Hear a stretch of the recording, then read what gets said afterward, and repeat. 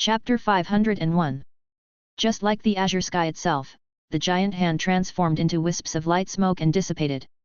Within the dispersing cloud of energy, more than a dozen broken, unrecognizable bodies slowly fell from the sky. There were also remnants of monsters, reduced to rubble that was nearly imperceptible to the naked eye. The largest of the falling remnants was a crimson meatball. The meatball was approximately 20 to 30 meters in diameter. Looking closely, one could discern traces of a ferocious giant dragon from the crimson meatball. He was a soul realm giant dragon, and under the hand of the firmaments, he was the only individual left alive. However, the domain the soul realm giant dragon had barely maintained had already shattered into fragments. His body, enlarged by absorbing countless flesh and corpses, had also been rendered unrecognizable. And this was merely the result of a stroke delivered by Yuan City's duo Lai with a lifting palm. The girl with blue hair stood in the air, her soft, long hair fluttering in the breeze. Her face looked harmless with baby fat, and her eyes were not sharp, clear with a touch of innocence. In every aspect, this human girl did not seem like a powerful being. She lacked the appearance of a strong person. It should have been so. Yet at this moment, in the eyes of many legendary monsters, this ordinary-looking human girl standing in midair seemed like a divine spirit that penetrated heaven and earth, her towering figure piercing through the clouds, casting a chilling gaze from above the heavens. It was a gaze more cruel, wild, and ferocious than theirs. Like two crimson moons hanging above a colossal black shadow. Tremble! Tremble! Tremble! All legendary monsters present, as wise as any living being and even learned in human knowledge and lifestyles, understood fear more profoundly and grasped what the recent event signified. Many legendary monsters instinctively moved to retreat from Duo Lai's direction. Do not withdraw! Grand Duke of the Hunt, Goldblade spoke. His words spread out like laws, rippling throughout the surroundings. The retreating figures of jackal men, elephant men, and legendary crimson dragons froze in place. Fear, dread, and terror were still visible in their eyes, but their positions seemed locked, not retreating even half a step. Join this Grand Duke in surrounding and killing this human strong person. This is the most efficient and correct mode of execution. Grand Duke Goldblade spoke indifferently. A group of legendary monsters dispersed, encircling Xia Yi, Sophia, and others. Another group of legendary monsters followed the pace of Grand Duke Goldblade. At the same time, Blue Sand and Dragon Flame, two other Grand Dukes, also approached from different directions. 3 Grand Dukes were actually preparing to strike simultaneously. 3 hunting Grand Dukes. Battle Armor General contended with an opponent in front of him, occasionally glancing towards the distance. Could he contend with them? The strength of Yuan City's duo Lai was beyond imagination. Upon reflection, the Lord of Yuan City had already mentioned that she was the highest realm strong person in Yuan City. From a long time ago, not very long since Yuan City stepped onto the stage, this General Duo Lai had been the foremost strong person of Yuan City, a symbol of the city itself. She was also one of Yuan City's rarest strong individuals, with multiple glorious records of battle. When had they developed the illusion that giant spirit god General Lu, Lady Nether Crow, and Wu Kuang were the top strong people of Tianyuan? General Duo Lai indeed has numerous records of battle, but in the neighboring Shattered Isles, she never encountered a situation that required her to exert her full strength. Just now, that strike was the true strength of Yuan City's Duo Lai. A power so formidable it chills one to the bone, as if possessed by a god demon. However, the hunting Grand Duke of Dragon Sleep Valley was also notoriously vicious. Each of these hunting Grand Dukes had countless legendary corpses under their command. It could be said that these numerous legendary deaths had created the terrifying reputation of the hunting Grand Dukes, frightening the strong and causing children to weep. More so, the enemies Yuan City's Duo Lai currently faced were not just one hunting Grand Duke. 3 Grand Dukes. Battle Armor General was not sure if Yuan City's Duo Lai could handle them, but at this moment, like Lady Nether Crow and General Xia Yi who believed in General Duo Lai, he too harbored hope in her. Grand Duke Goldblade was the first to act. His combat style was somewhat similar to Pupil Blade Duke, characterized by sharp, unmatched slicing attacks that cleaved the enemy. His attacks were not as covered nor swift, but their might was stronger. The dragon claws, forged to resemble blades, sliced through the air, creating streaks of golden light. I subdue. Duo Lai only slightly tilted her neck, murmuring softly. Her domain merely spread a scant 10 meters, like a ring winding around herself. But this was her perfect domain, the miniaturization form could control the field just as effectively as if it were fully unrolled. Her actual control radius was 50,000 meters. These hundreds of meters long golden blade rays hadn't even come close to Duo Lai when they froze in mid-air, like insects trapped in amber. They became static like specimens. This was his prized slicing attack. Beads of sweat formed on Grand Duke Goldblade's forehead. Just then, Grand Duke Blue Sand on the flank also released his charged killing move. Blue-green sand continuously gathered, amassing into a massive sphere resembling a meteor. The meteor, hundreds of meters in diameter, hurtled towards the human girl. The meteor was slow-moving but locked the target with an overwhelming and surging momentum. As the meteor plummeted, the space began to solidify, soon to be compressed and then shattered. Crackling sounds of space shattering kept appearing around it. Carrying an unstoppable momentum, the meteor grew larger in sight. No matter the subduing ability, the larger the energy, the harder it is to subdue. This is an unchanging axiom since ancient times. Grand Duke Blue Sand pondered to himself. He did not recognize the perfect domain, but through Duo Lai's two moves, he swiftly deduced the flaw of this technique. This is the Grand Duke of the Hunt. Only the worthy could receive the title of the Great Duke of Hunting Feast. The invisible force of subdue seemed to hum into existence, making the space more fragile and unstable. Duo Lai kept one hand in a pressing motion to subdue in front, while he slowly raised his other hand upwards, pointing a solitary finger towards the sky. A pitch-black fissure appeared behind him, rapidly spreading across the azure sky above. It was as if a black divine dragon was following the direction of his finger, roaring as it ascended to the heavens. Divine Dragon Tail Swipe. The pitch-black fissure smoothly traced a giant arc through the air, as effortlessly as a hammer shattering a sandcastle, striking the slowly descending meteor above. Boom! The heavens and earth thundered. A vast segment suddenly went missing from the center of the large meteor body, and in the next moment, the entire meteor burst apart into a sky full of stars, leaving only a long, hook-shaped black fissure that hung like an indescribable god-demon, looming over the azure sky. The surrounding other legendary moves, whether they were frozen in mid-air like golden blades and then dissipated, or shattered like porcelain before the pitch-black divine dragon. With one hand on the ground and another pointing to the sky, she stood invincible in the world. Opportunity. The third Grand Duke of the Hunt, Long Yan, seized this rare opportunity. Human, I must admit that you are very strong, possessing power that surpasses any of us, but you're too arrogant, trying to fight us all alone, said Grand Duke Long Yan. You no longer have the strength to strike. Grand Duke Long Yan, unbeknownst to Hao, had already appeared close to Duo Lai. He was of equal height to Duo Lai, but was larger by 100-fold, even 1,000-fold. When he opened his crimson vertical pupils, they were like two blood moons. In his field of vision, Duo Lai was like a tiny insect, merely a small dot on his entire pupil, not to mention compared to Grand Duke Long Yan's vast body. The pure dragon flame capable of incinerating everything surged out, engulfing the entire sky, lighting up the realm, drowning, and burning the tiny, fragile body of the human girl. Her slender body struggled and wailed within the blue-purple dragon flame, burning away to nothing. Burn! The pure dragon flame, strong enough to burn through space and completely incinerate a pond, suddenly dissipated. Only a few sparks remained. And within those sparks, the blue-haired girl unharmed, with just a jagged fissure slowly sealing itself behind her. The girl still maintained the pose of one hand on the ground, the other pointing to the sky, as if she couldn't free another hand. Yet, she looked at the enormous figure in front of her, which was 100-fold, even 1,000-fold larger than herself, with an air of relaxed leisure. As if to say, when exactly did you get the impression that I don't have any strength left? Grand Duke Long Yan's pupils constricted, sweat formed on his forehead. In his eyes, the diminutive human's figure swelled immensely, as if a god-demon was looking down on him. So this was the human's strategy.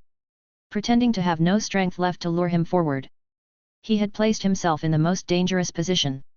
This human, despite her terrifying strength, still had a meticulous mind.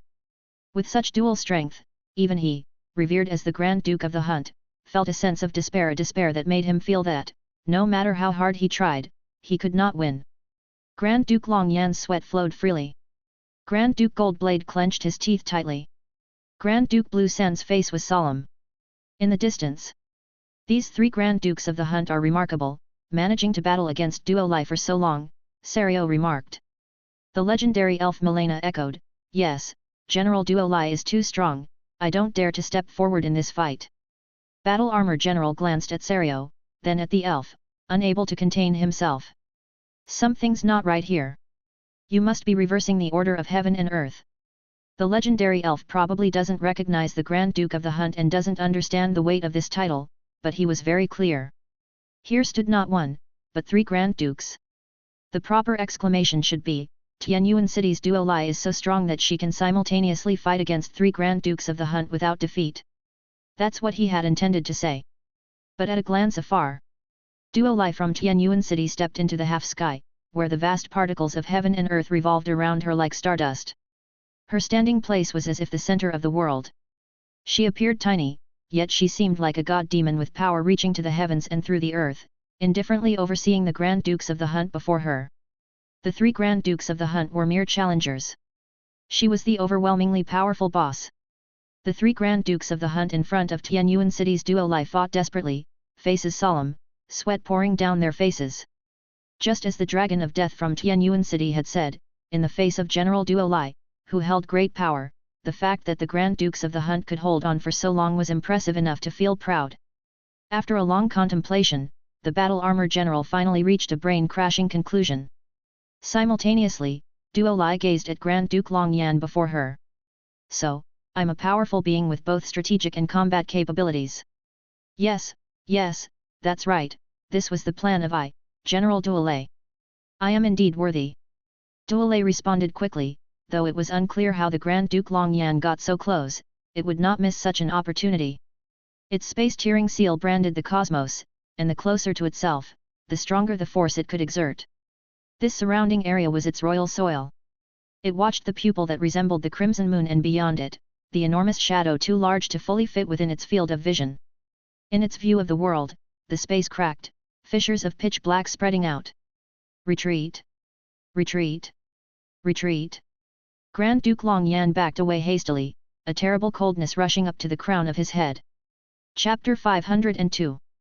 But the speed at which the black crack spread was much more than 10 or 100 times faster than his retreating speed. The moment their gaze met, he was already entrapped within the black cage. Grand Duke of the Hunt. His entire body swelled, and the surging dragon flame burst forth like a collapsing mountain and tsunami. It obscured the heavens. It burned the heavens. Endless heat caused the entire space to distort and the whole world to lose its color. A purple sun rose.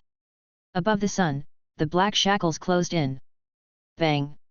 The dragon flame that could burn the world was cleaved, instantly extinguished. Bang! The massive and hard purple dragon scales, crackled and shattered, split, and forced open into ferocious gaps. Bang!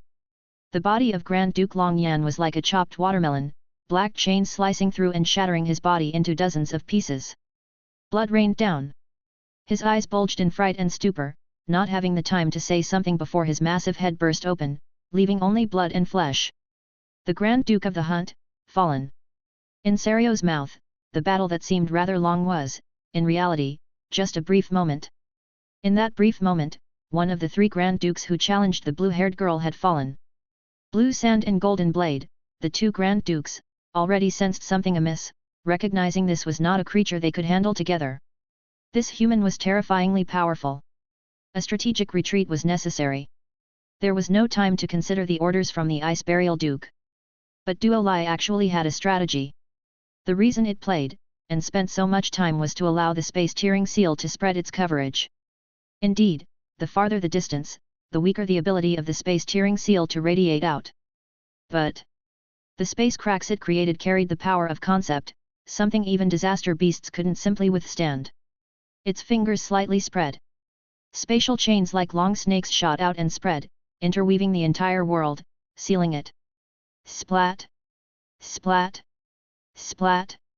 One legendary monster after another, like severed mosquitoes, continuously fell from the sky, lifeless.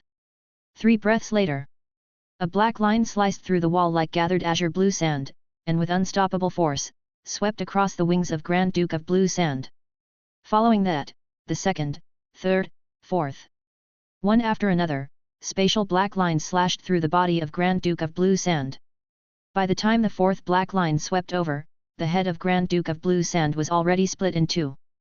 But recalling the hardiness of the Crimson Dragon and the teachings of the Lord and Brother Deadbone, Duo Lai then slashed another 10 or 20 black lines across the body of Grand Duke Blue Sand.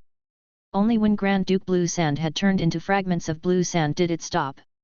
At this moment, it discovered that Grand Duke Goldblade, a high-value target, had managed to escape the spatial blockade undetected and had already fled tens of kilometers away. Grand Duke Goldblade would soon disappear from sight. In Duo Lai's hand, a surviving Grand Duke? Impossible. The battlefield was chaotic, with blood, smoke, and energy tides obstructing the view. In the distance, the figure of Grand Duke Goldblade was just a small dot. Duo Lai was neither anxious nor did it chase on the wind. After all, there were still many legendary monsters around. It took a deep breath. Ripples of space radiated around it, growing larger and more intense. Space was like water in a violently boiling lake. Below this boiling spatial surface, a pitch-black gigantic shadow flashed by. Click! Click! Click! Click!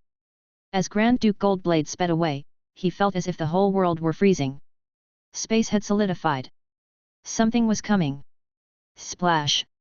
Not far away, the space vibrated with intense ripples, and an outline resembling a giant whale but utterly black and massive leaped out from the violent spatial ripples. The spatial devouring whale. As the giant whale appeared, the entire space solidified even more. Grand Duke Goldblade, seeing this giant shadow reflected in his pupils, stopped fleeing. He turned around, faced the giant whale, and gathered the power of heaven and earth while burning his life force, soul power. His golden dragon blade blazed fiercely. The fire burned with the fire of life. With all his life's strength, he unleashed a pure and radiant golden blade gleam thousands of meters long, capable of splitting heaven and earth. He had broken through. It was the strongest strike he had unleashed in his life. Break it! Grand Duke Goldblade stared intently.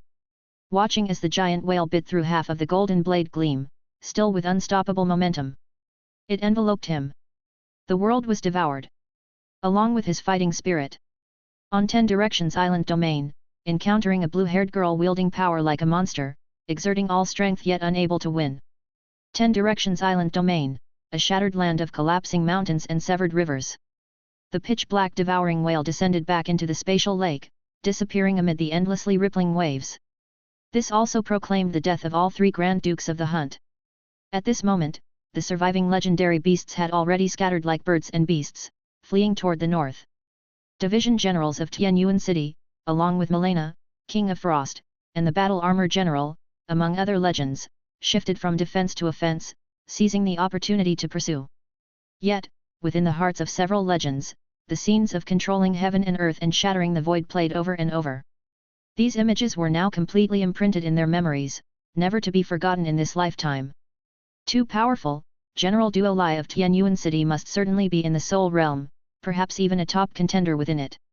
To reach the pinnacle upon just entering the Soul Realm is something exceedingly rare in the entire history of Taishan. Exclaimed the Battle Armor General. Years ago, shortly after becoming a Soul Realm cultivator, the Lord of Hanyu City severely injured an Orokai servant in the Red Mist Land and achieved ascension. The military exploits of Tianyuan City's Duo Lai were even more exaggerated. Legends say that when great disasters are imminent, chosen ones of destiny will emerge. Now, the great catastrophe indeed seems to be imminent, or perhaps it has already begun. However, he began to think that Duo Lai's military exploits were a bit too exaggerated. Had he not witnessed it with his own eyes, he would have found it hard to believe. In the face of a great calamity, miracles do occasionally happen. Perhaps this was such a miracle. After all, if not for General Duo Lai possessing the power to move heaven and earth, Tianyuan City would have faced only destruction. And now, with Tianyuan City standing unscathed amidst the great crisis, what else could this be but a miracle? Milena, the King of Frost, had a narrower view than the Battle Armor General. But both the Natural Garden and Giant Stone Ridge powers had long histories, and they too were not without their storied legends. They had seen, or at least heard tales of some stunningly brilliant legends. Even in ancient times, within the sacred Moon Elf sanctum of our elf tribe, General Duo Lai would surely have been one of the most outstanding prodigies. She mused. The gap between her and Duo Lai was so large that instead of shock, she only felt a sense of unreality. Regardless, the crisis is over. The 3 renowned Grand Dukes of the hunt have all met their end here, and next. She gazed into the distance, toward the vast crimson rift torn in the azure sky. Although the sky has cracked open, the situation may become tense, but no greater crisis should emerge. Sophia stared at the crimson rift, then looked toward the west. Her eyes were profound as she glimpsed the scenery of the neighboring great domain. Well, it's not over yet, let's continue our work. Not long before the Shattered Isles. The situation here was much more severe than in the 10 Directions Island domain. In the azure sky above, a crimson rift had opened, vast and elongated, spewing thick rolls of red mist. This red mist spread like a canopy, making the already red mist-laden wilderness even more crimson, eerie, and ominous. Zone 1 of the domain. The red mist surged like a tide. The previously sparse red mist here was steadily becoming denser, viscous, as if it were about to drip down into droplets of blood. Around it, rivers that had become somewhat clearer under the influence of Earth's force were visibly becoming polluted again, gradually turning into black, murky rivers. Zone 2 of the domain. This area was closer to the battle zone, known as the Land of Miracles, where more of the purification power descended. Previously, there had been no drifting red mist here, and tender green sprouts had started to appear on the barren land. Everything was developing in a positive direction. Until today. The red mist surged out of nowhere, and the frail sprouts either withered or became twisted. The entire region once again became a barren, eerie land. The situation in the entire Shattered Isles was rapidly deteriorating. Yuan stepped through the starry sky gate, arriving at the battle zone. He obtained the latest intelligence from the mouth of Ilo. According to the current rate of deterioration, aside from the miraculous land that our battle zone's power covers, the environment of the entire Shattered Isles will become worse than before we arrived. He said. When they had arrived, the Shattered Isles were already half consumed by the red mist, on the brink of total engulfment. And now, it was potentially going to get even worse? If it weren't for the Shattered Isles war zone firmly nailed here like a nail, perhaps, at the next tremor of the sky rift, the Shattered Isles would have been wholly corrupted. Even now, Ilo said, the observation team has found that the violently churning red mist is forming waves after waves, continuously crashing against our Shattered Isles war zone. Right now, the red mist can't truly enter our battle zone's interior, but this red mist is inching towards devouring our battle zone. The miraculous territory carved out through their successive victories was shrinking. Their previous efforts had turned into bubbles in the wake of the sky rift catastrophe. Moreover, Yuan pondered, since the environment in the Shattered Isles is much worse than in the 10 Directions Island domain, then the Shattered Isles will also face even stronger, more terrifying threats. The 10 Directions Island domain had suddenly suffered an assault from 3 Grand Dukes of the Hunt and hundreds of legendary beasts. What about this domain, the main target of Dragon Sleep Valley? He could almost predict what was going to happen. The Sky Rift disaster had been entirely unforeseen by Yuan, an uncontrollable disaster that had completely disrupted his plans. Otherwise, according to his schedule, in just 2 more months, once he and Ilo both entered the Soul Realm, they would be ready to launch a total assault on the main base of the Dragon Sleep Valley's vanguard army, uprooting the heart of corruption that had taken hold of this domain. Chapter 503. Now is not the time to discuss a full assault, a great crisis is rapidly approaching. Yuan closed his eyes, pressing his thumb against his brow as he furrowed his brow in thought, simulating possible scenarios that might unfold next. Seeing this, Ilo stood quietly to the side, watching the contemplative man.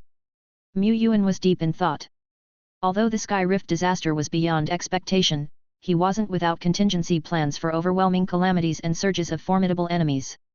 He had considered, if Ice Burial Duke were to arrive unrestricted in the battle zone, how should he respond?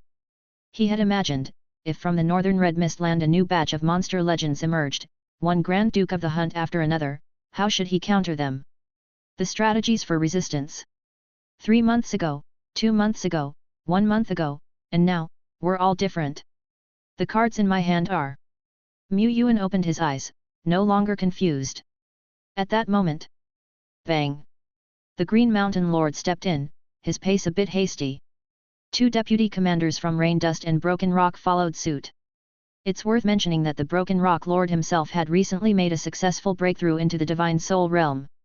This was due to his profound accumulation of strength, aided by the Heaven and Earth's gift following the great victory in the battle zone, which helped him cross the final half-step. With the Broken Rock Lord's breakthrough, the battle zone gained another top-tier powerhouse.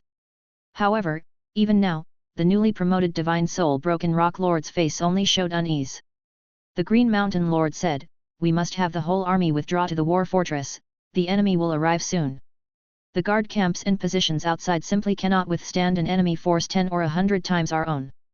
Only by relying on the core fortress can we preserve our living strength."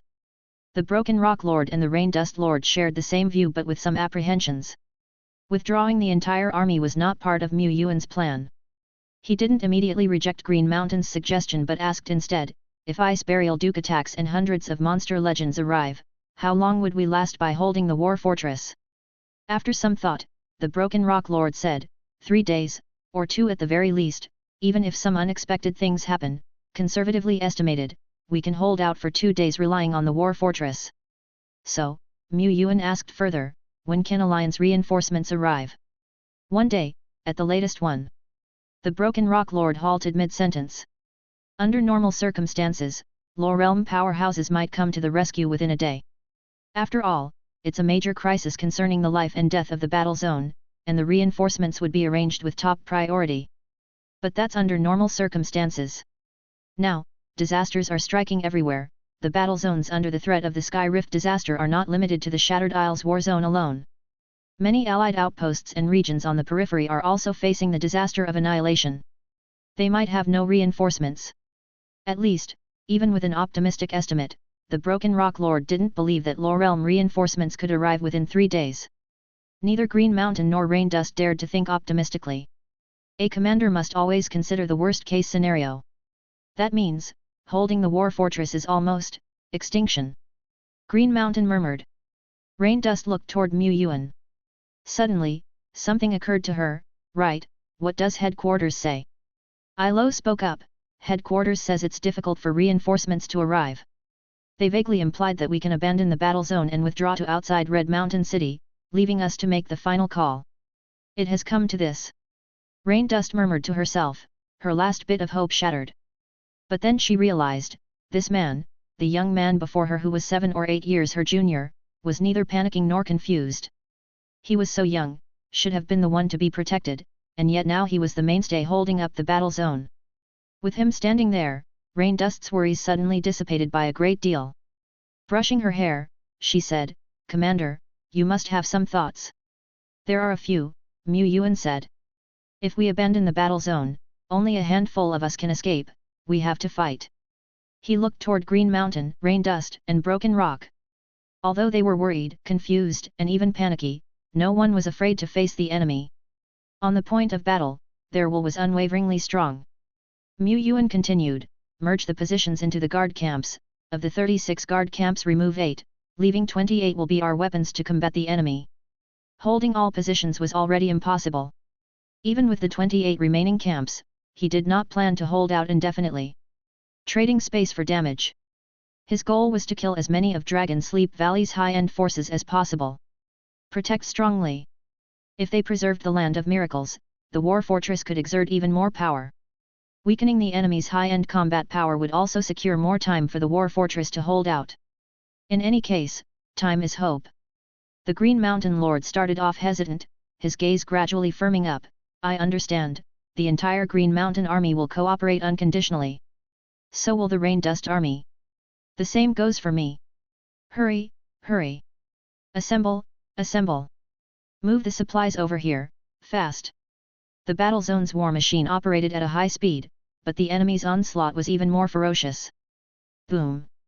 A fireball of blood flames fell from the sky, obliterating the entire position along with its weapons and warriors in a single strike.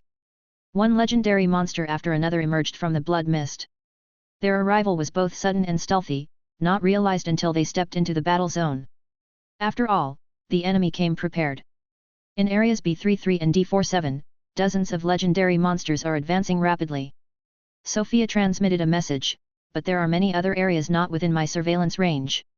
I haven't had time to update and deploy the Black Crows in the Shattered Isles territory. Enemy activity detected in Area C45. Grand Duke of the Hunt Black Flame spotted in Area F11. These were messages from other scouting groups. They were on their way, and the first batch of legendary monsters had already stepped into the battle zone.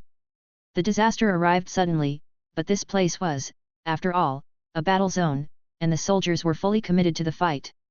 Bring it on! Turn into ice and snow! Outside a certain guard camp, a white-haired woman stood on a solid ice bulwark, arms outstretched. Around her, the whole world turned rapidly into pure white. The pure white frost even froze the sky, covering the legendary monsters, who stood in mid-air, with a white frost that could not be removed. Legendary Realm Lord of Frost Qingshuang would guard this place. After a great victory in the battle zone, she rode the momentum and quickly honed her body to the limit after receiving heaven and earth's gift. She had recently stepped into the legendary realm, and this was her first legendary battle. She was the embodiment of snow, surrounded by pure white tundra, and an ice storm swept the heaven and earth. Seizing this opportunity, one legendary power after another took action, causing the frozen legendary monsters to spill blood. In another place, resurrecting the glory of the skeletons is our unshirkable duty. In front of a certain position, adorned in armor with a black cape, Bone 2, rivaling the dead Bone in appearance, laid his bone sword across his front. The vast Death Remains territory manifested above him. Bone 3's and Bone 4's territories also materialized, followed by dozens of skeleton territories, which arrayed one after the other. These Death Remains territories combined the next moment, pushing forward a massive force to subdue, like a rolling momentum of heaven and earth. This is our skeleton combination technique. Splat splat splat! In a location within the battle zone, a powerful dragon man legend was bleeding profusely. At his feet knelt two human legends. He stared fixedly at a human female not far away. Elegant, delicate. She should have been an easy target. You're faster than me, your strength surpasses mine, but your every move can't escape the eye in my heart, Irene said, long sword in hand, the blade pointing directly at the dragon man. I will grant you death. Inside a certain guard camp, Zhou Yi of the legendary realm drew his bow and shot arrows of the stars continuously, his fingers moving like phantoms. In front of another guard camp, Vampire Jabai of the legendary realm laughed maniacally, licking the warm blood from his blade. Above a certain guard camp. Wait, why do I also have to join the battlefield? Don't come over here. A slender blue giant dragon screeched as polygonal water mirrors expanded around it, reflecting spells back. One after another new general of legend took the stage. The second-tier powerhouses from Tianyuan City were gradually becoming capable of holding their own. Shattered Isles Warzone, War Fortress, inside the command base. Mu Yuan sat with his eyes closed, his seat an intricate and mysterious profound array with a diameter of over 10 meters, its array map circulating with dazzling brilliance. Before him, a man-high exquisite crystal hung still in the center of the array, an invisible force continuously radiating and resonating with spiritual power. This was a crystal used for amplifying spiritual power. Its source of power was none other than the War Fortress itself, an epic building. Mu Yuan felt his already significantly amplified spiritual power rolling out in waves. Invisible threads intertwined, merging to form a mental skynet that enveloped the entire battle zone within and beyond, connecting the consciousness and thoughts of all soldiers. With the experience from last time, and using the newly laid amplification array, Mu Yuan didn't need to wait for the soldiers' fighting spirits to unite their thoughts, he could directly synchronize spiritually. This was the basis of tactical execution. Supreme Commander's Divine Sight. Mu Yuan murmured. An invisible and formless eye of heaven, perceptible only to him or a controller conceptually, slowly opened above the battle zone. The eye of heaven overlooked all directions, all things within the battle zone laid bare before him. Even the monsters of legend with top-notch cloaking abilities couldn't evade his sight. Outside the battle zone, crows were flying outwards, and while some, unfortunately, fell to energy aftershocks or the predations of monster legends, others still struggled to fly as high as possible, offering as much visibility as they could. Sophia, who had just finished the blockade battle of the 10 Directions Island domain, was also swiftly flying towards the Shattered Isles, all the while furiously creating new crows. She molded and molded and molded. In Mu Yuan's sea of consciousness, a luminous map took shape. Then came the emergence of green dots, blue dots, red dots. The red dots were the most numerous, representing monster legends that entered his field of vision. The green dots were the fewest, signifying the direct lineage legendary forces that belonged to him. Blue dots represented the battle zone's legends, numbering over 200, most of which were within the battle zone, with a few scattered in the wilds. Both green and blue dots were forces he could wield, but undoubtedly the green dots had higher execution power. As a commander, it was his duty to deploy these forces correctly and effectively. Clusters of red dots were swiftly moving towards the center of the battle zone, a few already engaging with blue and green dots. In terms of overall combat power, we're at a significant disadvantage. The red dots appearing on the map alone outnumber our forces by several times, not to mention among them are several Grand Duke Hunter level figures. But we have a few advantages as well. Thanks to a few major victories before, the miraculous land within the Shattered Isles war zone has expanded to a considerable size. Although this area is slowly shrinking due to the encroachment of the red mist, it remains vast for the time being.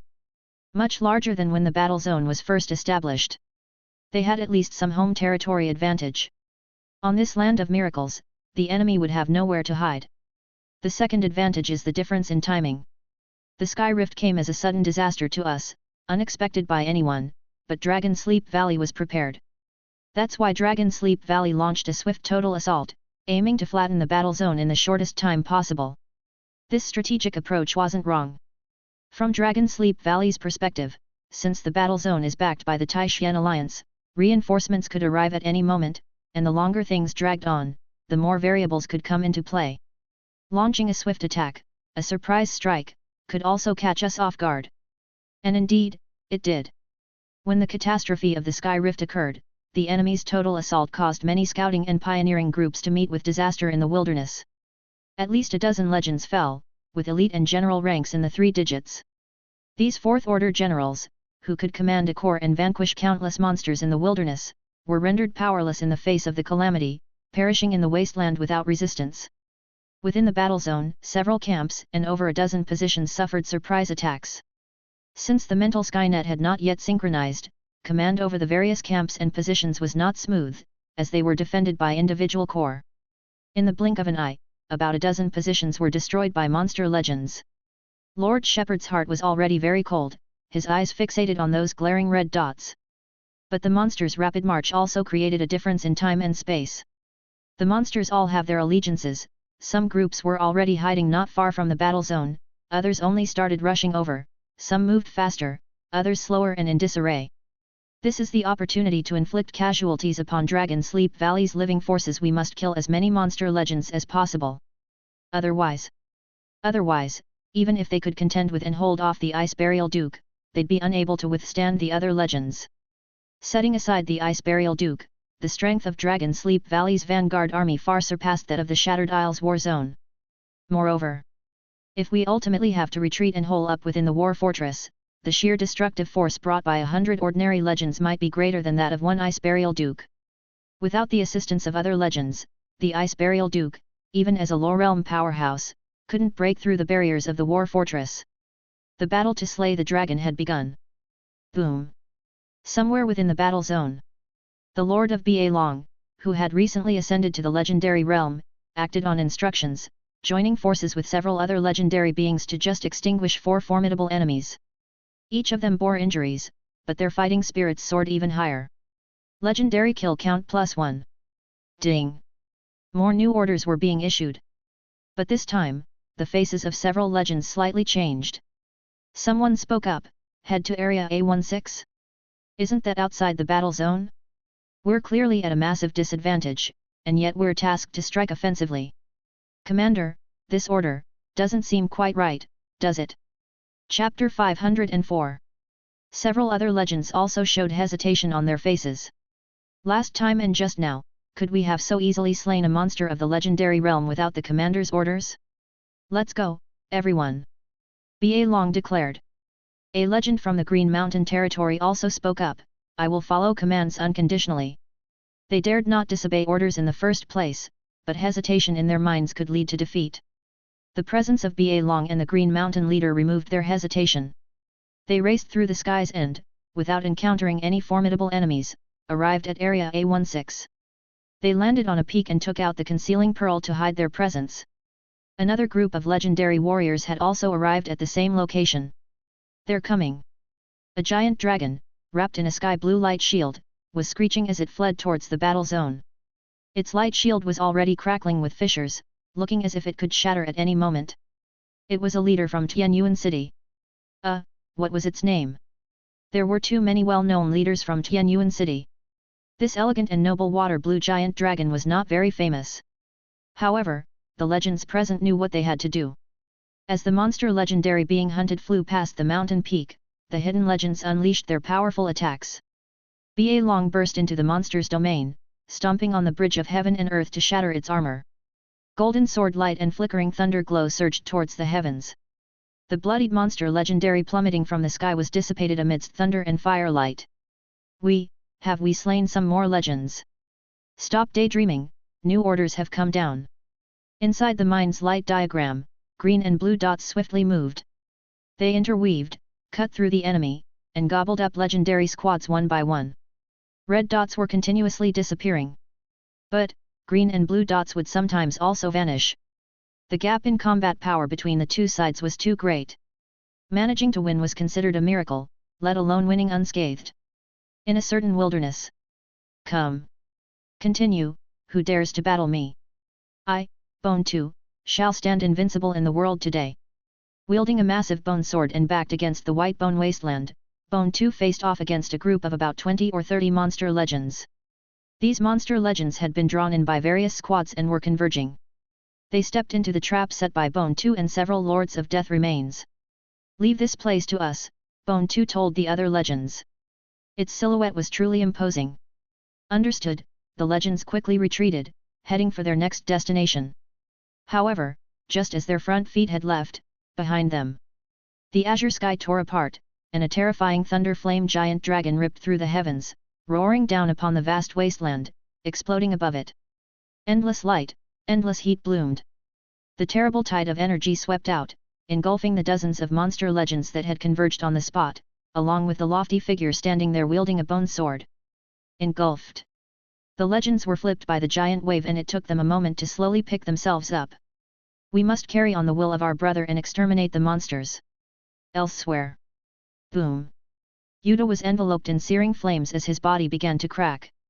He had severed all his physical shackles, entering the most powerful, most extreme, but also the shortest-lived state. Boom. With a punch, an illusion of a dragon god appeared, roaring skyward. A 200-meter-long dragon from the Soul Realm, its body like an overinflated balloon, burst open. But after the strike, there were no enemies left in front of Yuta. And his body was cracking, his power about to dissipate. At that moment, small dots appeared, closely following a Taixuan legend, who was tactically maneuvering, chased by 3 peak heaven and earth realm crimson dragons. The crimson dragons' pupils suddenly dilated as they noticed Yuta's figure. With blood flames steaming, they appeared like god demons. This was one of the few top warriors in the Taixuan war zone who required extra caution. They quickly stopped, but it was too late. The god demon-like silhouette appeared before them in the blink of an eye. Serious punch, serious punch, serious punch. 3 bursts of blood mist exploded in the air.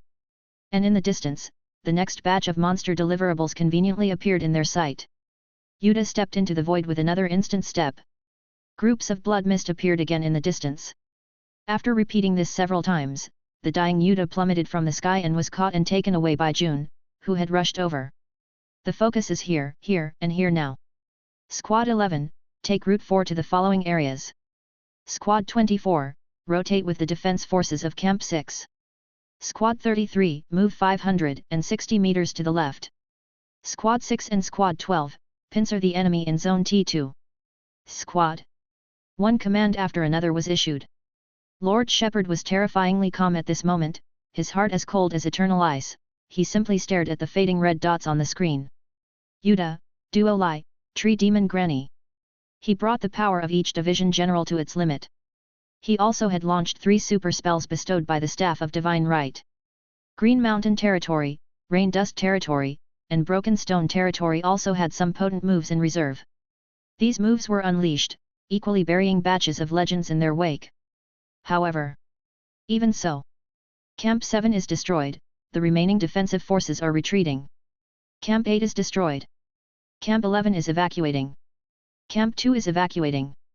On the map, the areas symbolizing the human strongholds were becoming fewer and fewer. At the same time, the red dots were gradually converging, the combat zone was shrinking, and the strategic depth, as well as the tactical space, was increasingly being squeezed. They had already achieved very clear victories. They had fought with a legendary casualty ratio that could be called miraculous. The number of monster legends they killed was unimaginable. But even so, at this time, the number of monster legends within the battle zone still far exceeded their own. And by now, he had very little room to maneuver. He could only keep contracting his defensive lines, straight back to the war fortress. This is already a miracle. I myself have slain 7 legends, which is utterly incredible. I hardly have time to think, if I'm not slaying legends, I'm on my way to slay legends. I never thought I could be this strong. The Yuan commander has already created a miracle. The only one to blame is ourselves for being too weak. If we were a bit stronger, maybe we could annihilate the enemy right here. But we have killed so many formidable enemies, we must have already won on a strategic level, right? Even if the Ice Burial Duke were to descend. Just as a certain legend said this. Suddenly, a chilling north wind blew, bringing a coldness that seeped into the marrow. This chill enveloped the heaven and earth, permeating everywhere. Whoosh! It sounded as if chains were shaking, echoing between heaven and earth. The figure of the Ice Burial Duke did not appear. Yet, one legend after another in the domain looked in the same direction. They had an intuition, a strong intuition. The Ice Burial Duke was there, and he would descend to let the cold bury the land. Crack!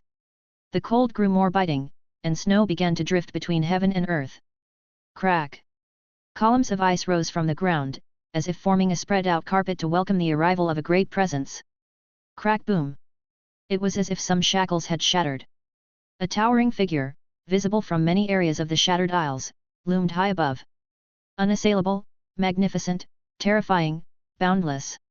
It cast an indifferent gaze, overlooking the entire domain. At that moment, each legend felt as if a scythe was laid against their neck, their bodies and souls trembling in fear. What kind of terrifying existence was this? Is this the law realm? Quivered a legend. On the scene, 99% of the legends had never faced the majesty of the law realm head-on. They thought they had. But that was with Sword Lord Liashi standing at the forefront. Now, what they felt was the true might of a high duke. How could they possibly contend with it? They could not, no more than a leader level could against a legendary realm, or a soul realm against a god-demon. Can Duo Lai handle it? Asked Duo Lai. Mu Yuan gave an uncertain response. Duo Lai was half each in the 10 Directions Island domain and the Shattered Isles, and both parts had been in fierce battles and suffered great exhaustion. However, atop Black Mountain, where Emperor Deadbone had been conserving his strength, his eyes suddenly shone with light. Shattered Isles, within the crimson long river that cracked open in the azure sky. Like twin eyes of a cold star in the abyss, looked down indifferently upon the vast land below. His body was massive as a mountain, his spine like crystalline dragon bone, transparent and gleaming, his spread wings resembled the dome of the sky, enveloping the heavens and the earth. The cold wind from all directions howled towards him as if troops were clustering around this majestic being. Within the icy cold was a strong sense of rotting decay, which spread across the surrounding lands. He was grand, revered, cold, and terrifying. He was not like those dragons made of flesh and blood, his body did not even show skin or flesh, just a magnificent frost-silver skeleton, and within it resided the ultimate cold and decaying blue dragon flame. This was nothing less than a super-evolved form of a frost giant dragon, an entity of undead life, entirely different from any fleshly giant dragon. Nor could it be seen as a creature walking the path of Tiankai eternal life. But this was the High Hunting Duke. For such a being, flesh was not an inconvenience. All things could become flesh. This is the High Duke, the supreme power within Dragon Sleep Valley, an entity that commands conceptual power. This fearsome being was located within the Crimson Long River and in the nearest locale to the Taixuan War Zone. And he slowly but firmly took one step after another. His steps grew larger as he moved forward, and the might emanating from him became increasingly formidable. The Ice Burial Duke was descending. All armies retreat. Mu Yuan gave the order. They barely had any strategic space left here, and the remaining various guard camps had also suffered varying degrees of damage.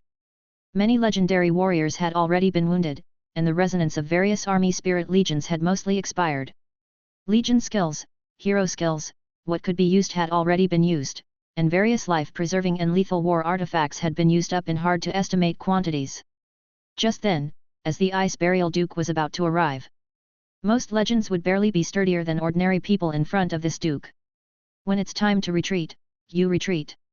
Thanks to their previously significant victories, under the guidance of Marshal Mu, the retreat of all forces in the war zone was relatively orderly. They successively withdrew into the core fortress. Boom! Above a guard camp, a blazing round ball of blazing sun rose, swallowing several monstrous legendaries. Another 2 large camps that had been abandoned, but still had a lot of materials and war weapons, also saw rising blazing suns. Yuan calculated timing and kill efficiency and at that moment, detonated the contingency plans buried within. This contingency was a top-tier war artifact supported by the headquarters of the Pioneer Group. The suddenly rising round of blazing sun, in terms of destructive power and range, was hardly inferior to his own 9-headed roaring thunder flame dragon. Sure enough, the bloodthirsty legendary monsters immediately calmed down, became cautious, and not only meticulously cleared the major camps, where numerous miraculous defensive structures were located, but also were wary of some deserted positions.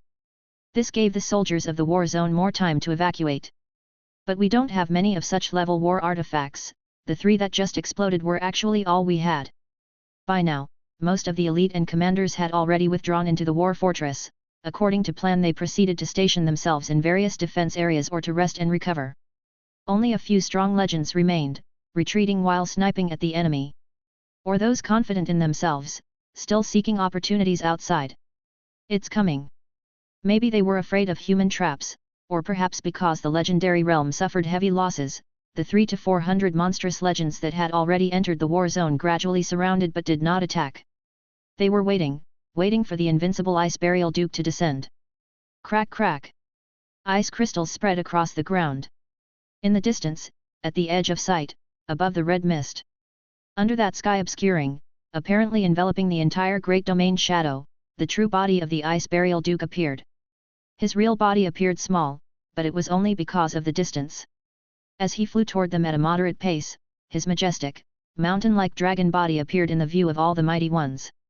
On either side of the duke were hundreds of legendary warriors. A 200-meter soul realm giant dragon, which barely reached over the claw of the ice burial duke, looked like a mere plaything beside the ancient and powerful being's massive claw. In the distance, there were 4 even more massive beings, with clouds reaching only up to their waists. These 4 terrifying beings, like 4 celestial kings, were guarding the ice burial duke. 4 disaster beasts. All 4 of them. A disaster dragon burning with black flame. A cataclysmic giant god soldier wielding a blood-red long halberd. A bulging calamity giant constantly emanating blazing blood mist. Times 2.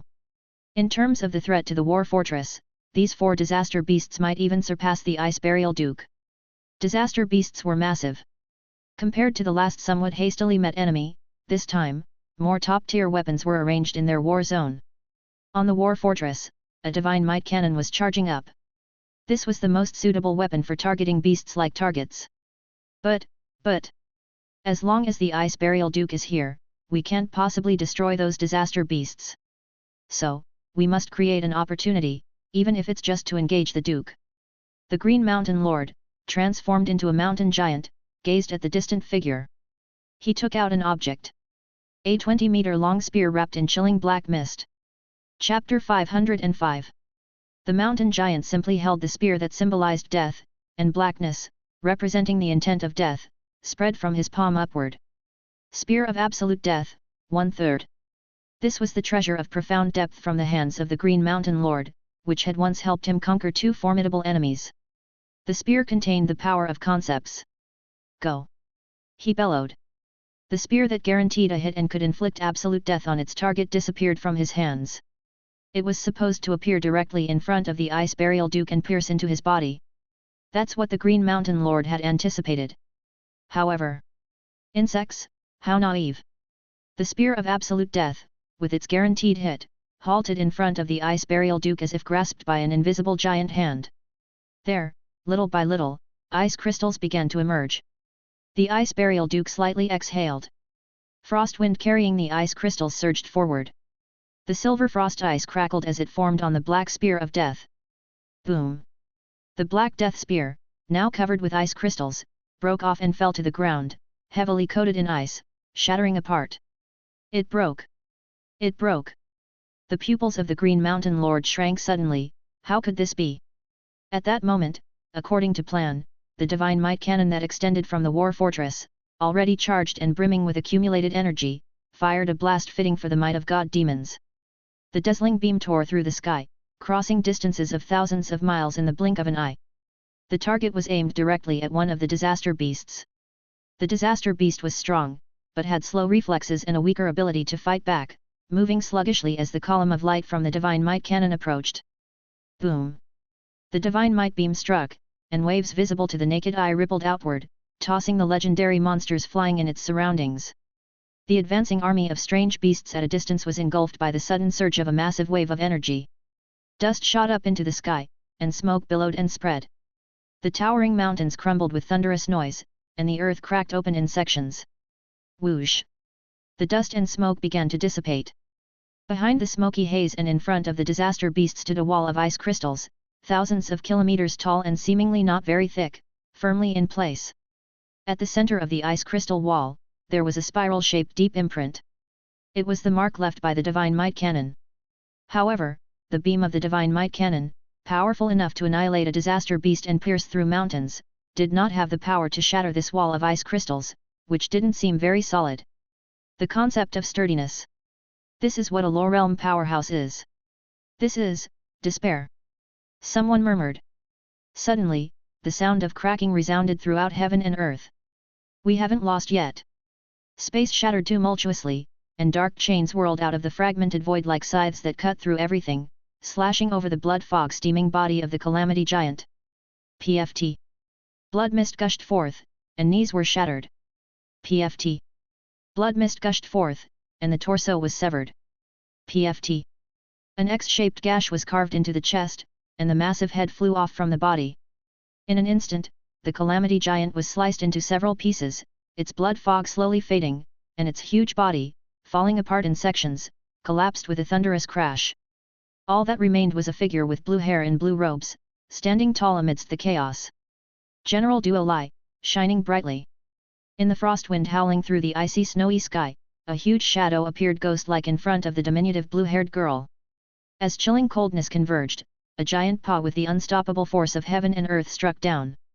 In that instant, time seemed to freeze. Around Duo Lai swirled a ring-like domain. The power of heaven and earth gathered in a moment's thought, but it lagged, freezing mid-air. Along with her figure as well. Bang! Duo Lai's delicate body flew backward, shot out like a cannonball for tens of thousands to hundreds of thousands of meters, crashing into a mountain that still stood in the distance. The Ice Burial Duke was too fast. Despite his massive size, he possessed speed surpassing Duo Lai's reactions. It's some kind of ability. Some kind of skill that uses the frost mist to shift and trade places, likely with the power of concepts infused within it. The Ice Burial Duke gazed at the figure he had just flung away. He always felt that this figure should not be considered an insect and even faintly sensed that the seemingly harmless blue-haired girl had the power to threaten him. After all, that human girl had just instantaneously killed a disaster beast. No matter the means used, it was astonishing. He would not be careless. He would strangle all risks in their cradle. The Ice Burial Duke continued to gather his cold power, but suddenly, his expression grew even more somber as he looked towards a certain direction. A human powerhouse. No, not human. The chill in the air intensified. It was not the cold, but an all-devouring, deathly cold. The roar of monsters. The tremor of disaster beasts. The explosion of energy. All sounds between heaven and earth seemed to be choked off, space seemed to solidify, time stood still, with only the majestic scene above the azure sky unfolding like a scroll. It was a continuous silver-white mountain range, bones piled upon bones, the bone forest vast and endless. The heaven and earth realm bridged a gap, as a figure, seemingly tiny yet as if commanding the heavens and the earth, slowly stepped forward. With its arrival, the entire island domain shifted from silence to chaos. Billions of spirits of the undead race were wailing between heaven and earth. The dry bones buried here trembled, as if welcoming the coming of their king. Remnants of the undead race. The Ice Burial Duke gazed at the distant figure. The small figure held a black greatsword, standing in the air. His gaze seemed to overlook everything, overlooking his own land, overlooking his own subjects. Somehow, the Ice Burial Duke felt himself shrink in stature, he seemed a subject, while the other was the king overlooking him. An inexplicable fear arose in his heart. Clearly, this undead powerhouse, by his judgment, should not be that strong. The Ice Burial Duke hesitated, then quickly firmed his resolve. This Grand Duke has no path of retreat. Besides, the undead race has long perished, with only a few strong individuals left gasping for survival.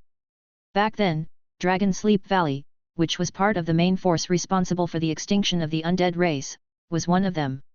And among the few survivors of the undead race, the strong ones that could possibly frighten him, the person before him was not one of them. Then let it be destroyed. Frost Death Disaster Mist. The Frostwind Disaster Mist, carrying the concepts of frosting and decline, spread out in all directions. Frosting froze the space, sealing heaven and earth. Decline weakened all power. The wider the spread of frost, the stronger the power of decline, the stronger the power of decline, the wider the spread of frost. The two complemented each other, expanding like a rolling snowball. This was an ability similar to that of Sarios. But it was thousands, if not tens of thousands of times stronger than that regardless Sario. This power shook heaven and earth. Under the influence of concepts, the areas outside of the sphere of the Ice Burial Duke's power, too, began to show signs of frost and decay. Ice frost spread across the body of the Green Mountain Lord Giant, and his body, full of life and strength, also decayed bit by bit. He retreated in horror.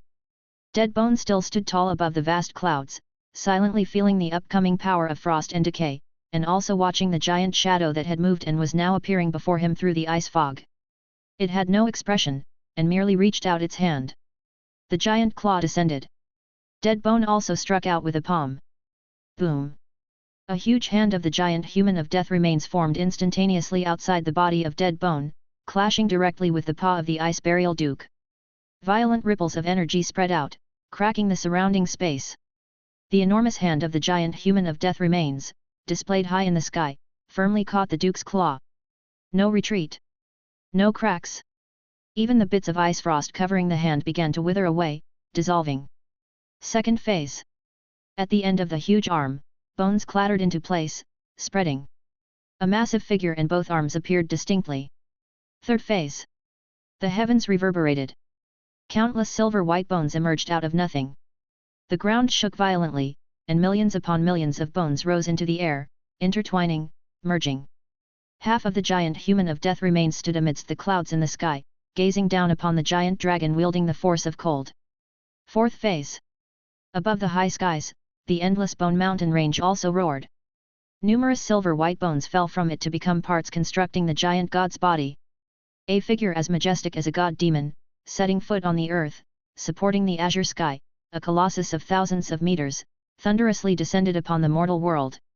It looked down coldly, the frost giant dragon merely reaching the level of its knees.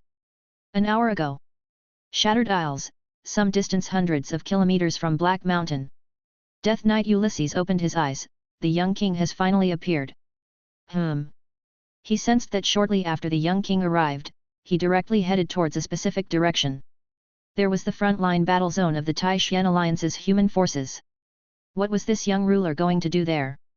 Death Knight puzzled. He certainly was aware that the humans were at war with Dragon Sleep Valley. Their kind, the undead, were naturally the opposite of any tainted life, and Dragon Sleep Valley was one of their greatest enemies. The occasional legendary monster he encountered would be easily eliminated, but that was all. The undead and humans were clearly distinct. If it were not for the catastrophe of corruption, undead, elves, elementals, orcs, giant dragons, all would be hostile. The Death Knight ignoring the humans that appeared within his field of vision was already a great mercy. He would never possibly rescue unrelated humans. Besides, the forces of Dragon Sleep Valley were extremely strong, and there was a high hunting duke stationed in this region. The Ice Burial Duke was not much weaker than him. He also had his own mission. Figuring out how to persuade the young king to return was what he needed to do. The life or death of humans was none of his concern. However, what that young ruler intended to do was very much his concern. Death Knight followed. He saw over 1,000 legendary monsters harnessing the power of heaven and earth, fiercely assaulting the human battle zone. He saw waves of monstrous creatures surge, reminiscent of the past undead cataclysm. He saw the emblem of disaster, a several thousand-meter disaster beast, roaring and trembling. He also saw, commanding the army of Dragon Sleep Valley, a top-tier powerhouse who had swallowed up the body of a frost giant dragon and wielded the concepts of frost and demise, the formidable Ice Burial Duke. Ice Burial. Death Knight murmured. The murmur grew from soft to loud, filled with astonishment and confusion. He saw the young ruler traversing the bridge of heaven and earth, his sword pointing at that very top-tier powerhouse he must treat with caution, the Ice Burial Duke. Is the young king's target the Ice Burial Duke? But why would he set out to oppose the Ice Burial Duke? Why would he harbor such firm and intense intent to kill? Eliminating the Ice Burial Duke was necessary, no matter what difficulties or dangers lay ahead. This intense intent to kill seemed to be conveying just that. The concept of death in the universe was also resonating with such a strong will. But why? Cold silver white bone wings, fearsome skeletal remains, and a soul flame burning quietly. Seeing such a form, Death Knight suddenly understood. It's because of the Frost Giant Dragon. Once noble and proud, the Supreme Frost Dragon Overlord is now nothing but a shell of a tainted creature. This is a desecration. He shall not allow such violation. He will personally ensure that the Supreme Frost Dragon Overlord, who fell many years ago, shall return to dust, allowing the former Overlord to be completely liberated. Even though the Ice Burial Duke was incredibly powerful. Even though he was just a newly born young legendary life. He still would not retreat. For he was the king of the undead. That is what a king is. At that moment, the Death Knight suddenly understood the gap between himself and the king. The gap in will, the gap in conviction. He could better understand why his own great lord always said, only with the appearance of a king is there a possibility of the revival of the undead. The Death Knight had now fully acknowledged this king. However, his expression was solemn. No matter how powerful a legendary life is, a mere young king cannot possibly defeat a seasoned lore realm master. The gap between the soul realm and the lore realm was immensely exaggerated. The king indeed had taken control of concepts, and his power had also astounded him. Yet the Death Knight believed that defeating the young king would not be difficult for him, it was just not as simple to capture him alive. He was also not willing to force a young king now. The king acted for his reasons. He could only try his best to understand and follow the thought process. The Death Knight pondered secretly, his gaze firmly fixed on the distance. Boom! The giant human of death remains, with heaven and earth shaking force, grasped the not-so-vast body of the Ice Burial Duke with both hands and brutally smashed him to the ground. The ice, imbued with a concept of sturdiness, cracked and shattered. The thick layer of ice brought even more damage to the Ice Burial Duke as he was brutally smashed underground. The giant, larger even than a disaster beast, continued to pound with punch after punch. The ground continuously caved in, sending a tsunami-like shockwave that flung all surrounding creatures airborne. Legendary creatures withered, crumbled, and perished on the spot in the aftermath. Suddenly, crack, crack, crack. Frosty silver ice emerged on the arms of the giant human of death remains and continuously gathered upward. The freezing ice froze half of the giant's body, and beneath the power of the freezing, concepts of decline continued to emerge. Frost births decline, decline births frost, an endless cycle of frost and decline. Freeze. Wither. Shatter. The Ice Burial Duke glared furiously. Crack. The ice shattered, but the massive bony arm of the skeletal giant did not break along with the ice. It was sturdier than the most durable object in the world. This was the concept of sturdiness. It itself also symbolized quiet annihilation, and the similar types of decline concepts barely affected it much. But taking advantage of the moment the ice froze the giant, the Ice Burial Duke still broke free from the constraints, again rising high above, his eyes level with the giant. A new lore realm undead. So what? Indeed, the Ice Burial Duke truly excelled in decline, but that was definitely not his only skill in decline. Chapter 506. Moreover, the concept of desolation favored by the undead strong ones also had a very weak effect on him, it could only dim his scales a bit. It was no more than a scratch. Ice, wind. He chanted with elevation. An ice storm surged violently, forming a cylindrical blizzard in the vastness of the world. The storm stretched high into the azure sky and covered dozens of miles around, enveloping the massive giant human of death remains within it. At the same time, the frost-silver bone wings of the Ice Burial Duke shimmered with splendorous golden light. He unfolded his wings. He raced through the mist. This too was imbued with some sort of rapid movement concept. Under the power of concept, wind resistance, energy tides, and spatial rifts were as pathless obstacles to him. He was continuously teleporting. And these two moves, encompassing the power of concept, were not relying on his own body as the mainstay. He still had spare strength. This was the calm and composure of a veteran in the lower realm. Slash! Silver-white radiance surged on the claws of the Ice Burial Duke, within it was the power of concept that could sever everything. In an instant, he appeared in dozens of places, simultaneously unleashing scores of forbidden slashes. Crack! Crack! As sturdy as the giant human of death remains was, its bones were also fracturing incessantly. In the distance, the war raged on. Various disaster beasts, beings of the soul realm, and legendary creatures slowly advanced. The weapons of the human side were also being continuously recharged. Yet, whether it was monsters or humans, all eyes were fixed on the two towering figures in the distance. The sudden emergence of this being, it's an undead powerhouse. Mountains pressing across the world, a giant piercing sky and earth. Whose division general is this? Hey, what time is it to be making jokes? Be realistic, how could such a powerful existence be a lord's division general? Moreover, we of Taishan don't have such a powerful undead divine general. This point, many legendary veterans were certain of. If a strange human powerhouse had suddenly descended, they might have wondered if it was a national general from some overlord's domain. But if it was a non-human race powerhouse? The mainstream troops of the entire Taishan were human troops. In the low-rank period, lords had many opportunities to recruit non-human troops like goblins, skeletons, and slimes. These three appeared more frequently than peasants and militia. However, in the high-order period, the opportunities to recruit non-human remnant souls and non-human troops grew fewer and fewer. Among the epic troops outside of the human race, giant dragons were relatively numerous, followed by elementals and some miscellaneous brand series. Epic troops like elves and the undead, the chances of recruitment were even scarcer. Therefore, the number of undead powerhouses in the entirety of Taishan were few and far between, let alone existences in the lower realm. A division general from a lord's house? This was absolutely impossible. It is a mysterious undead powerhouse. That said, I happened to see a powerful being from the undead race in the Shattered Isles a while back, it almost scared me to death.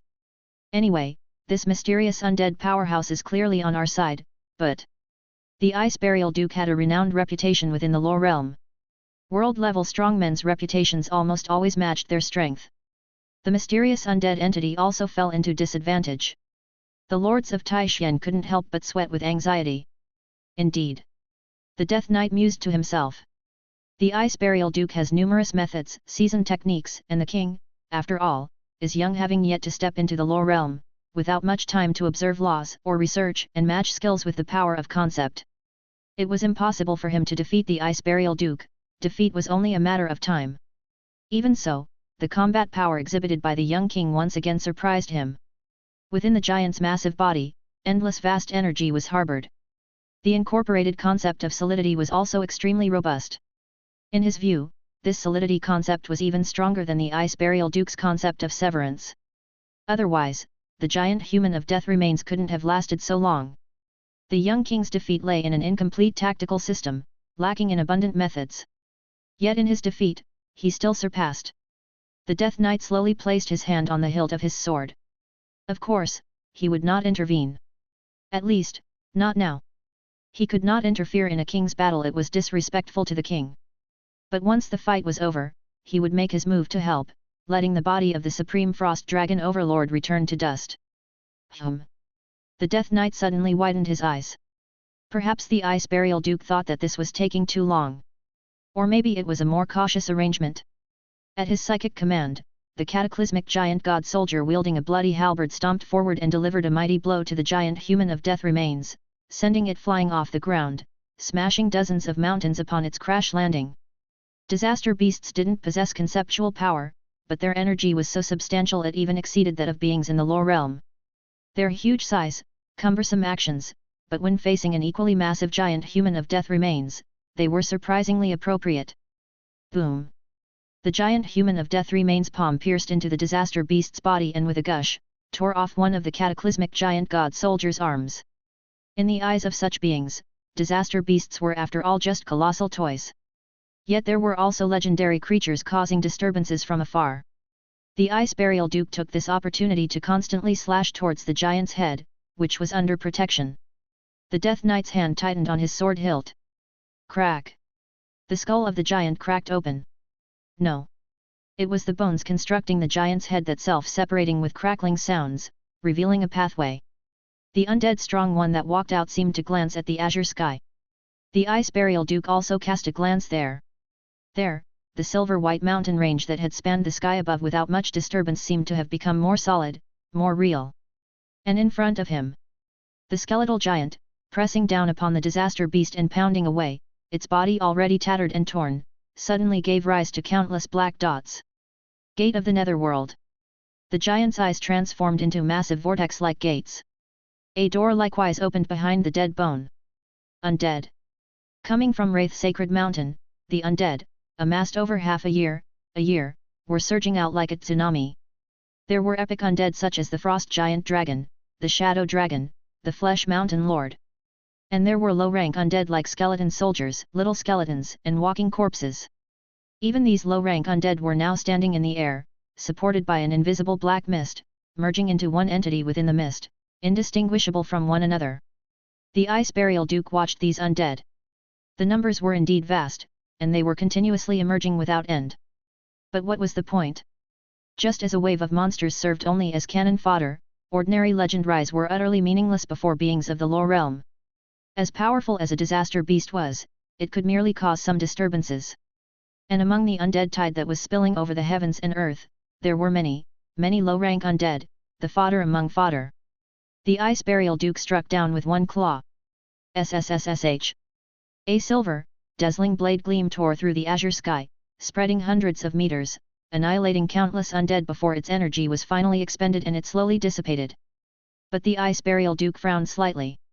Indeed, these undead are not all cannon fodder, they form something similar to an army spirit formation, and only attacks imbued with conceptual power can truly eradicate them. He continued to slash, and slash again. The silver light bloomed, and bloomed yet again. The surrounding undead were cleared, and he seemed to have caught a glimpse of that formidable undead being's trace. But as the Ice Burial Duke's gaze swept around, the black tide had already covered the whole world. Above and below, all was filled with dark, pitch-black figures. They were still spreading, continuously gnawing away, engulfing and swallowing everything in their path. Like a wave, like locusts. The Ice Burial Duke saw legendary beings in flight overtaken by the black tide, their domains pierced through with holes in the blink of an eye. The legendary beings struggled briefly before being completely overwhelmed by the black tide, falling silent. He began to sense that something was amiss. The Ice Burial Duke flew outward, as the undead tide rushed towards him. Slash! A gash hundreds of meters long appeared, only to close again in an instant. The Ice Burial Duke roared. He seemed to have plunged into an immense, boundless black lake. The part of the lake he destroyed was insignificant compared to the whole. He changed his approach, enhancing the storm imbued with the concept of frost and concentrating its power to wipe away a vast swath of the black tide in the blink of an eye. But beyond this now empty space, the black tide was still endless. They gathered. They closed in. They were reborn. Roar! The Ice Burial Duke roared, with the silver slashes and frost-white storms bursting forth one after another, clearing away massive swathes of undead. Roar! The Ice Burial Duke struggled, the silver gleams that lit up within the black tide were gradually losing their brilliance. Roar! The scales of the Ice Burial Duke started to dim, and a grey-black color signifying death and quiet annihilation began to creep over his body. He bellowed, he struggled, he despaired. His towering, mountain-like figure, as if a mere unnoticeable rock, was gradually sinking into the thick, black tide. Until it disappeared. Chapter 507. The encompassing chill, seeping into the very marrow, faded without notice. The sprawling ice storm vanished as well. Without the obstruction of the ice storm, the undead that surged like tides cried out even louder as they swarmed outward. Their spreading speed was faster than a heaven and earth realm peak's wings of the Wind King at full flight, swiftly overtaking ordinary legendary monsters, even those of the Soul Realm. The energy in their realms exhausted, the grey patches of death spread unevenly across their skin. Vast energy rained down, causing barely any dark droplets to scatter. In the blink of an eye, one legendary monster after another succumbed. Beneath the black tides, unseen by the living, these silent remnants of legendary monsters, now skeletal, began to shift from death back to life. Changes occurred in their bodies. Some bones became even darker, some shone like white jade, some grew grotesquely outward, and some gathered mountains of decaying flesh, reassembling corporeal forms. They slowly resurrected. They stepped out from within the black tide. The incomplete disaster beasts were submerged. A farther, complete disaster beast's massive body also slowly dissolved into the black waves. The last of the disaster beasts vanished not long ago under the fully recharged divine might cannon. The monsters grew fearful. We can't hold back, we simply can't. The endless black tide was more massive and ferocious than their own monstrous onslaught, recklessly unafraid of death. Even more terrifying was that each of the undead fought like a god-demon, their moves resonating with such force that not even the shroud-like red mist cloaking them seemed to disperse. They saw the number of undead growing. Among them, some silhouettes resembled old acquaintances. The monsters felt a chill in their hearts. What truly frightened them was the notion that Ice Burial Duke, grand as he was, seemed also to have been engulfed by the black tide. How could the almighty Ice Burial Master fall to an obscure undead? The rationale seemed sound. At that level, which one wasn't a renowned terror whose might shook the world? Even a lower hunting duke was already world famous, let alone a higher ranked one. Almost no mighty beings erupted from cracks in stones. But the decree issued by Ice Burial Master has vanished. If the decree hadn't vanished, how could we retreat? Yet the vanishing of the decree means Ice Burial Master had perished. Even if he could resurrect and return, his downfall, his defeat, was a fact already set in stone. Ice Burial had lost. What on earth could they fight for now? The monster tide, the war machines, and not-so-clever wisdom monsters, continued to rush forward with howls. The legendary beings, however, were already retreating. Those legends close to the black wave had no escape, most of them still managed to flee in all directions. Among them, some of the more intelligent legends didn't return to their stronghold after escaping into the wilderness but instead looped around, heading toward the Red Mist Land in the north. The monsters dispersed in all directions. As the undead tide consumed the remaining group of monsters, the tide itself gradually converged, returning through the gate of the netherworld. The calls, the resonances, the roars that filled this realm gradually subsided. But still, some people's hearts, like the ocean tide, undulated and could not find tranquility for a long time. The Death Knight watched the distance. He had watched for a very long time. The scene of Ice Burial Duke sinking into the deathly tide replayed in his mind. An undead that resurrects indefinitely. An endless onslaught of energy. Within the onslaught, an imbuing of the power of the concept of death. Even the lower realm might's body wasn't much stronger than those of the heaven and earth or soul realms. Ice Burial Duke, with a body as mighty as the supreme frost dragon overlord, couldn't ignore the combined force of the undead allies, the blows dealt by their killing moves. Moreover, these moves were infused with conceptual power. Ice Burial Duke needed even more strength to resist, to defend himself. He failed to break through the black tide and ultimately perished within it. The Death Knight was astonished by such a method and such an end. After all, the undead cloaked in a black cape was not the lower realm being the outsiders imagined him to be. He not only slew Ice Burial Duke but did so with utter dominance, outright crushing him. Is this the youthfulness of a ruler? No, did true kings wield such exaggerated power even in their youth? In the history of the undead, some true kings have been born. The Death Knight's understanding of true kings was limited, he only knew that they stood higher than great lords, truly at the pinnacle of the undead and indeed the world. Maybe they were that strong. Eventually, the Death Knight reported the news of the battle to his leader, the Silent Sovereign. In the deep recesses of a silent great domain, the Silent Sovereign roused a trace of consciousness from slumber. He pondered, does the youthfulness of a ruler indeed show such exaggerated prowess? The moment it was confirmed that Ice Burial Duke had perished and the monster legends fled. In the Shattered Isles war zone, inside the war fortress, there was first a deathly silence, followed by successive sharp intakes of breath. The entire fortress seemed to instantly heat up by several degrees. Ice Burial Duke defeated? Has our battle zone's crisis been resolved? It felt unreal, like a dream. Not just the ordinary warriors, the professionals, but even the legendary realm powerhouses or commanders like Green Mountain and Rain Dust were stunned silent. They had never imagined that a disaster of such scale would just fade away. Did they win? And who on earth is this mysterious undead strongman? There were far too many questions in their hearts. They had been prepared to fight to the death, but now suddenly felt at a loss. Attack! Suddenly, they heard the Tianyuan commander say this. Take advantage of this opportunity to attack, eradicate the Dragon Sleep Valley's main base in the Shattered Isles and thoroughly purify the heart of corruption. Mu Yuan thus spoke. But how could they launch an attack now? Most people thought as much. That mysterious undead strongman has already disappeared, and our combined strength is still inferior to that of Dragon Sleep Valley. If this turns out to be an away battle, such worries were not without reason. However, at that moment, Rain Dust Lord glanced at Tian Yuan. While we are still in awe of the mysterious undead strongman, and the fall of the Ice Burial Duke, our commander has already calmly thought out the next step in the plan. No, you are overestimating me. I just pre-calculated dozens of scenarios where Deadbone wins, loses, or neither wins nor loses. The current situation happens to be one of them.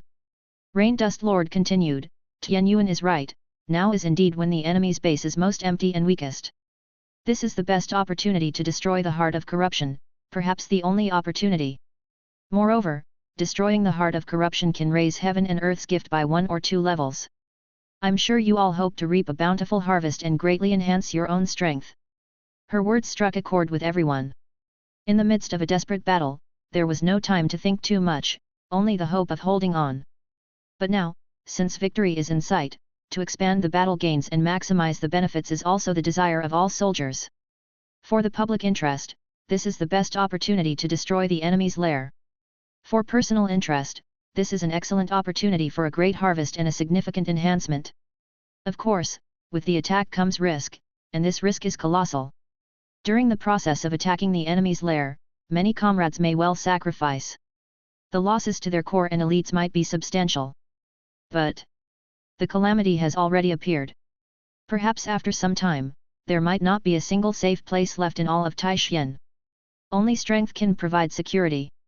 And destroying the heart of corruption, raising the already rich heaven and earth's gift by another level or 2, would bring strength. Charge! Fight! I am already ignited. Same here. The final stage of the strategy has begun. Ilo said with a smile, so far, it has not deviated from our combat plan.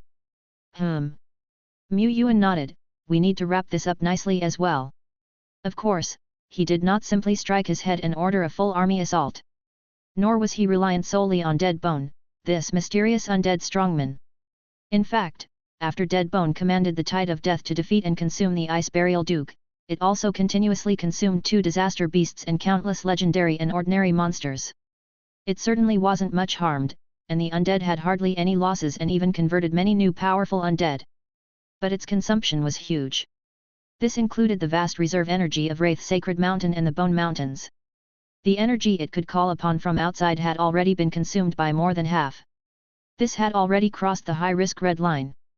After all, Deadbone had literally exhausted the Ice Burial Duke to death. The 4th Order Limit Jun and Serio used their 3rd epic ability with a trace of conceptual power and were emptied in no time. What about Deadbone? It commanded a massive tide of death, dominated billions of undead, and also unleashed countless blows imbued with conceptual power. This expenditure was thousands of times, millions of times, tens of millions of times greater than the 4th Order limit. Relying solely on absorbing surrounding heaven and earth energy, even with its perfect domain, was not enough to sustain the colossal tide. It wasn't enough for the tide's expansion. It wasn't enough for the tide's recovery. It then had to draw from the vast energy prepared in advance, shrouding the island's realm above from the Bone Mountains. With the support of the undead mountain range and the provision of innumerable undead, Deadbone could maintain a vast, almost sweeping tide that covered the entire heaven and earth. After that, it would require a lot of time to digest the gains of this battle. Such as the remains of a certain Ice Burial Duke engulfed by the tide. In Mu Yuan's plan, Deadbone was not factored in. Of course, the existence of Deadbone was a contingency, a guarantee. Without it, he probably would not have been so aggressive. Lord Shepherd cut away from the Black Crow's perspective. He could already see many legendary monsters retreating to the north. And the enemy's main base was to the south. This was one of their advantages. And the others they relied on.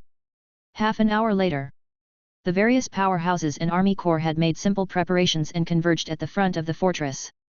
This sortie mainly comprised those of the legendary realm, with only a handful of the army soul corps, around a dozen or 2 dozen strong in combat power, and relatively intact in strength, following along. The remaining corps, as well as the legends who had sustained heavy or moderate injuries, stayed behind to garrison the fortress.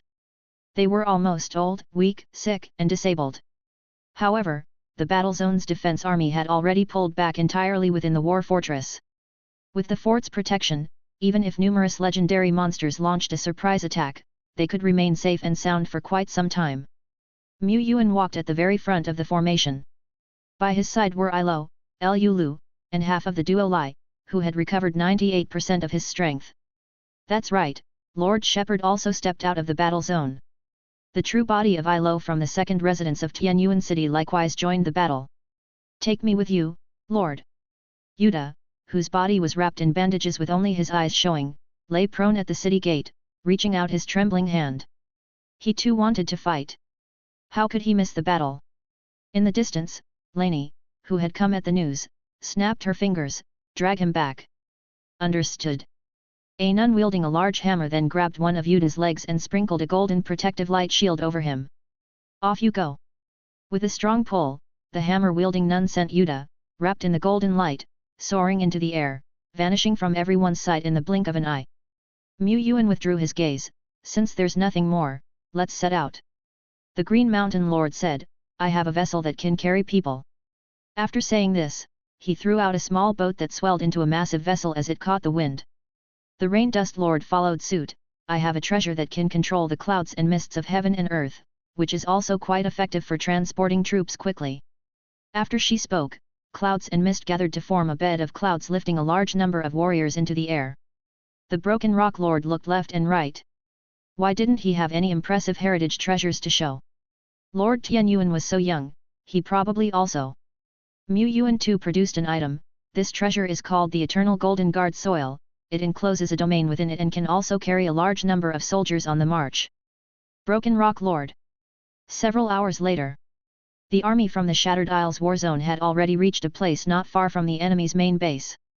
In the distance, black mountains of immense height vanished into the mist at their summits. The sky here was darkened, without a single streak of daylight. The floating clouds were murky grey-black mist. The dense, viscous, ominous red mist was everywhere, and the ground was also a dry, dark red. Strange mountains loomed in the distance, and the ancient trees had frightening shapes. An unsettling and fearful aura permeated everything. Compared to the true red mist land, this place is almost indistinguishable. This is the first time we've set foot in this region. When it came to the actual attack, there were many problems to face. How should they attack? In which direction should they attack? Lords like Rain Dust and Green Mountain realized this was more difficult than they had imagined. In combat within the Red Mist region, they did not have an abundance of time. Their strength was not enough to allow them to sweep through the area. At the very least, they needed to determine the location of the heart of corruption. What should they do? Their gazes involuntarily turned towards Tianyuan. Unconsciously, they had grown accustomed to following Tianyuan's commands and believed the commander of Tianyuan was well prepared. Yuan was indeed prepared. He switched his viewpoint. Another raven slowly flew along a mountain trail, its gaze sweeping over the creatures of the mountain and the legendary beings perched at the summits. Another nether raven perched atop a withered tree, gazing into the distance at the strange, massive, towering tower of aberration. Yet another nether raven. The great Lord Shepherd's vision followed the nether raven as it delved deeper. Finally, it shifted to where Sophia was. Chapter 508. Several hours ago, before the Ice Burial Duke had arrived, a batch of freshly created Scout Dark Crow and life-preserving Dark Crow swiftly flew towards the monster headquarters shrouded in red mist. The Scout Dark Crow could fly faster than most beings in the legendary Earth realm, and the life-preserving Dark Crow, crafted using a vast amount of Sophia's energy, vital essence, and strands of hair, had combat power that was at least equivalent to a being at the peak of the Heaven and Earth realm. This group of Dark Crows soon reached the domain of the monster headquarters and began to explore deeper with a more cautious and concealed flying posture. Over 4 hours ago, shortly after the battle zone's army had set off, the rested and recovered Sophia, back to 80 or 90% of her strength, also stepped into the Shattered Isles. With arms outstretched and toes lightly touching the ground, she soared up and instantly transformed into an ordinary-looking black crow with red eyes. The black crow gazed into the distance. Its gaze seemed to instantly penetrate the time-space tunnel, covering thousands of miles, and saw another black crow located here. Switch. The depths of the black crow's red eyes resembled a winding corridor, with the entrance reflecting the scene here and the exit reflecting another landscape. Sophia's consciousness crossed thousands of miles of space, descending down. Followed by her body, which also shifted and swapped positions with an unpredictable great force. In a few moments, Sophia arrived thousands of miles away. She opened her eyes and gazed into the distance once more, reflecting a profound scene. Repeating this process a dozen times, Sophia arrived outside the enemy's main base not long after the Pioneer Corps had set off. She wore a black dress with a black robe draped over it, and a black coronet on her head. She walked up the mountain nonchalantly, throwing out newly created black crows from her hands. She moved like a ghost, unseen by the elite monsters patrolling the mountains or the legendary realm being stationed here. But the monster headquarters deep inside is heavily guarded and is equipped with various enchantments and traps. I can't move quickly inside. I only have 4 hours, not enough to thoroughly explore the interior of the headquarters. Still, I must at least locate the heart of corruption and the main gathering areas of the legendary realm enemies and, if time allows, identify the main trap regions. Let's start with the heart of corruption. In her hand was a simple heart of corruption detection device. Simplicity referred only to the small size of the detector, half the size of her body, with fewer outward fluctuations. It was a top-tier portable detector. Sophia acquired it from the Pioneer Group in the name of the Battle Zone's primary reconnaissance team, with full reimbursement allowed. At this moment, the circular panel of the detector in her hand showed one red circle after another spreading out. The scope of the red circles was not small. And there were more than one. She frowned slightly, directing me towards 6 areas. Indeed, on this mountain, with blood ponds, fleshly buildings and thick red mist all around, even with a detector, it was hard to pinpoint the heart of corruption directly. She'd have to visit several places at least. Her brow relaxed, but it's just a matter of visiting a few more places, no big deal. She transformed into a black crow and flapped her wings to fly into the sky. Monster headquarters, atop the lofty peak of the Black Mountains. Sophia first came here. She surveyed her surroundings, but it was empty, with only patches of ice crystals that had not melted for a long time. It's not here. This was the highest point in the monster headquarters and theoretically, the best area to anchor the heart of corruption. Just like when Dragon Sleep Valley planted the heart of corruption in 10 Directions Island domain, it was also placed on the summit of the giants. She left 2 black crows behind and then flew down from the summit. Monster headquarters, high on the main peak about 2/3 up the right shoulder area. Several blood ponds larger than any she had seen before were constructed here. Bloated bubbles emerged from within, and ferocious monsters with bodies made entirely of flesh without fur crawled out. Not here either. Monster headquarters, mid-waist of the main peak. Dozens of legendary monsters gathered here, each howling and becoming increasingly irritable. Sophia scanned the figures along the ground and left markers with 2 more black crows. Be vigilant. A Soul Realm flesh giant dragon, who seemed to be the leader, bellowed, in this period, those humans might sneak in, everyone keep your eyes peeled at every pass, don't let even a mosquito slip by. After he spoke, his vast domain and strong divine thought swept around. Sophia stood still, seemingly as inert as a post. After a while, that divine thought receded. As though nothing happened, she continued towards the next area. It must be around here. 2 hours later, Sophia found her target area. Our latest chapters at Frihognovlo only. This place was shrouded in thick red mist looking like a pool of bloody water, such that even legendary monsters dared not step into it, only stationed around this thick blood lake area. I have 2 options. One is to directly confirm that the heart of corruption is inside, but there's a very small chance of error. She put herself in someone else's shoes. No, she imagined herself as the Lord. If the Grand Duke of Dragon Sleep Valley was the commander, he might very well create a decoy site to mislead the enemy. Not finding the heart of corruption at the summit showed that the Ice Burial Duke was a cautious giant dragon. The second option is to delve deeper and investigate. It's not about danger. She had learned to cherish her own life, even if there were traps inside. Using just black crows to scout meant there was no danger regardless of the circumstances. However, there's a possibility of alarming the enemy. Many lords and generals would hesitate at this moment, or simply not consider a second point. Sophia had already become a seasoned general and could of course make her own judgments. She thought for a moment, Lord Shepherd is launching a strong attack on the monster headquarters, and the army of the battle zone cannot hide their march from the enemy, so alarming the enemy is inconsequential. What would be a big problem is if the heart of corruption realized something was amiss. She rubbed her hands together and conjured a powerful nether raven. Controlling the nether raven, she flew it into their midst. Afar, at the summit of another high mountain beside the main peak, a massive dark shadow loomed. The shadow was at times blurry, at times clear. He suddenly uttered "Aha" and said, "It seems a living being has sneaked in, which is not unexpected. Humph, Ice Burial has been too disgraceful this time, requiring me, the Grand Duke, to clean up this mess." In the cruel eyes of the gemstone Grand Duke, dissatisfaction was evident. He roared up at the sky and then continued his dormant state atop the mountain. There are 4 main areas. Here is the heart of corruption, here is the gathering place of the legendary realm, here is the blood pond, a concentration of defensive structures, and here. When Tian Yuan announced he had finished scouting the main areas of the monster headquarters, the likes of Green Mountain and Rain Dust, the frontier lords, were no longer surprised. Indeed, it was Tian Yuan. It was certainly Tian Yuan. However, was the Tian Yuan family's nether raven really so powerful that it could sneak into the monster lair? This must have been a great risk and taken a lot of time. No wonder in the previous battle, no one saw the figure of the Tian Yuan nether crow. So what should we do? It's simple. Afar on the mountain, vague shadows of monsters appeared. They looked distantly at the Taixuan army, not daring to strike first but clearly well prepared for defense. Beings from the legendary realm stood towering in the sky, expanding their domains. Towers of crimson stood tall, with weird light radiating from their peaks. Meanwhile, Lord Shepherd stood on the cracked dark red earth, stepping forward 1 pace at a time. "I'll lead the way." Around him, strands of the melody of heaven and earth began to waft, and soon this mystic tune became ever more majestic, resembling the surging tides of the sea. Ding! Alert, you have used power of battlefield.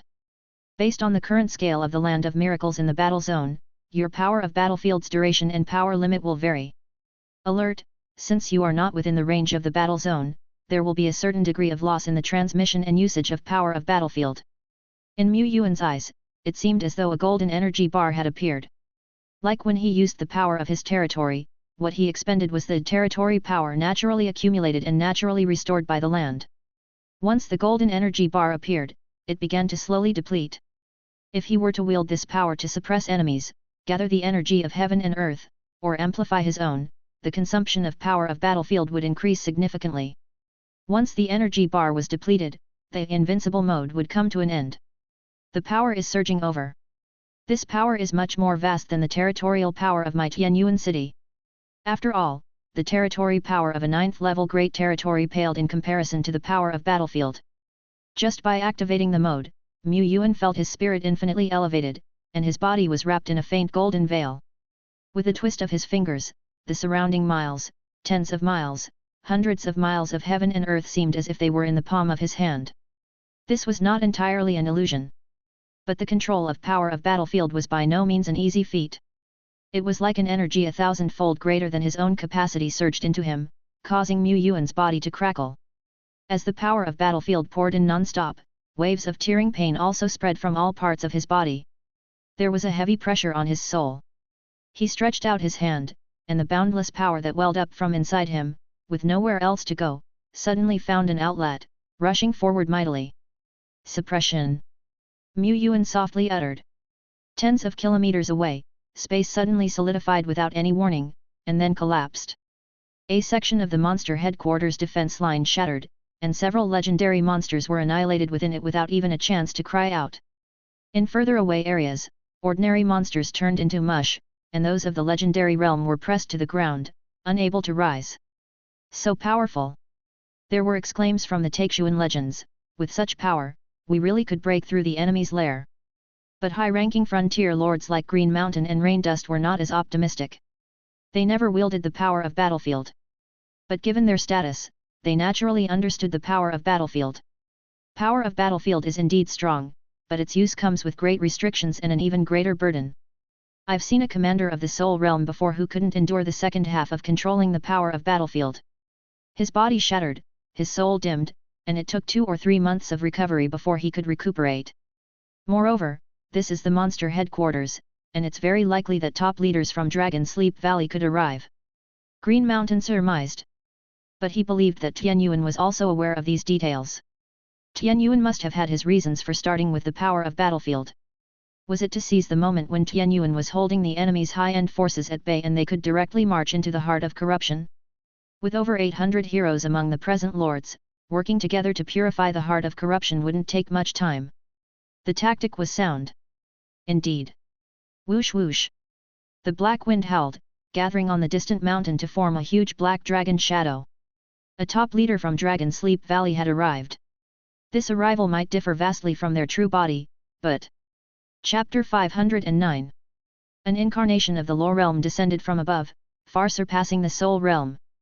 The terrifying coercion, resembling that of the Ice Burial Duke, swept across the sky and covered the land. Roar! The massive shadow, constructed from countless wisps of black smoke, let out a ferocious roar from its eyes. The roar shook the heavens and earth, shattering the space sealed by the power of battlefield. The power of seal was violently broken. The incarnated gemstone Grand Duke stood at the pinnacle of the clouds, looking down at the distant ants. Around him, one legendary monster after another emerged. The red mist was boiling, too. A mass of black flame rolled and expanded within the gaping maw of the gemstone Grand Duke, growing bigger like a black sun. At that moment, 95% of the power of battlefield remained. The standby could last for 3 hours, and the power of seal used just before could be unleashed 19 more times. But even if such power were to be used 19 times more, it would not be of much significance. Mu Yuan's body creaked with fissures, and blood seeped from the corner of his mouth. He still wore a smile. The prelude has ended. He closed his eyes, then opened them. Within the shimmering golden light of his eyes, an imperceptible hint of color surfaced. The supreme, pure miracle power emerged. The vast, constantly quaking power of battlefield gradually fell silent. The so-called power of battlefield, territorial power, are higher forms of nature's power, the authority of a world. In other words, whatever this world contains, theoretically, can be achieved. The ultimate form of this power is the power of world. Mu Yuan softly murmured. Wind. Winds from hundreds of miles converged. The entire azure sky turned green, the color of raging winds. Thunder. The azure sky roared, and countless thunders fell, merging with the green wind. Mu Yuan stretched his hand, his fingers slowly spreading. Wind. Thunder. Palm imprint. In front of the gemstone Grand Duke, a black sun with a diameter of a kilometer had just been expelled, only to be grasped by the azure sky giant hand. The roaring sound echoed throughout the island domain. Dozens of legendary monsters were swept into the turmoil. Countless monsters turned to dust. The entire body of the gemstone Grand Duke was shattered by the shock and reassembled in the distance. Remind, 85% of power of battlefield remains. Wind Thunder Palm Imprint, second form.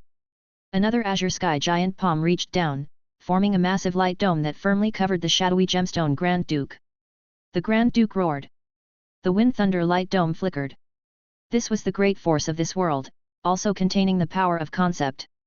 Remind, 75% of power of battlefield remains. Wind Thunder Palm Imprint, third form. The third azure sky palm print almost without hesitation stretched down from the high heavens. The giant palm swept across the land, instantly smashing a mighty peak thousands of meters tall next to the main peak. Along with it, a huge altar covered in solid remnants of feasts and meat was also destroyed. Within the light dome, the gemstone Grand Duke roared, his figure becoming somewhat blurred. Crack!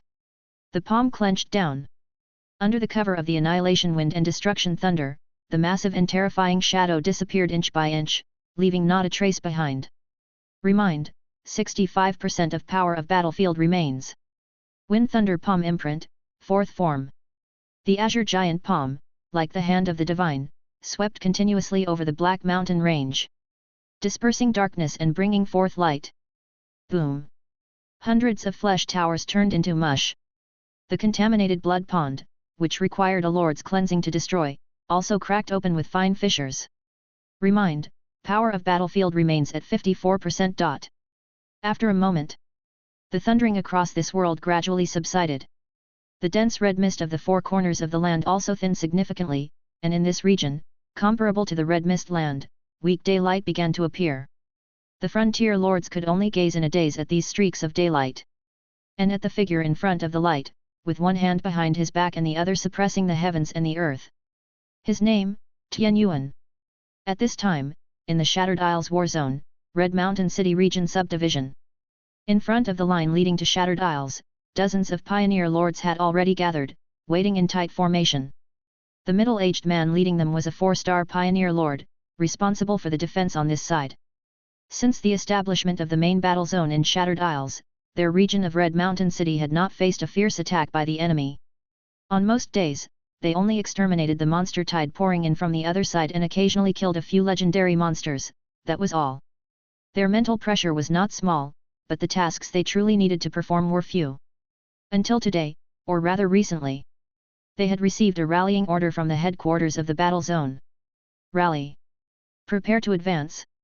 Such orders seemed unreasonable, but after verification by several 3-star and 4-star pioneer lords, it was clear this was indeed the real demand of the headquarters. They needed to assemble their legions in advance and, upon receiving the next command, lead their troops into the Shattered Isles to cooperate with another pioneer army and strike directly at the enemy's core. The order is here. All soldiers listen to my command, form up all troops, use support potions, activate Type 1 and Type 2 enhancement strategic skills, manifest army spirit, and prepare to enter the Shattered Isles. The 4-star pioneer lord took a deep breath. No matter what, they would first enter the Shattered Isles and see the situation before deciding. The headquarters wouldn't issue an order that clearly sent them to their deaths. Move. Entering a deep abyss that seemed bottomless, the sky and the earth appeared as if they had flipped over. In the blink of an eye, they had stepped into the Shattered Isles. A nauseating, heart-palpitating aura hit them in the face. The ominous red mist floated before their eyes, waves of corrupt power assaulting the minds of the soldiers. This was the Red Mist region, a place feared by the vast majority of ordinary pioneers, a deadly area that many hadn't set foot in their entire lives. The 4-star pioneer lord was tense, with various burst skills and life-risking abilities ready to be used at any moment. Boom! A deafening roar came from the horizon, yet it exploded by their ears as if nearby, intense enough to make their heads buzz. Indeed, there was a major. The 4-star pioneer lord looked ahead. In the distance, clouds hung low and the red mist floated.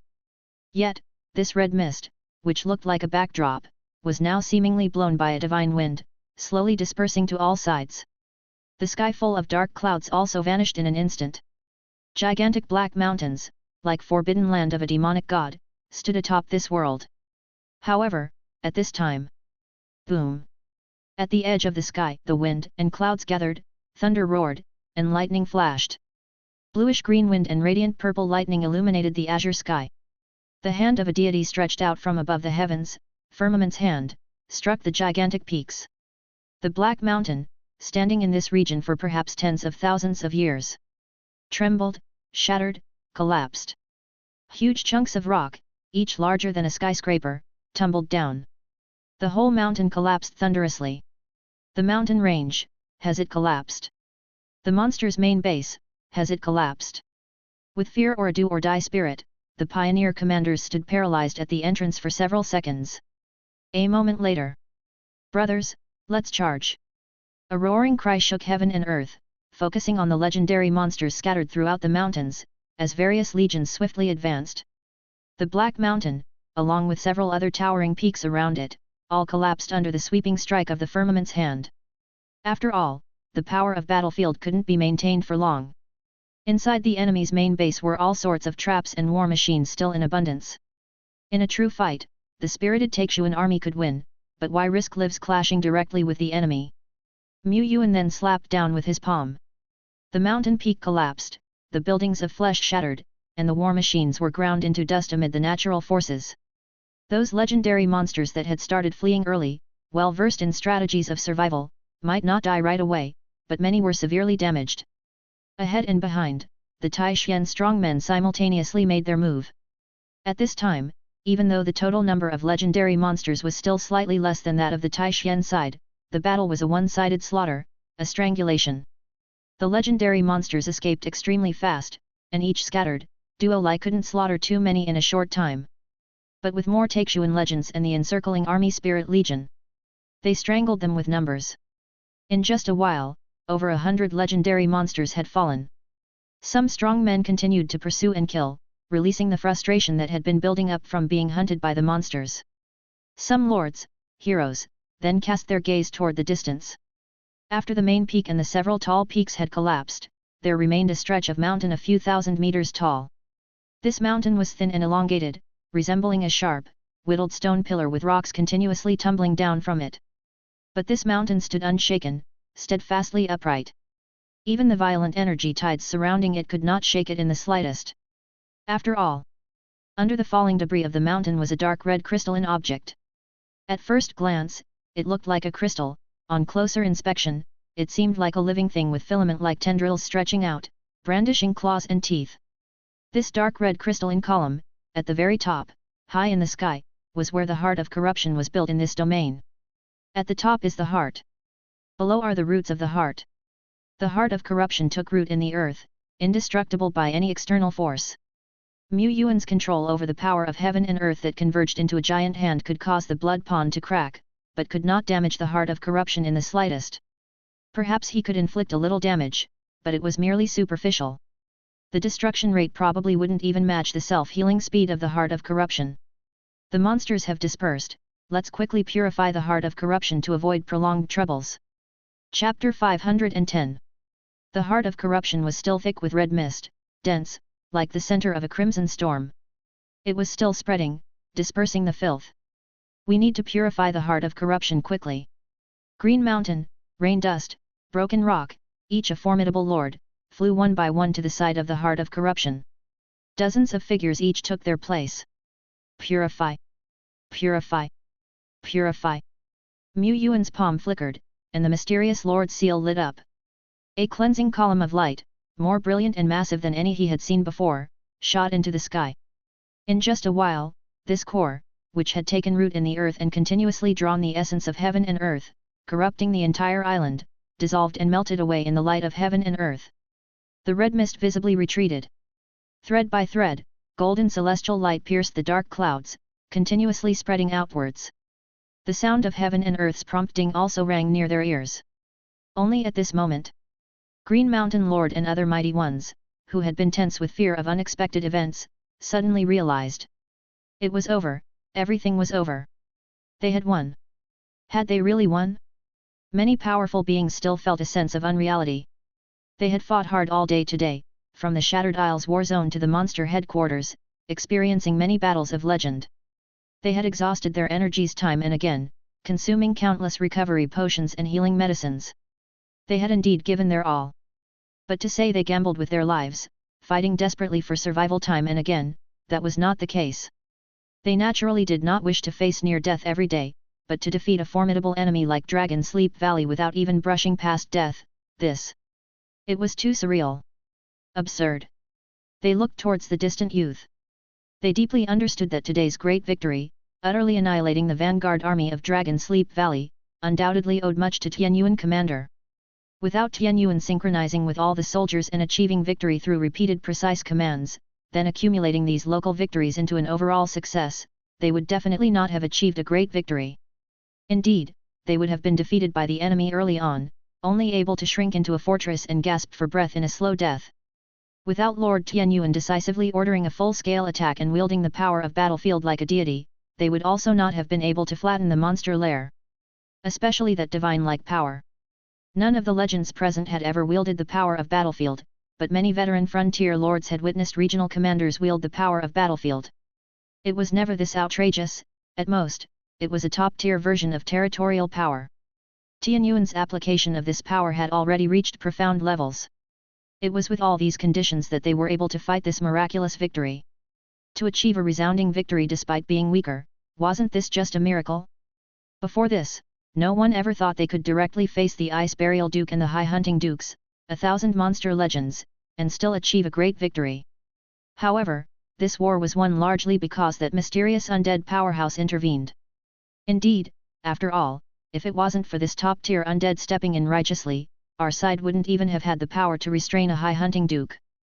But think about it, do you feel like, this undead powerhouse intervening was also within Tianyuan commander's expectations?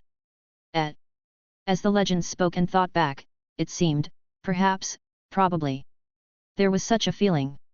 The timing of the undead powerhouse's arrival was just right. Tianyuan commander had also planned the attack to annihilate the monster headquarters early on. Are you saying? Exactly. The first speaker declared confidently, this mysterious undead big shot definitely has a relationship with Tianyuan commander, they have a private connection, and it was Tianyuan commander who brought in this powerful ally from beyond Taixuan. The others suddenly realized.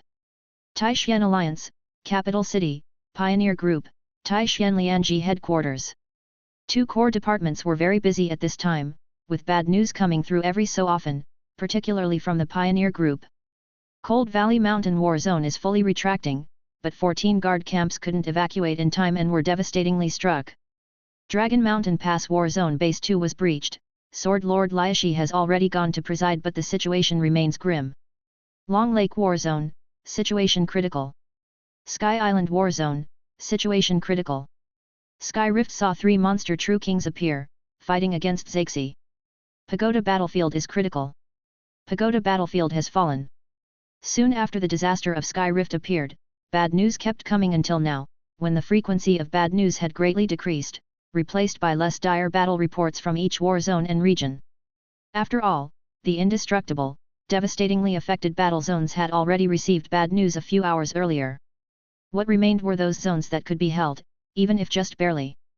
Compile the situation in each battle zone and orderly arrange some retreats, he said.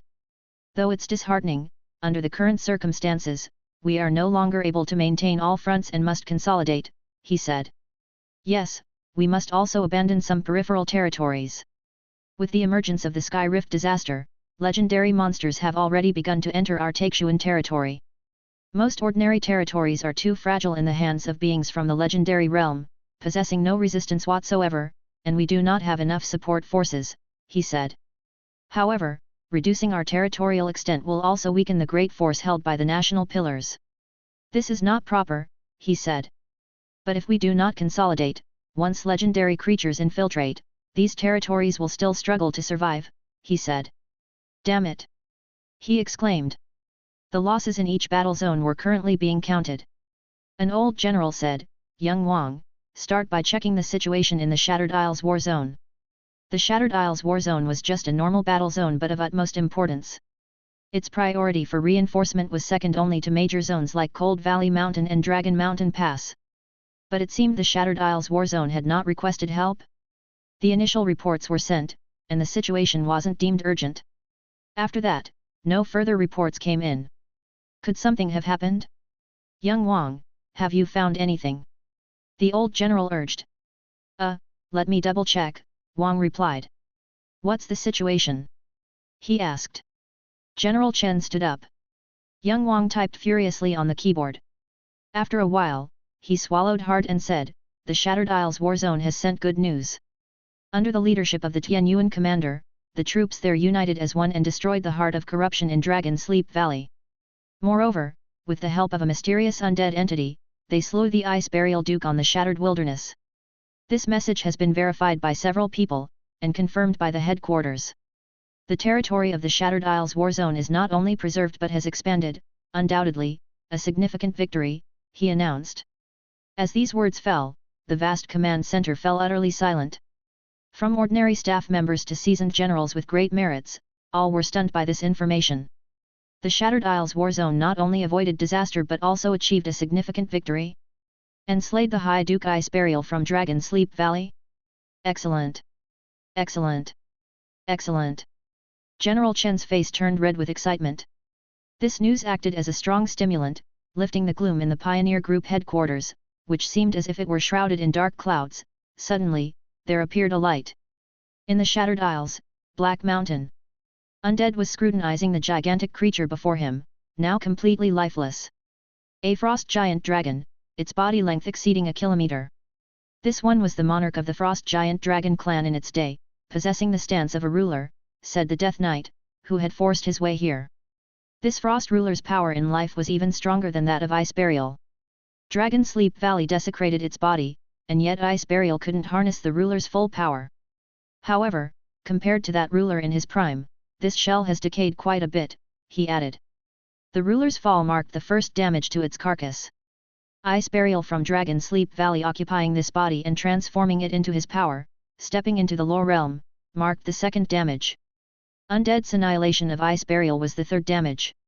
Despite significant wear and tear, this remaining carcass was still immensely powerful, embodying specks of conceptual power.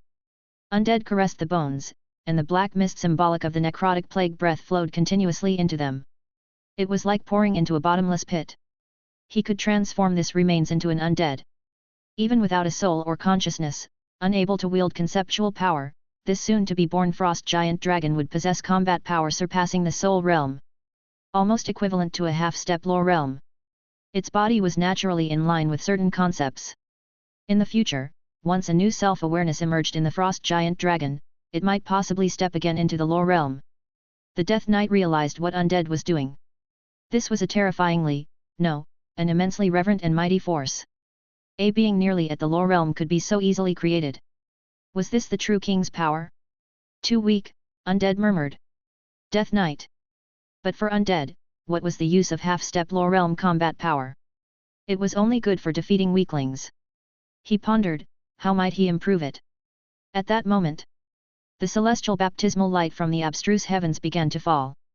Undead had a bright idea, he had a plan.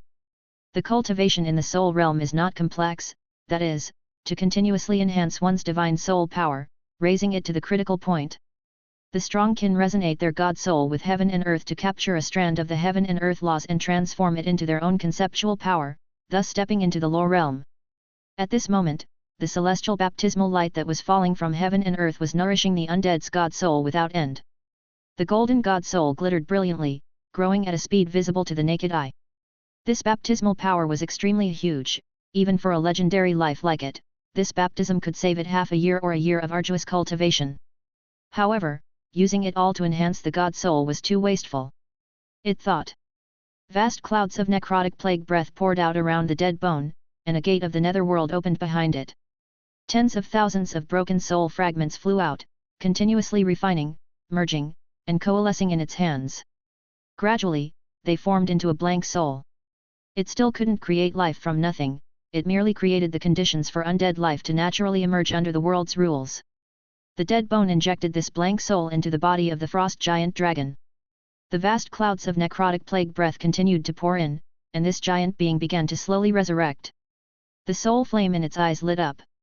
An undead creation of the half-step lower realm was born, but at this time, it was merely an undead creation. Under normal circumstances, it would slowly develop intelligence until it awakened its own self-awareness. This was too long. The dead bone flicked its bone finger onto its own skull, separating a speck of golden divine soul light and purifying it to a blank state. It flicked its finger, and the speck of divine soul light entered the body of the frost giant dragon. The light was insignificant, merely an inconspicuous strand among the divine soul. This mere speck was perhaps nourishment for the half-step lower realm frost giant dragon, but that's all it was. But the next moment, a beam of baptismal brilliance that was falling from heaven and earth was also attracted to the frost giant dragon along with this speck of divine soul. The dead bone clasped its hands together. Streams of death energy poured in continuously. The great force of legends, unique fortunes, the baptism of heaven and earth. All these conditions converged in unity, and the frost giant dragon, which had just been resurrected and born, its aura soared at a speed visible to the naked eye. Enhance. Enhance. Enhance. Until it broke through the critical point, and strands upon strands of conceptual power were born from nothing. The lower realm. A being of the lower realm has been born. It was not a breakthrough from the soul realm, but a complete creation from nothing, directly bringing forth a being of the lower realm. Could this be the great force of a king? The Death Knight witnessed the birth of such a miracle, and even within the depths of his eyes, as tranquil as a dried-up well, a fervent glow gradually took hold. When the king ascends to the saint realm, it will be the day the undead reclaim their glory. Meanwhile, in the Red Mist Land, the main base of Dragon Sleep Valley in the depths of the burial abyss. Upon an ancient altar, blood streamed together, illuminating each mysterious rune carved upon it. Suspended over the ancient altar, a huge and fierce giant dragon skull slowly lifted, with a wisp of blue flame flickering. A vast and overpowering aura surged out like a storm. I have returned. The consciousness of the Ice Burial Grand Duke awakened, slowly recalling the events that occurred not long ago. He had perished. Perished at the hands of a nameless soldier. As a grand being of the lore realm, to resurrect once after perishing, the price to pay was 10-fold or 100-fold more than that for the soul realm. He had also lost the body that had served him very well for so long. He was just about to completely convert that frost giant dragon into his own power. Now, it was all gone. Undead.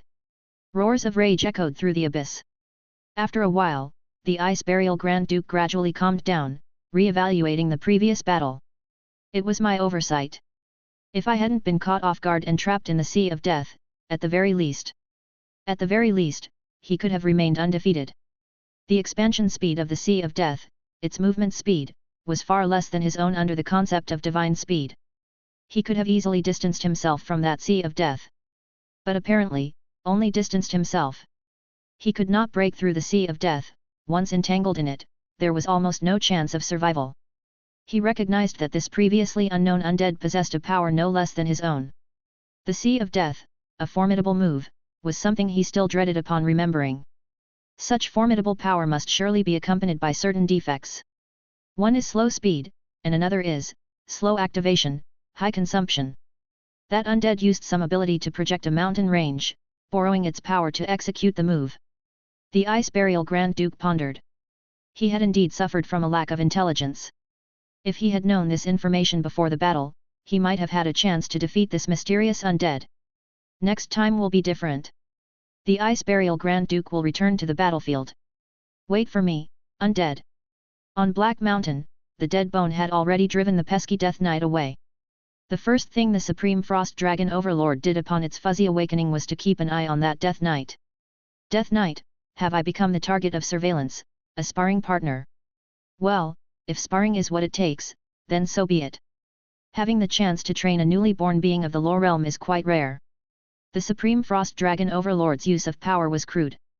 But he would train this dragon into a qualified lore realm being, no, a powerful lore realm being. The former Supreme Frost Dragon Overlord was already a first-rate powerhouse within the lore realm, stronger than him. The Death Knight was more than willing to spar with the Supreme Frost Dragon Overlord. At the same time, the former main base of the Dragon Sleep Valley Vanguard Army.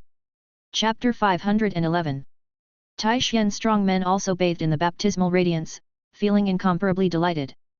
This heaven and earth baptism was truly mysterious, able to directly and without side effects enhance the level of the bathers. 4-order peak polished the body. Heaven and earth realm elevated the domain. Soul realm enhanced the god soul. Such enhancements were very natural and had no impact on the bathers themselves, with some Taishian legends still in pursuit of monsters. Of course, there were also some who were baptized who hurriedly found a quiet place to sit down. Their momentum climbed step by step, and they were actually breaking through major boundaries with the flow. I've stepped into the legendary realm. Me too. No, dude, I suggest holding back. It's too risky to break through the legendary realm in the wild. We don't have the supporting breakthrough dojo or auxiliary treasures here. But I can't suppress it. Just now, I had an intuition deep down that this breakthrough will definitely be a success. Me too. On the shattered mountain peak, the epic level heaven and earth treasure Eternal Golden Guard soil turned into a palm-sized fragment, quietly placed there. Within the vast space of the Eternal Golden Guard soil, Yuan, Lo sat there.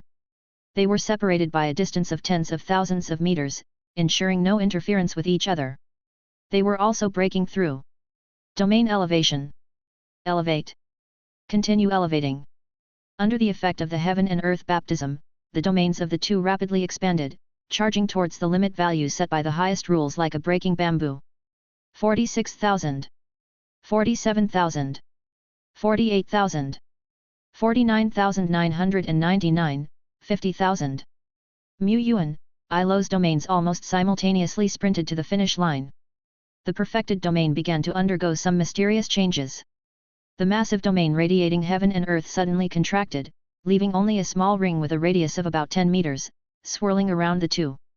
Yuan gently clenched his hand, and the entire heaven and earth were startlingly under control. Perfect domain realm. Under this realm, when I wield the power of battlefield, I assume it won't be so embarrassing anymore.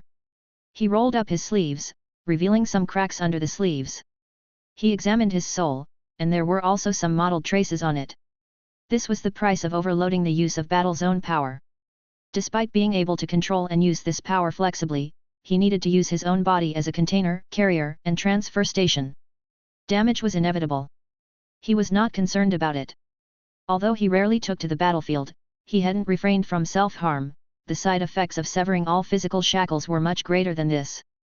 Now it was just a drizzle. Hiss! A pang of soul pain struck, and Yuan winced. Ilo flew over and said, "Hey, do you need my support? I feel like you probably don't want it, so I won't help." Yuan suddenly felt like docking pay. What's up with that? When they emerged from the eternal golden guard soil, the heaven and earth baptism had already finished. They were the people who had received the baptism for the longest time. Many lords had already received the gifts fallen from heaven and earth, and were boasting about it. Look at this, an entry ticket to a recruitment land, and there might even be a chance to recruit epic units inside. I think this advanced cultivation field I got is more practical. A hero's proof, also not bad. I'm different from you guys. I don't hope for much, being victorious in this battle and achieving a level upgrade already satisfies me. It's absolutely not because I didn't get any good treasures. Yuan looked skyward, where the gifts from heaven and earth turned into several dazzling light balls before him. With his contributions this time, what he would get must certainly be the top-tier heaven and earth's gift. However, this thing also depended on luck. Two frontier lords with similar achievements might end up with one obtaining rare treasures and the other only getting ordinary equipment. The variation was not small. Prompt: acquired special item, the hero's proof. Prompt: acquired permanent blueprint, daring treasure armor, excellence. Prompt: acquired permanent blueprint, Fiyu treasure bow, excellence. Permanent blueprints are similar to miracle blueprints. Lord, heroes can quickly build in a fashion similar to constructing buildings by placing models, and can also be used in conjunction with miracle buildings like blacksmith shops. They boast the advantages of fast production speed and low production costs. A single permanent blueprint is tantamount to a complete equipment production line. This is not bad. After all, in Tianyuan City, equipment is a shortfall. Many rank 3 and 4 elites are still using miscellaneous brand rarities or standard common gear. Thereby, the rate of equipment attrition in Tianyuan City is extremely high. Yuan continued to open boxes. A purple radiance soared into the sky. Ding! Notice: acquired the miracle building set, Radiant City Defense Barrier, Epic. Radiant City Defense Barrier. Description: an all-encompassing city-level defense barrier that collects heaven and earth energy, focusing on defense, offense, recovery, and concealment, with a maximum coverage of a 200 km diameter. Description: the miracle building set includes Radiant Town Steel Main Body, Epic, and Radiant Barrier Steel Foundation, Excellence, times 36.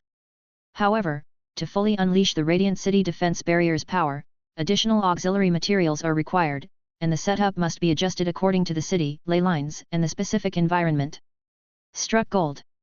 The value is comparable to an epic artifact's worth of large city defense barriers. It was indeed correct not to exchange for a city defense barrier from the Dixuan platform. Those who wait never lose. Ilo also revealed a smile. The glorious task of setting up the city defense barrier is yours. Ilo's smile gradually faded. She was happy and pained. Well, mostly happy. Yuan continued to draw cards. Come forth, SSR. A golden legend.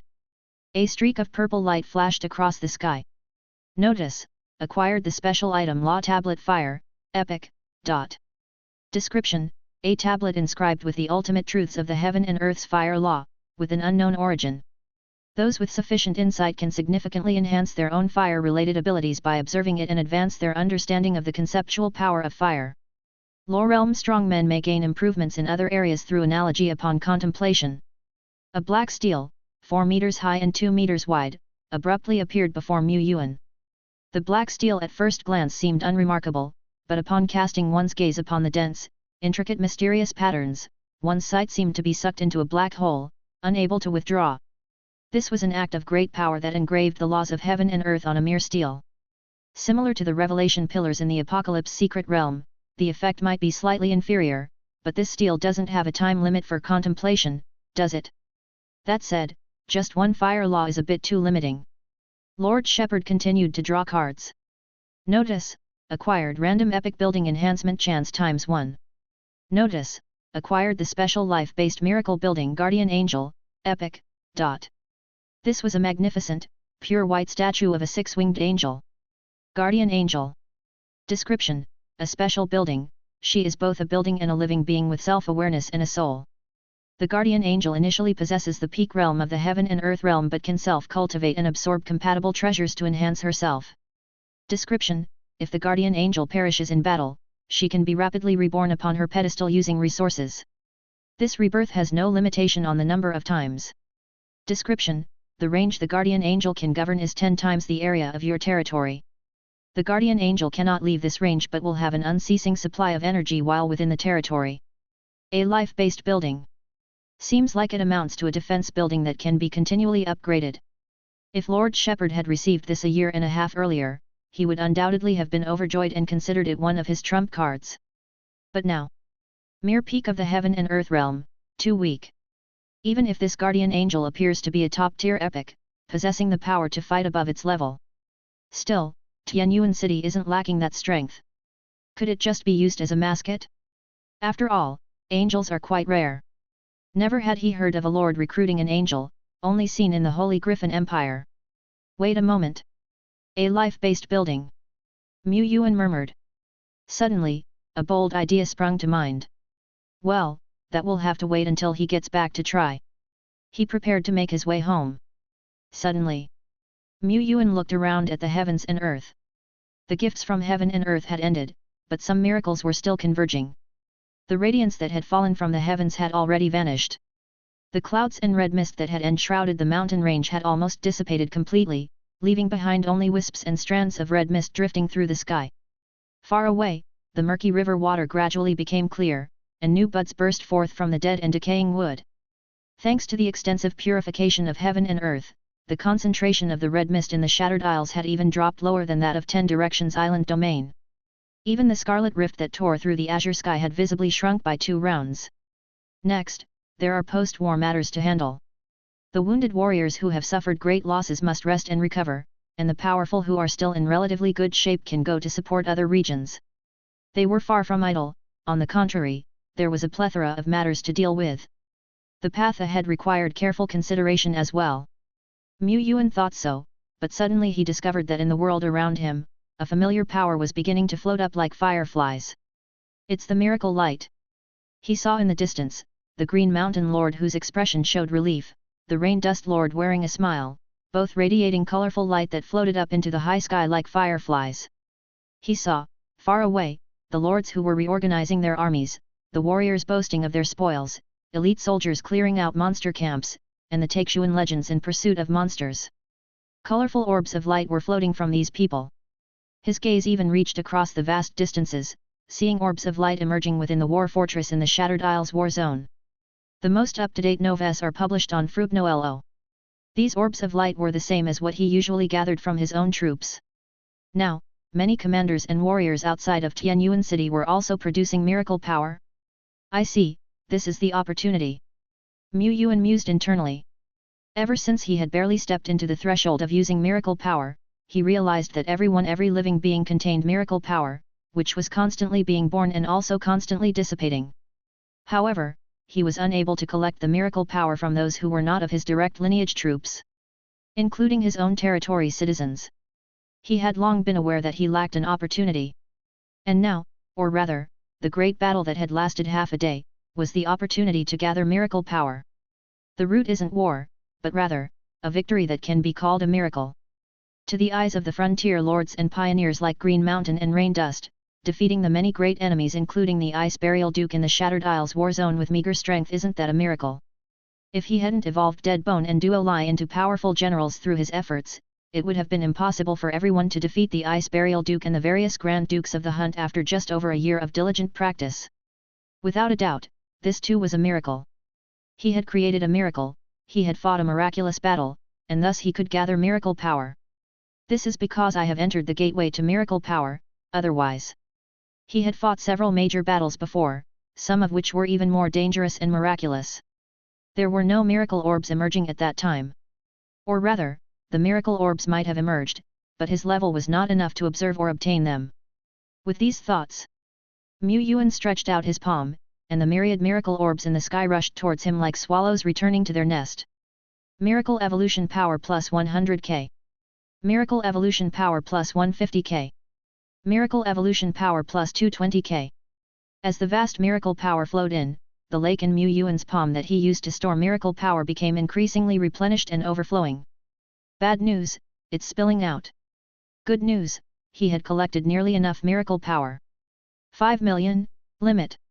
Previously, he had less than a million Evo power left, and now it suddenly skyrocketed to the point that even the Lake of Miracles could not contain it all. Outrageous! Most of this miracle power came from the soldiers and commanders of the Shattered Isles war zone, a small portion from territory citizens, elves, giants, and other bystanders from the 10 Directions Island domain. But the number of soldiers in the Shattered Isles war zone was not large. There were only 100 or 200 pioneer teams, each team boasting 1 or 2, maybe 3 army spirit legions, each legion comprising but 1,000 elite warriors. Among them, some elite warriors had not yet developed wisdom or had only a low level of intelligence, so they had to be excluded. In Tianyuan City, little skeletons that had not yet developed intelligence could also generate Evo power, but Yuan noted that the elite soldiers in the battle zone who lacked intelligence could not provide miracle orbs. It seemed that due to their inadequate intelligence, they did not understand what a miracle was. Besides the various legions, there were also tens of thousands of support personnel in the Shattered Isles war zone. Around 300,000 people in total. Yet they directly provided over 4 million miracle power. After all, it's an untapped mine of riches, and if it weren't for the fact that living beings have a limit on how much miracle power they can accumulate, and that this limit is not high, the amount of miracle power obtained would have been much more. This is already quite enough. I've even figured out the way to gather a large amount of miracle power. Yuan had been fully prepared for a slow evolution. Accumulating for a month to bring forth a legend, this pace wasn't slow, rather, it was quite fast. A legend a month meant 12 in a year. And this rate was slowly increasing with the development of his territories. But he looked into the distance at the scarlet streak that penetrated the sky. Given the current situation, I'm afraid there won't be many years left. Now that the evolutionary miracle is abundant, I can not only cultivate new legends, but I can also advance Dead Bone and Duo Lai even further. Chapter 512. This battle, Dead Bone and Duo Lai, were the key contributors. Both were the peak combat powers of Tianyuan City, much stronger than other generals and fighters. Especially Dead Bone. The miracle power needed for Dead Bone and Duo Lai to evolve was 1.5 million. Just 1.5 million. And with this, the capacity limit of the Lake of Evolution could also be noticeably increased. If a situation were to arise where a vast amount of miracle power could be gathered but not fully accommodated, he would be so pained as to barely breathe. Inside the Dragon Sleep Valley, at a certain place. King. In front of a colossal dragon head statue, a high hunting duke bowed his head, reporting the situation one by one. Our strategy in the Shattered Isles has failed. Ice Burial fell to an undead of unknown origin, and even the avatar of gluttony didn't overcome the human who wielded the power of the battlefield. Ice Burial and gluttony have mishandled the task, but the Taixuan human in command of the battlefield has indeed repeatedly displayed unexpectedly strong power. I have investigated, and the rise of that human lord has been extremely rapid, initially only capable of contending with the fang of the Jackal Wolf, a small force reliant on us, and not long after, he extinguished both the fang of the Jackal Wolf and Blood Serpent in case, unifying the island domain. Now, even without relying on the power of the battlefield, he still has subordinates capable of slaughtering our Duke of Hunting. This human is clearly exceedingly favored by nature, I believe we must not let him live. Atop the dragon head statue, a huge amber gem lit up. The Twilight King spoke, "Granted, this task is yours." "Yes, great king." The High Hunting Duke, Fire Wing, took his leave. It was said that the Ice Burial Duke was cautious in his actions, while Fire Wing was impulsive. But in his view, Ice Burial's caution was merely superficial, otherwise, he wouldn't have fallen in the Shattered Isles. "Lord Firewing, what should we do?" An elite dragon of the Soul Realm asked. Firewing already had a plan. The territory of that human from Tianyuan is located in the 10 Directions Island domain, which is within our range of attack. However, our target is not that territory, but the person of Tianyuan himself. Tianyuan is likely in the Shattered Isles now, we need to find a way to track his movements, then strike him down in one fell swoop. Best strategy, assassination, annihilating Yuan. Medium strategy, gather a great tide, and when Yuan is confirmed to have returned to his territory, attack the 10 Directions Island domain. Least efficient strategy, hunt down the strong ones from Yuan City. Of course, he wanted all of them. Kikikikik. Yuan didn't know he had caught the attention of a dreadful Low Realm powerhouse. After showing himself in the war fortress of the battlefield and then passing through the Starry Sky Gate, he returned to Yuan City with Ilo and Duo Lai. Finally back. Duo Lai stretched and said. Even though it often traveled back and forth. Yuan said, there's no time to waste, let's set up the Radiant City defense barrier. Yes, yes, I knew it. Ilo shrugged her shoulders and turned to say, Number 2, Number 3. Number 18, this task is yours. She delegated it to her own avatars. But although they were avatars, the fatigue was still her own. Her avatars completely shared her consciousness.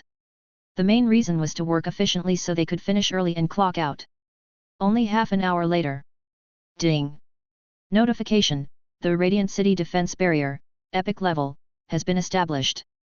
This barrier has a daily mode, a high energy mode, and can withstand attacks from the Low Realm under full power. Furthermore, the barrier possesses top-tier detection and concealment abilities and also has the capability to set enchantments within its scope. Such is the charm of a city defense barrier. The defensive strength goes without saying. He did not plan to use the city defense barrier to bluntly resist the God Soul realm of the Ice Burial Grand Duke, but it could spare him worries during a large-scale battle, eliminating concerns that the city might suffer from the aftermath. If they were to confront the Ice Burial Grand Duke, under the abyss-like divine power of the Ice Burial Duke's God Soul realm, most of the common people in the city would likely die. During the battle, each core and each elite could bear it because even the weakest elite warrior was at the second-order peak and positioned within the core. When the battle between the Dead Bone and the Ice Burial Grand Duke began, only a very few legendary strong beings dared to remain outside the war fortress. Even ordinary legends could not face the aftermath directly. Detection and concealment capabilities are equally important. With the Radiant Barrier in place, monsters like the Faceless Ones would be instantly discovered the moment they set foot in the barrier's range.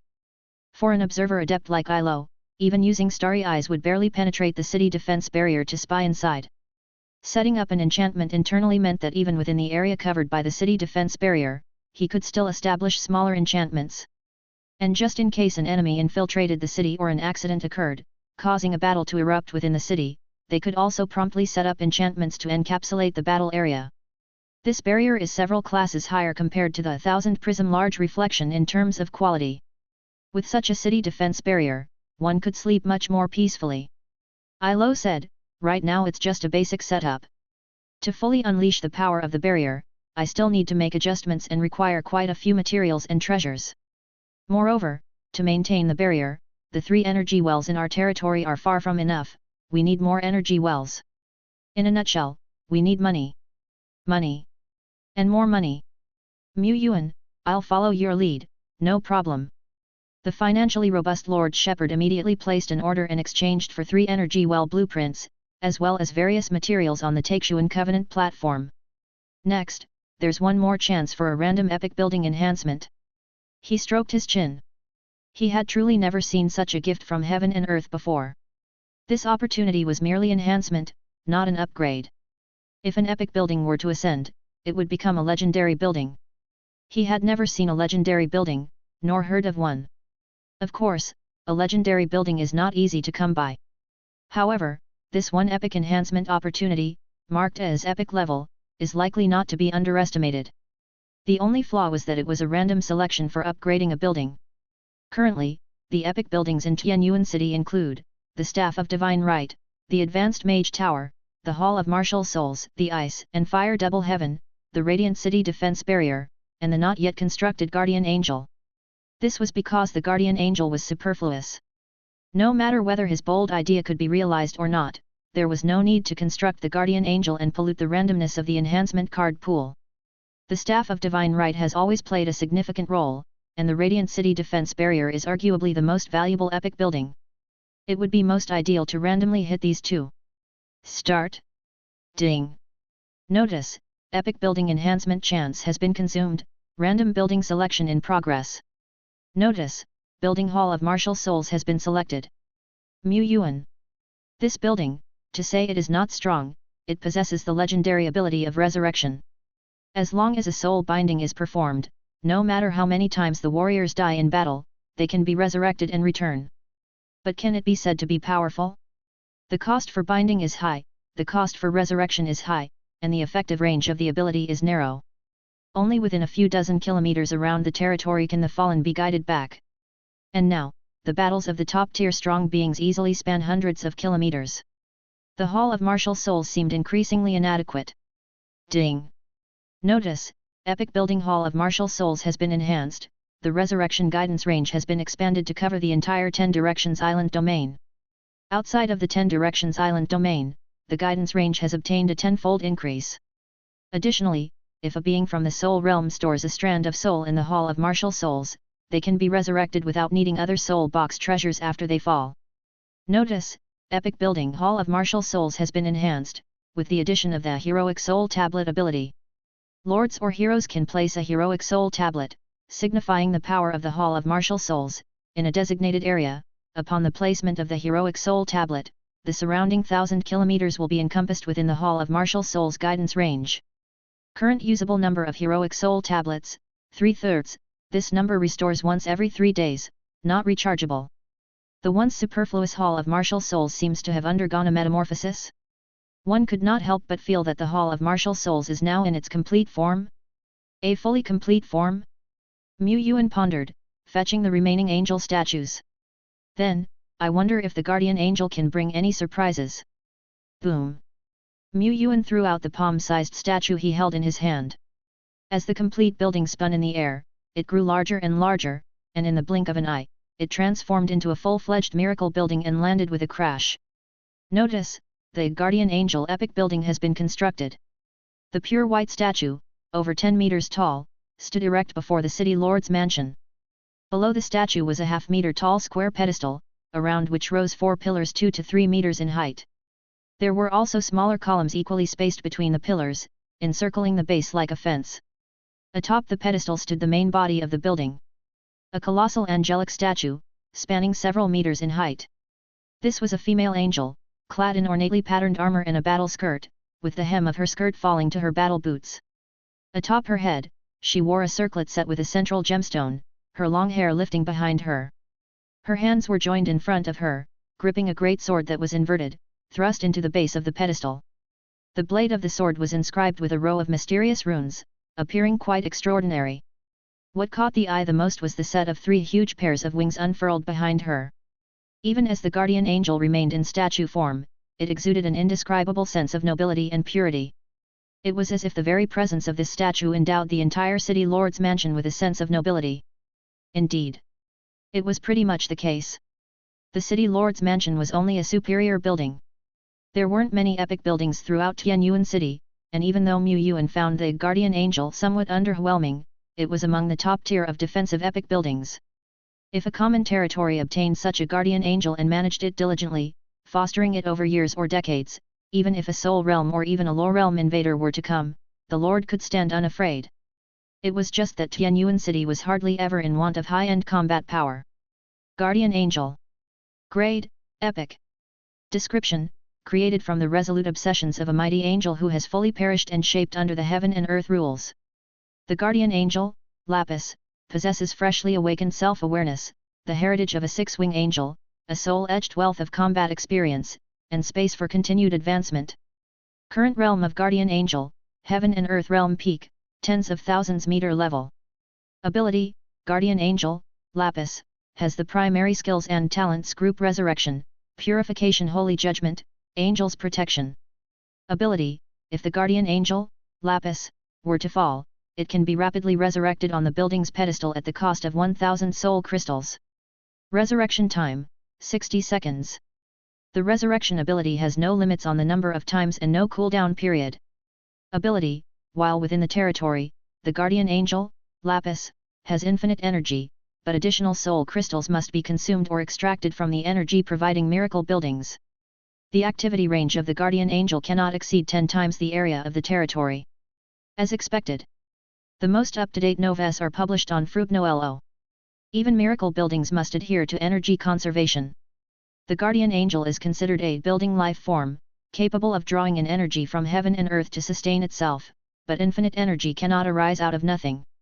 It seems even stronger than I imagined, Mu Yuan thought. The revival time is extremely short, the cost remarkably low, and the guardian angel is born a tens of thousands meter level peak strongman, equipped with 3 major epic abilities. Her combat power almost makes her the strongest under legendary life in Tianyuan City. And the abilities are of considerable value. Group Resurrection, cast on an area, can resurrect up to 36 fallen individuals, excluding the undead and dark shadow life forms, with a cooldown time of 1 day. Note, cannot resurrect individuals of a higher grade than oneself, cannot resurrect individuals who have been dead for more than 12 hours. Indeed, it can't compare to Dead Bone's undead resurrection. However, undead resurrection is a rather abnormal ability, until now, Mu Yuan had acknowledged this fact. Bone 2, Bone 3. None of the epic skeletons among the 20 to 30,000 skeletons throughout Tianyuan City awakened a similar ability. Angels, however, were different. Even the epic 1-star dual-wing angels had a substantial chance of awakening the divine skill single revival. This was no secret in the eternal world. Revival artifacts were extremely rare, and the cost of revival was immense. Angels, on the other hand, could easily resurrect a fallen powerhouse. What lord wouldn't want to possess an angel? But it was something sought after but not obtained. Angels were the emblem of the Holy Griffin Empire. The Holy Griffin Empire possessed the sole 7th Order recruitment building angel reincarnation pool in the entire eternal world. Traditionally, only the imperial family and a very few generals who had greatly distinguished themselves in the empire were granted permission to approach the angel reincarnation pool, imploring the favor of an upper realm angel. Angels. Mu Yuan, of course, also harbored some yearning for such mythic creatures that could only be admired from afar. However, the ability Group Resurrection doesn't seem to offer much value to Tianyuan City, does it? After all, the guardian angel cannot stray far from the territory.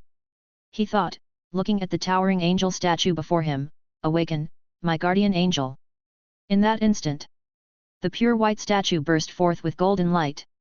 The entire body of the statue, or rather, the guardian angel, was wrapped in the shining golden light, and as this bright glow shone, the entire figure started to shrink rapidly, from several meters high to less than 2 meters. When the golden light dissipated, standing before Mu Yuan was no longer a stone statue, but a golden-haired, silver-armored, white-winged female angel. She knelt on one knee. Master! I, Lapis, shall vow to guard the territory with my life. Although guardian angel Lapis possessed self-consciousness and the ability to inherit powers, she still felt like a cold, lifeless puppet. After all, she was a building life form. She was life, yet also a building. Mu Yuan, accompanied by Lapis, walked into the city lord's mansion, and called for Yisai, to have Duo Lai guide the newcomer. No problem, I will definitely introduce all the delicious food of Tianyuan City to Lapis. Lapis showed no expression. Since she was a living being and appeared no different from ordinary people, she could probably eat, right? She left with Duo Lai. What Mu Yuan wanted to attempt was another bold experiment. Evolution. Guardian angels were miracle buildings, and therefore they only had the one epic designation, and there was no talk of epic 1-star or epic 2 stars, etc. But Lapis was also alive. So, could she evolve? If so, as a miracle building, what kind of transformation would she undergo? Mu Yuan manipulated the Evo power and began to try, tentatively infusing it into Lapis's body. He received feedback instantly. It's actually possible. It just requires 500 million Evo power. Not the 50 million required for an epic 3-star to evolve into legendary, but a full 500 million. Lord Shepherd felt the impulse to try. What changes would occur to a guardian angel building after evolution? He restrained himself. Directly evolving was too risky, and he hadn't forgotten that the evolutions of Ilo, Lulu, and others had far exceeded standard requirements. Besides, he didn't have 500 million evolution points at hand anymore. He had used them up not long ago. He looked towards the Dragon Hillock Fertile Land secret realm. Inside, the sky was overcast, with storm clouds swirling. The vast might of legend rolled and filled the entire secret realm. Dead Bone was within, bathing in the light of evolution. Evolution points, 150 million. Once Dead Bone's evolution was complete, Duo Lai would undergo evolution next. Despite the appearance of an evolution target like Guardian Angel that made him eager, Yuan would still proceed according to the planned pace from before. Now that he had figured out numerous ways to gather miracle power, accumulating millions of evolution points wouldn't take too long. And it can't take too long. The enemy was too strong, and their power was not yet sufficient for self-preservation. After all, scarlet tendrils crisscrossed the azure sky, and many regions across the entire Taixuan, the entire world, were engulfed in war and crisis. The crisis in the Shattered Isles had been resolved, but there were still many battle zones and cities that were in retreat under the onslaught of monster armies. Panchi City has encountered a powerful attack from a legendary being and urgently needs reinforcements. Currently, a small half of Panchi City areas are in danger. Frostleaf Island War Zone faces the threat of being breached and is urgently calling for help, urgently calling for help. River Valley City is calling for help. Whitewood Castle is calling for help. Heavenly Water River Defense Area is calling for help. Signals for help from various regions came one after another, yet helping hands were scarce. It was regrettable, but inevitable. Originally, Taixuan was barely able to meet the enemy at the gate, but with a large number of monsters pouring in during the Sky Rift disaster and monster powerhouses stepping into the Alliance's heartlands, how could there be enough manpower? Several veterans in charge of command and deployment at the Pioneer Group's headquarters were no longer present. They had gone to the front lines. The military forces were particularly strained. One armed general spoke up, "Send a message to Lord Biting, urge him once again." The official responsible replied, "Lord Biting has already dispatched reinforcements, including 2 Lore Realm powerhouses and 3 Soul Realm powerhouses, all of whom have already headed to the most critical battle zones. The current distress messages are from areas that have not yet received any allocation of reinforcements. Headquarters can only ask them to continue to hold on." A moment of silence followed within the command center. Someone asked, "Is there really no way to squeeze out more reinforcements? We in Taixuan indeed have so many miracle lords." "Reinforcements are not impossible to find," said the official. "In fact, many lords have volunteered for battle, and we've also allocated them to appropriate areas. It's just, we're severely lacking high-end combat power." In the areas beyond the battle zones, a single legendary being represented an incomparable combat force. The vast majority of lords, even with all their troops and territories' strength, could not contend with a single legendary being. And the legendary forces that could be mustered were already dispatched to various front lines. Ding! New legendary reinforcements are connected, awaiting dispatch. As soon as the alert sounded, a look of joy could not be concealed by the soldiers present. "Which lord or which great territory's division general is it? How many legends are there?" the one-armed veteran asked. "It's a general from the Tianyuan city lord." "Tianyuan?" The one-armed veteran was somewhat astonished. Didn't the Tianyuan youngster just recently defeat the armies of Dragon Sleep Valley, and after a desperate battle defeated their army? Perhaps the Tianyuan city lord felt that some of his generals still had the strength for another battle, and he saw our constant calls for help, and we, indeed, urgently need strong reinforcements in some frontline areas. The one-armed veteran clenched his fist tighter and took a deep breath. "Send the generals from Tianyuan city to the critical areas." Panchi City. As one of the only 3 official major cities in Taixuan's Twilight Dominion, Panchi City boasted a vast population, an expansive area, and powerful defensive capabilities. In the past, Panchi City was founded to fend off the monster overlord that ruled the entire Dark Forest, the Goblin Kingdom. Thus, Panchi City was situated at the very outskirts of the Taixuan territory, directly facing this wildland that was the Dark Forest. After the fall of the Goblin Kingdom, this area went from being deadly to a high-risk zone. Nevertheless, since it lacked a miracle territory, the entire Dark Forest was still classified as a wilderness. Above the Dark Forest, a scarlet streak tore through the sky like a scar, bisecting half of the azure sky. Red mist and countless monsters swarmed out from within, continuously assaulting Panchi City. If that were all, Panchi City would still stand firm like solid rock amidst the surging tide. The city defense barrier gleamed brilliantly, with a barrier light screen stretching up to meet the sky. Any flying creature that tried to penetrate the light screen would clatter down to the ground. A strike from a being in the legendary realm, harnessing the power of heaven and earth, could only cause ripples to spread across the barrier. This city defense barrier was not the top grade, but it wasn't something an ordinary legendary could breach. However, the monsters in the legendary realm can't break through Panchi City, but if they go around it, they can easily destroy the dozens, if not hundreds, of towns surrounding it. We must firmly drag these monsters down here. Ordinary legions guarded the city, while legendary realm beings stepped out of the barrier and confronted formidable foes high in the sky. Outnumbered and under siege. Boom! Lord Pan Shi fiercely slammed into the barrier light screen, causing ripples to spread. He was drenched in blood, his armor cracked. His bloodshot eyes fixed intently on a green silhouette in the distance. Goblin King. A peak force in the heaven and earth realm. Of course, he too was at the peak of the heaven and earth realm. But, by the Goblin King's side stood two other peak beings of the same realm. Giant Goblin, Ravenous Goblin. Around them circled a dozen or so not-so-weak monster legends, while Pan Shi City had only 6 legends and 1 army spirit legion. He was the only one at the peak of the heaven and earth realm. If only Sword Saint Tianhe and Great Stone Lord were here. He muttered to himself. But after the Goblin Kingdom fell, Pan Shi City didn't need much defense. He often sent Sword Saint Tianhe and Great Stone Lord to the front lines for battle. Little did he expect a disaster like today's. I've been fighting for over a decade, I won't fall here, he said, wiping the blood from the corner of his mouth, suddenly smiling. Oh, are reinforcements on their way? Then I must keep you all here no matter what. Shiki. Shankai. Rumble rumble. The ground trembled, the defenders fought valiantly against the invading horde, occasionally glancing into the distance. Zhang Loxing was among them. As part of the reinforcements, he arrived at Pan Shi City to help with the defense. But I'm too weak.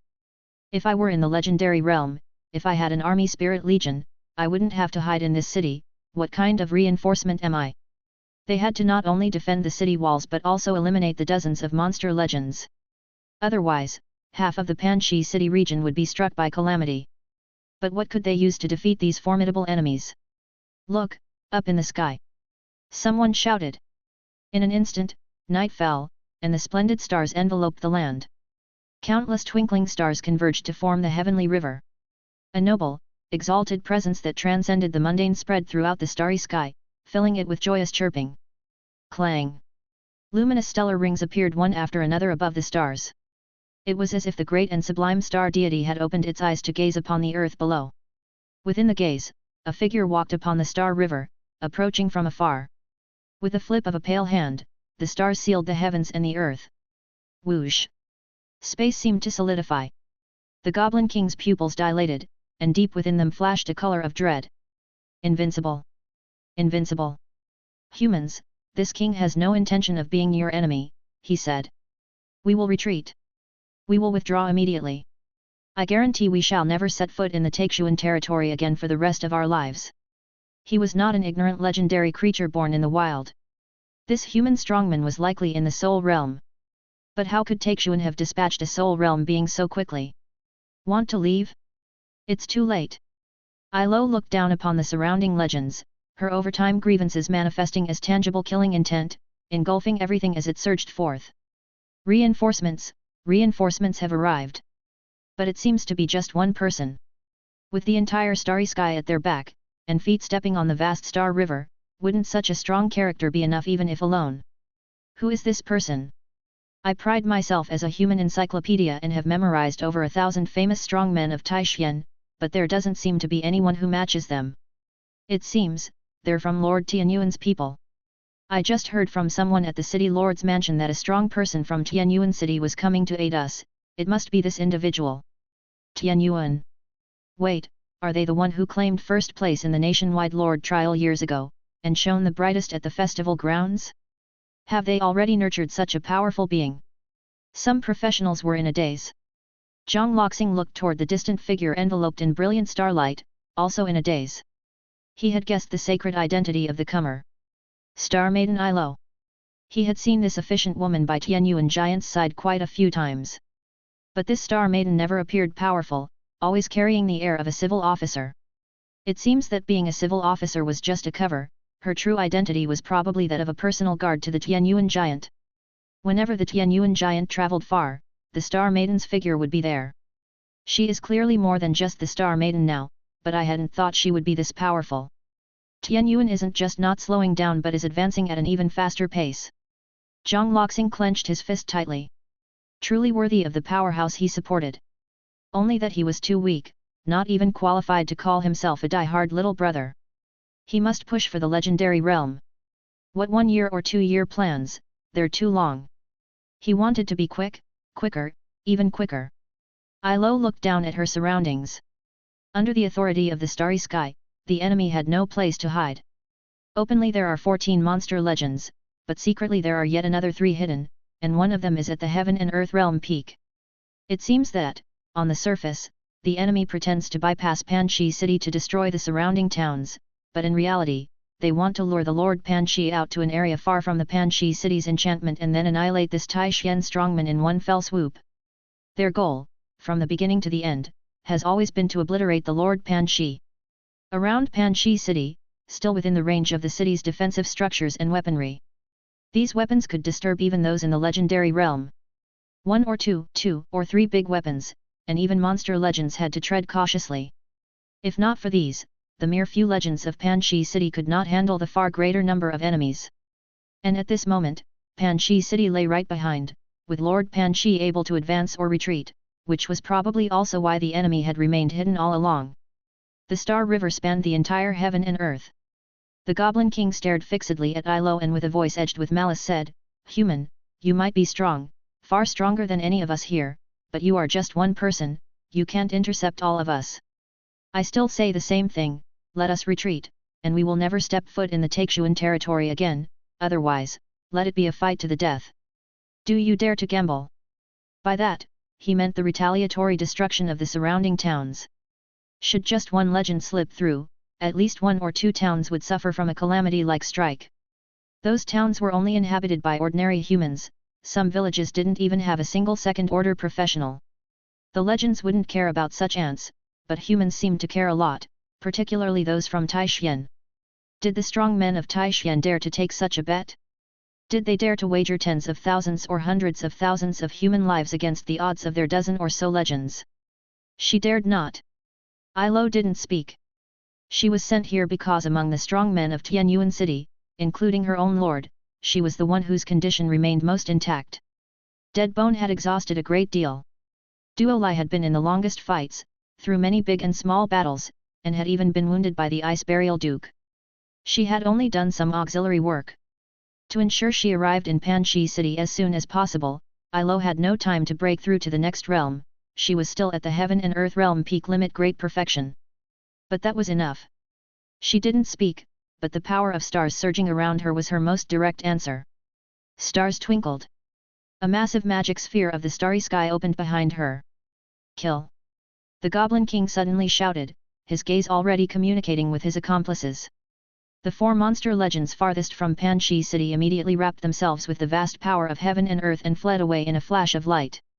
The Goblin King, with a club wreathed in strands of crimson fog, crossed the space in an instant and appeared not far from Ilo. "Die!" Thump thump. The cry wasn't completed, but it felt as though the heart was struck by a massive hammer, nearly halting on the spot. The Goblin King's swinging stance froze mid-air. He saw 6 magic spheres whirling around him, imprisoning him within a hexagram. Or rather, he had jumped into this imprisoning formation. The legends who attacked with him were either imprisoned in mid-air like him or were pierced by dazzling beams of starlight. Including those who had been hiding around and chose this moment to launch a sneak attack. Was the entire army annihilated? No, how could she be so powerful? The Goblin King struggled fiercely, as did the other imprisoned legends, with violent energy bursting from inside them, causing the imprisoning hexagram to buzz continuously. Even a strongman in the soul realm couldn't possibly imprison several of us at the heaven and earth realm peak.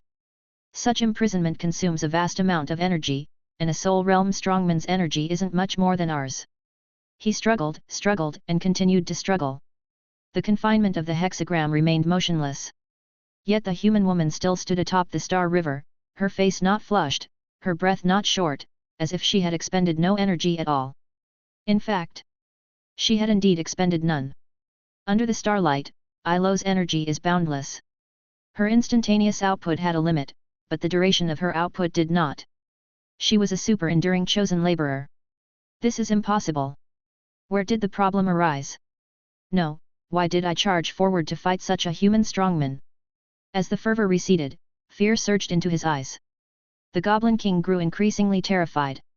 He had just been as if under a spell, with thoughts suddenly emerging in his mind, there's a flaw, there's a chance, might be able to kill a human strongman, it's not impossible for heaven and earth realm to counter-kill a soul realm. And these thoughts only grew stronger. He charged forth swinging his club. By his character, he should have had other strong men cover the rear, attract firepower, and escaped amid the chaos himself.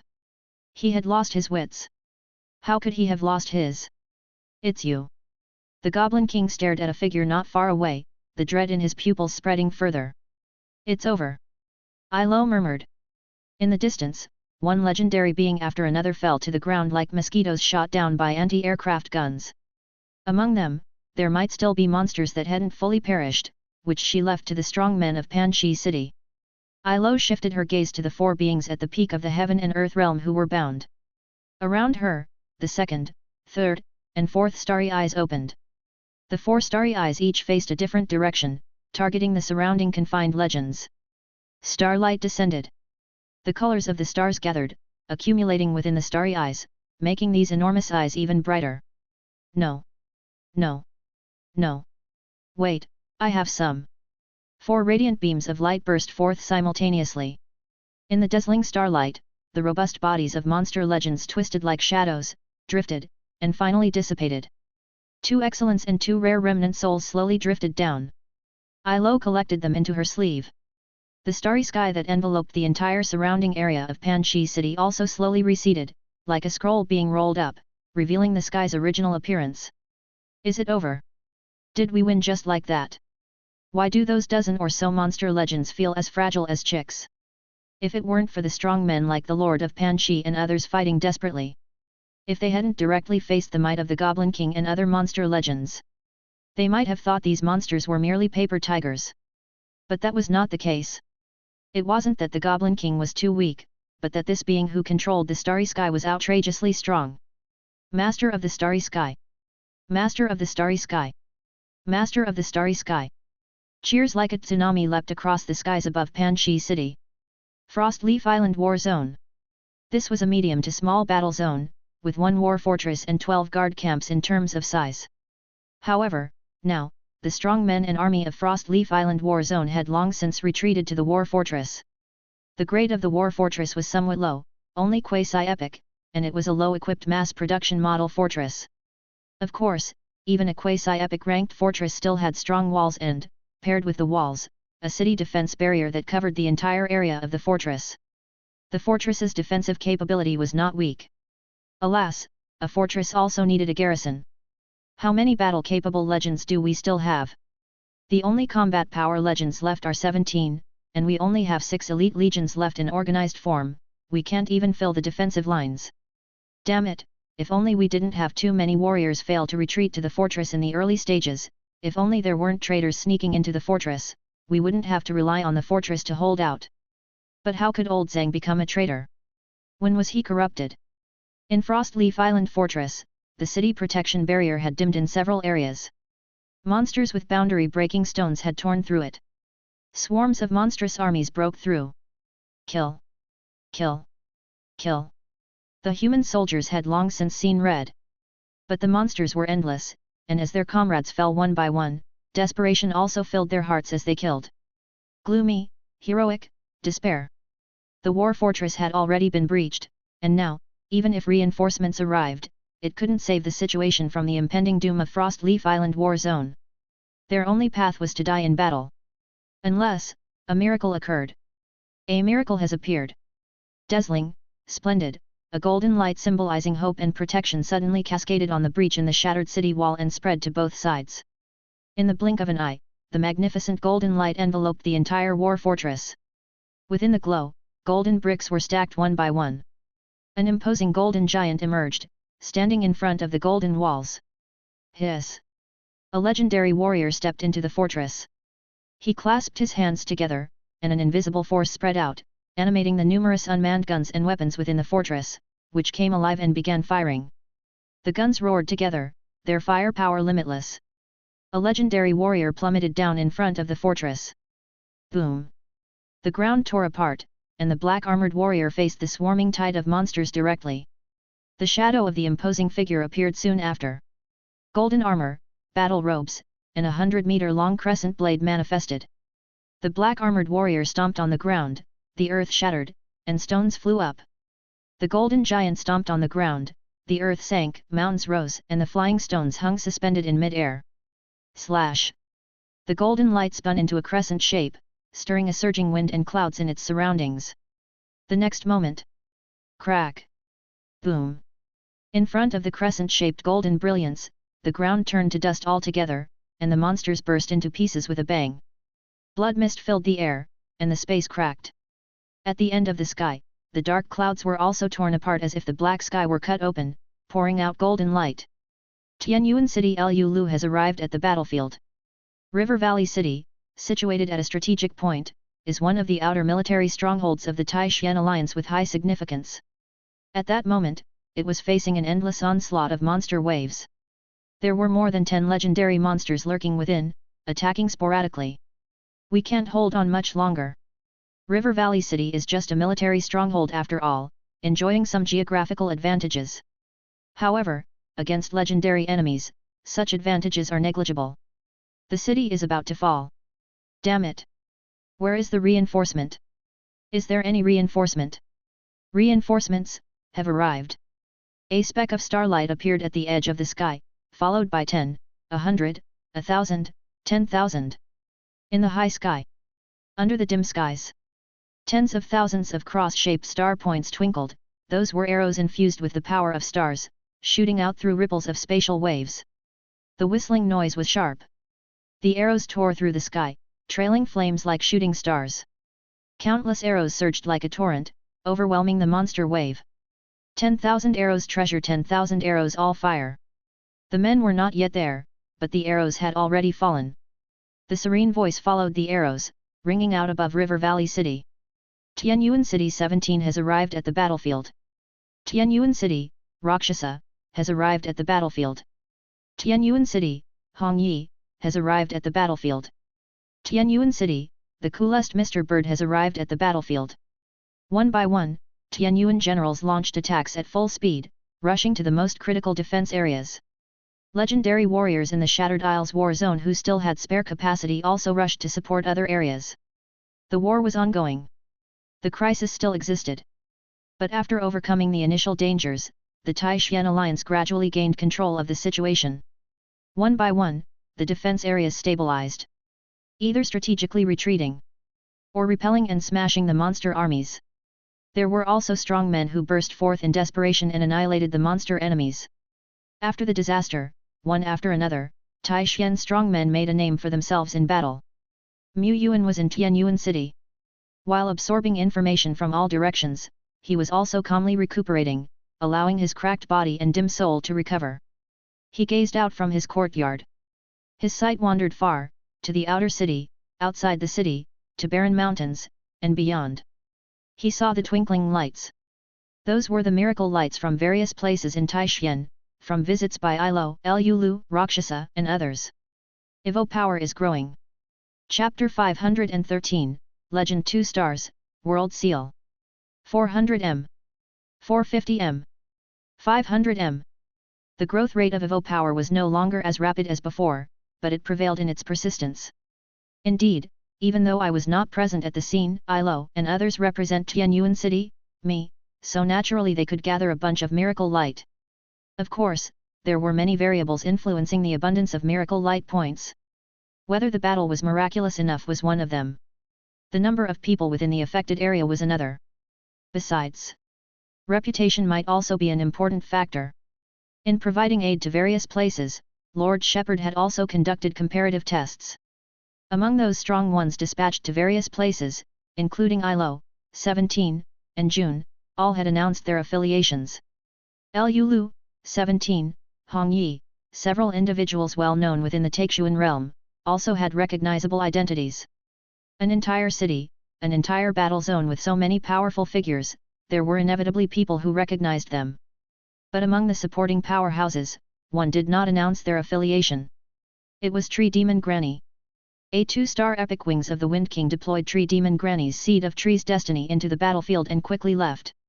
Tree Demon Granny manifested a body hundreds of meters tall, sweeping across the tide, before dissipating the avatar, turning the entire tree body into dust and sand. She did not take a cloud with her. ILO equals Tianyuan City. Tree Demon Granny does not equal Tianyuan City. Mu Yuan initially thought that in the eyes of the city's soldiers, since the reinforcements couldn't be equated with Tianyuan City, they wouldn't be able to gather miracle power. Actually, he had already distantly sensed that in the area where Tree Demon Granny offered help, there were miracle light points converging.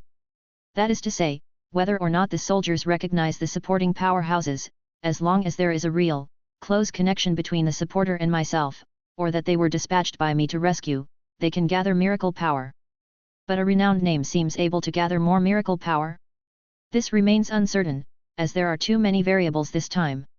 One thing is for sure, the difference in miracle power that hero units and non-hero units can gather is large, estimated to be about 3 to 4 times. The variables are great in each rescue operation this time. But like Ilo, Lulu, and Rakshasa, such heroes, the miracle light points drifting in their battle areas are obviously more numerous, far more than those of 17, Hong Yi, and Jun's battle zones. Mu Yuan then speculated that this was the difference between heroes and non-heroes. There has always been this saying that a hero is an extension of the Lord's power. This power is not superficial power, but a conceptual authority. Even though he had already begun to dabble in miracle power and was wielding profound conceptual power, possessing the power of the obliterated lore realm, his understanding of the miracle territory was still very rudimentary. This involved the fundamental rules of the eternal world. I still have 2 heroes proofs in my hand. The best scenario would be to assign them to generals who can operate independently. The miracle light points gradually thinned. The growth of Evo power returned to its normal state. At this moment, the numbers fixed at 623m. As the dead bone evolved, the capacity limit for Evo power also saw a significant increase. However, it's approaching the limit again. This rapid rise in Evo power, it's a kind of happy trouble indeed. Mu Yuan cast his gaze towards the Dragon Mound Fertile Land secret realm.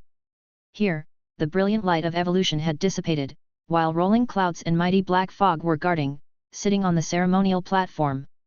Ding! Reminder, your hero Dead Bone bathed in miracle light, has evolved to Legend 2 stars. Reminder, Dead Bone's area of Wraith Sacred Mountain expands, several undead benefit from the residual evolution, enjoying evolutionary ascension. Reminder, through the evolutionary miracle, Dead Bone enhances its hero weapon Wailing Death. Wailing Death's basic ability is greatly enhanced, and a new conceptual level ability Absolute Decline is added. Absolute Decline, enemies directly hit by Wailing Death have their basic attributes reduced by 10% each time, and this decay ability can accumulate repeatedly. It's not that hitting the enemy 10 times would bring their attributes down to 0. Without 3 attributes, physique, mental strength, energy, all would be 0, meaning direct death. Only in the soul realm could one cling to survival like a candle in the wind. Absolute Decline further reduces the weakened body of the enemy by 10% each time. 1 hit leaves 90% of base attributes, 2 hits, 81%. After being hit multiple times, even beings of the lore realm would weaken, comparable to ordinary humans. Such is the terror. The most terrifying aspect is, when Dead Bone uses the decay curse, even if combined with conceptual power, the effect of the curse depends on the enemy's strength. If the enemy is too strong, their high resistance significantly weakens the effect of the curse. However, the debuff from absolute decay has absolute effects. Strong beings might reduce the duration of this absolute decay curse, but the reduction in attributes cannot be mitigated. At the levels of Dead Bone and Duo Lai, the enhancement from Hero's exclusive weapon is already not very significant. Especially for Dead Bone. Wailing Death can store the breath of death, but the Wraith Sacred Mountain, Holy Mountain projection can store even more, millions of times more than a single Wailing Death. Wailing Death is sharp, but not as much as the Wither King Bone. King's Bone inherently carries the sharpness concept, also imbuing hit enemies with the power of witheredness. In the past, a heaven and earth realm powerhouse, even slightly grazed by the Wither King Bone, was doomed to death. Later in Mu Yuan's life, he seldom saw Dead Bone wielding Wailing Death to strike people, almost treating the sword as a symbolic or staff-like item. And now, Wailing Death had regained its brilliance and could be considered a divine artifact. However, as powerful as the effect of Wailing Death is, it also has the flaw of needing to make direct contact. If it weren't for this flaw, if every skill of undead itself had the effect of absolute decline, it would then be a divine skill. Moreover, the enhancement from Wailing Death was merely a perk. Notification: your hero undead has evolved to Legend 2-star position and awakened the Legend Power Death Mark. Death Mark. Explanation: when a living being steps into the third stage of mastering a conceptual power, it can leave its own mark at the land of world origin, which is called World Seal. Each World Seal is unique, and marks formed by similar powers also vastly differ. This is a symbol of a strong individual's self. Explanation: a few legendary lives are born revered and can possess their own World Seal even before their conceptual powers step into the third stage.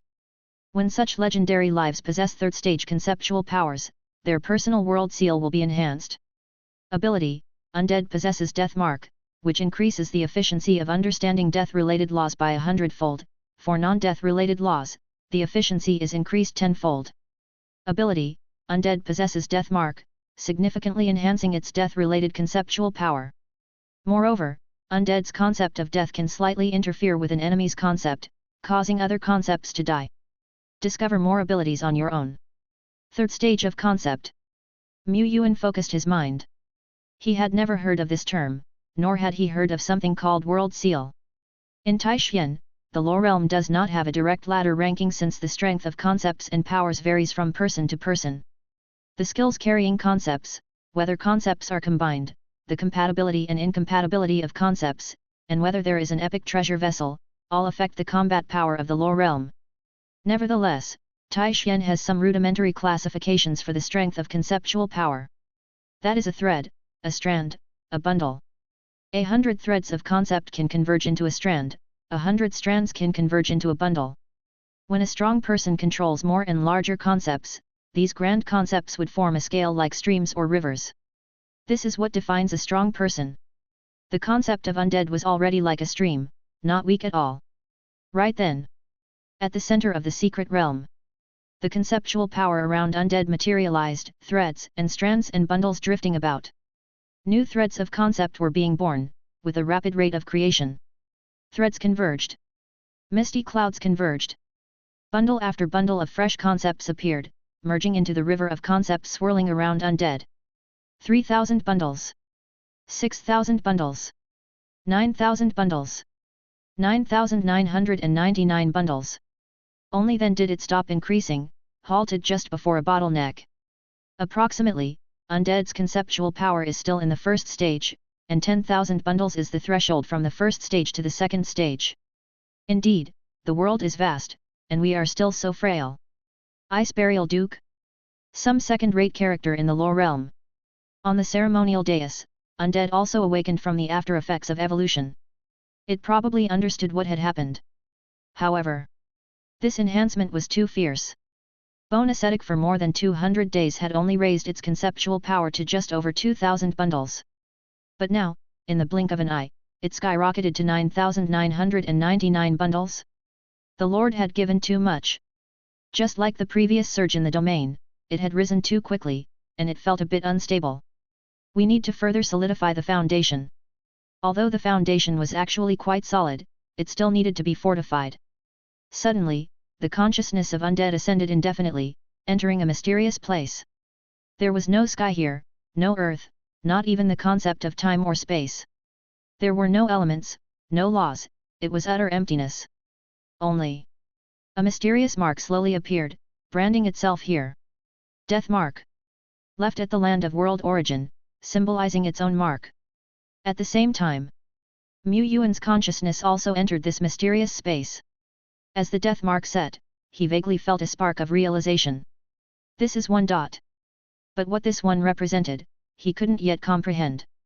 Is this the land of origin? Yuan's consciousness could roam about, but it couldn't stray from the death mark. He explored habitually, but nothing happened. Here, his consciousness was also somewhat obscured, as if falling into a dream. Suddenly, from afar, presumably from afar, a voice arose. A new world seal has been born. Which old friend has finally broken through their constraints? An aged voice echoed, lingering long in the wind. Suddenly, another voice emerged. This voice was young, as gentle as the wind. This mark symbolizes death. Could it be that the boundary-breaking powerhouse is an undead? The undead race has been practically extinct, only propped up by the silent sovereign. A fiery voice snorted coldly.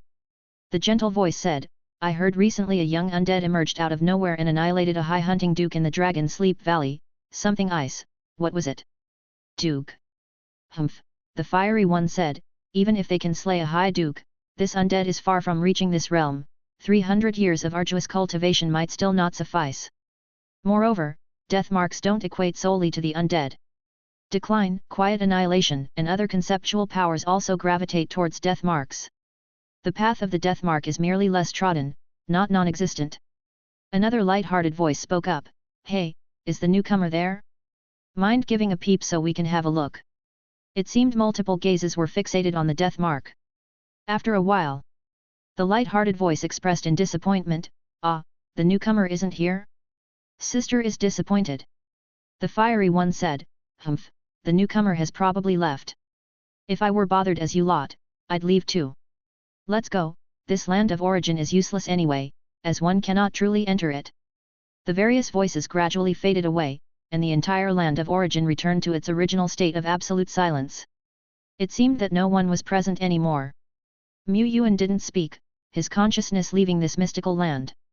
The land of origin. He murmured, "The ones who just spoke, are they beings who have mastered the power of concept to the third stage? What realm might such beings inhabit?" It was hard even to guess. Because, even in the top secret database of the Pioneer Group, Lore Realm was already the highest revealed level.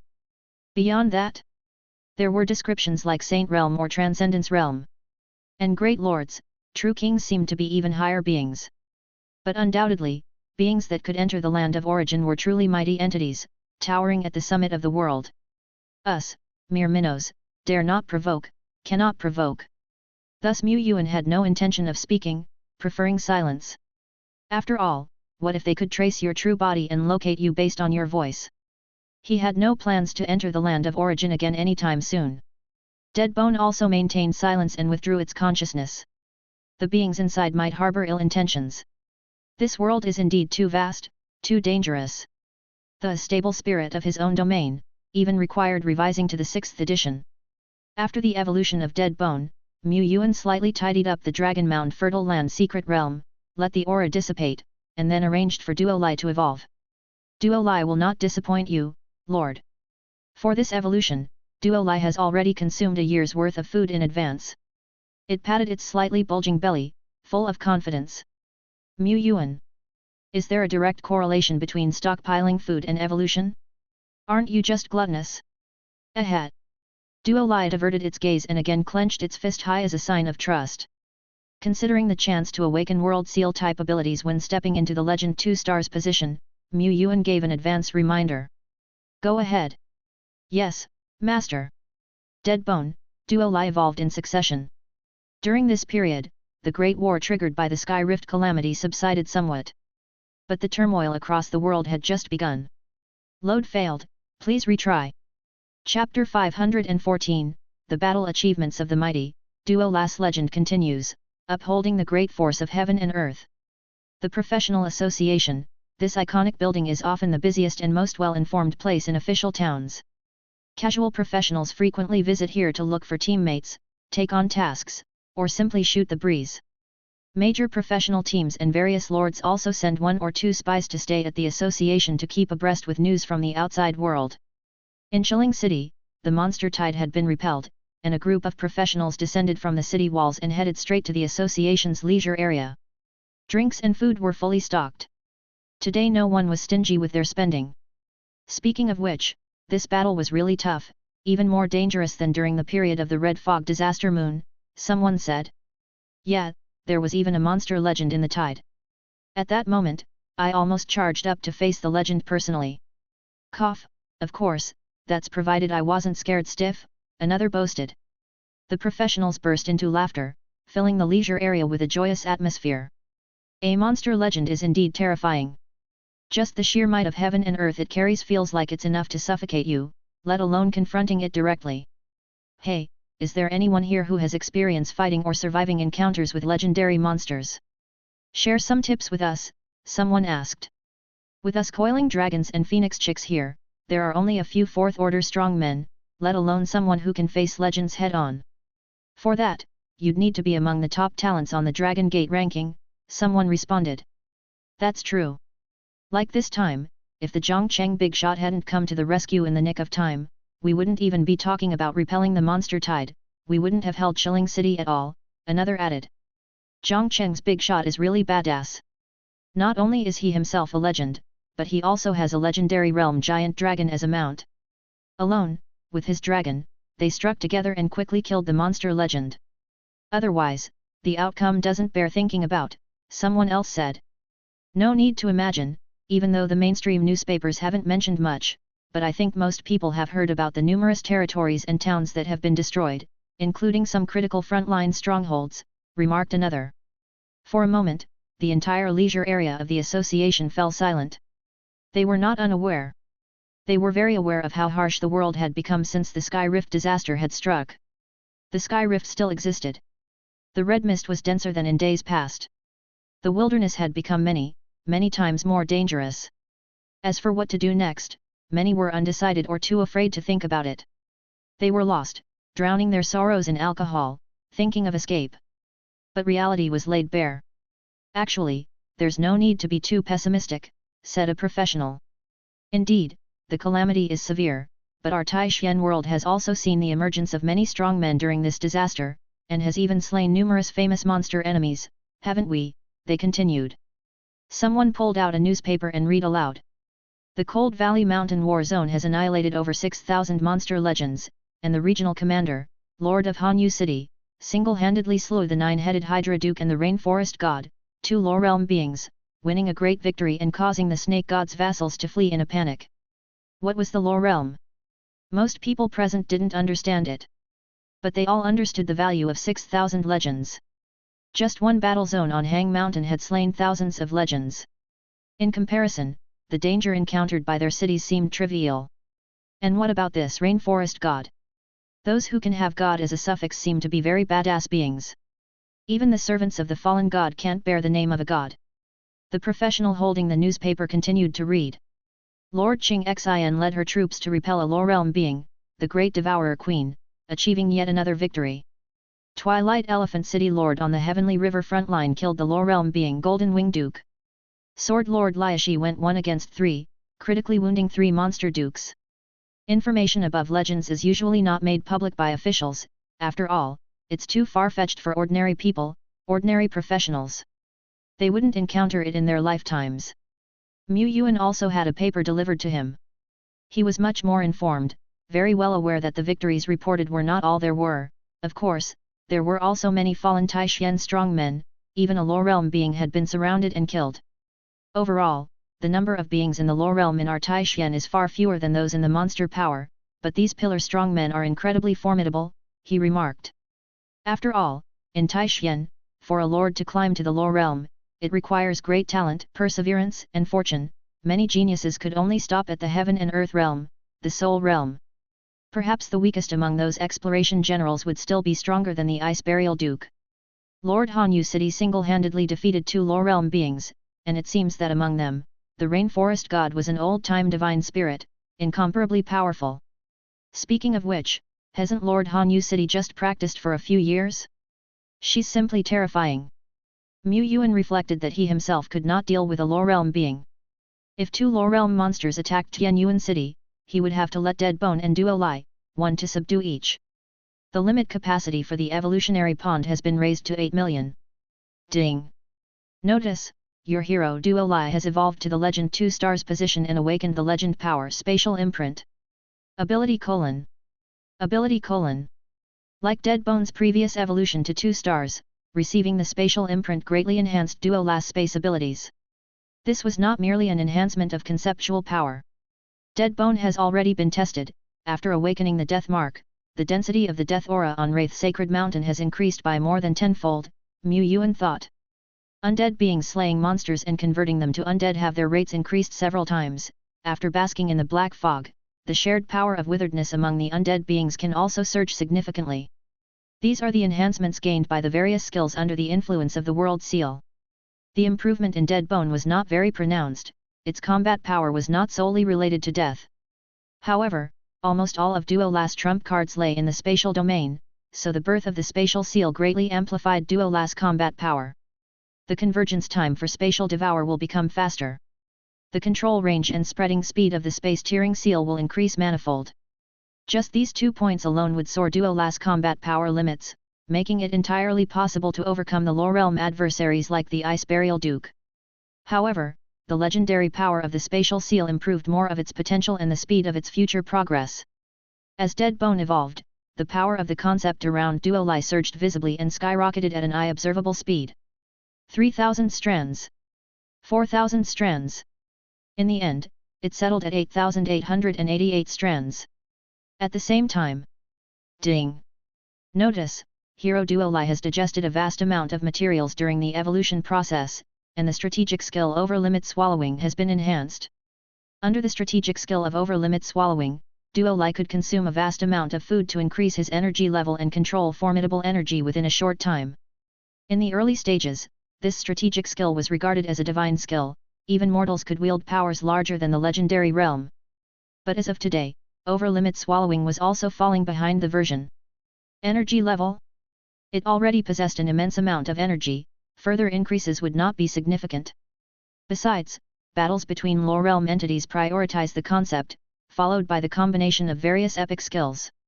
A slightly higher or lower energy level only makes a significant difference when clearing out the riffraff. But now, over limit swallowing, new. Description: Hero Duo Lai can break through his own limits in a short time by devouring all living beings, dead objects, energy, concepts, endowed by devouring heaven and earth. The range of enhancement includes energy level, domain limit, power of concept. Remark: through over limit swallowing, new, Duo Lai can temporarily break the domain radius limit of 50,000 meters. Mu Yuan. A domain radius of 50,000 meters is the rule limit, representing a perfect domain. And it can still be broken through?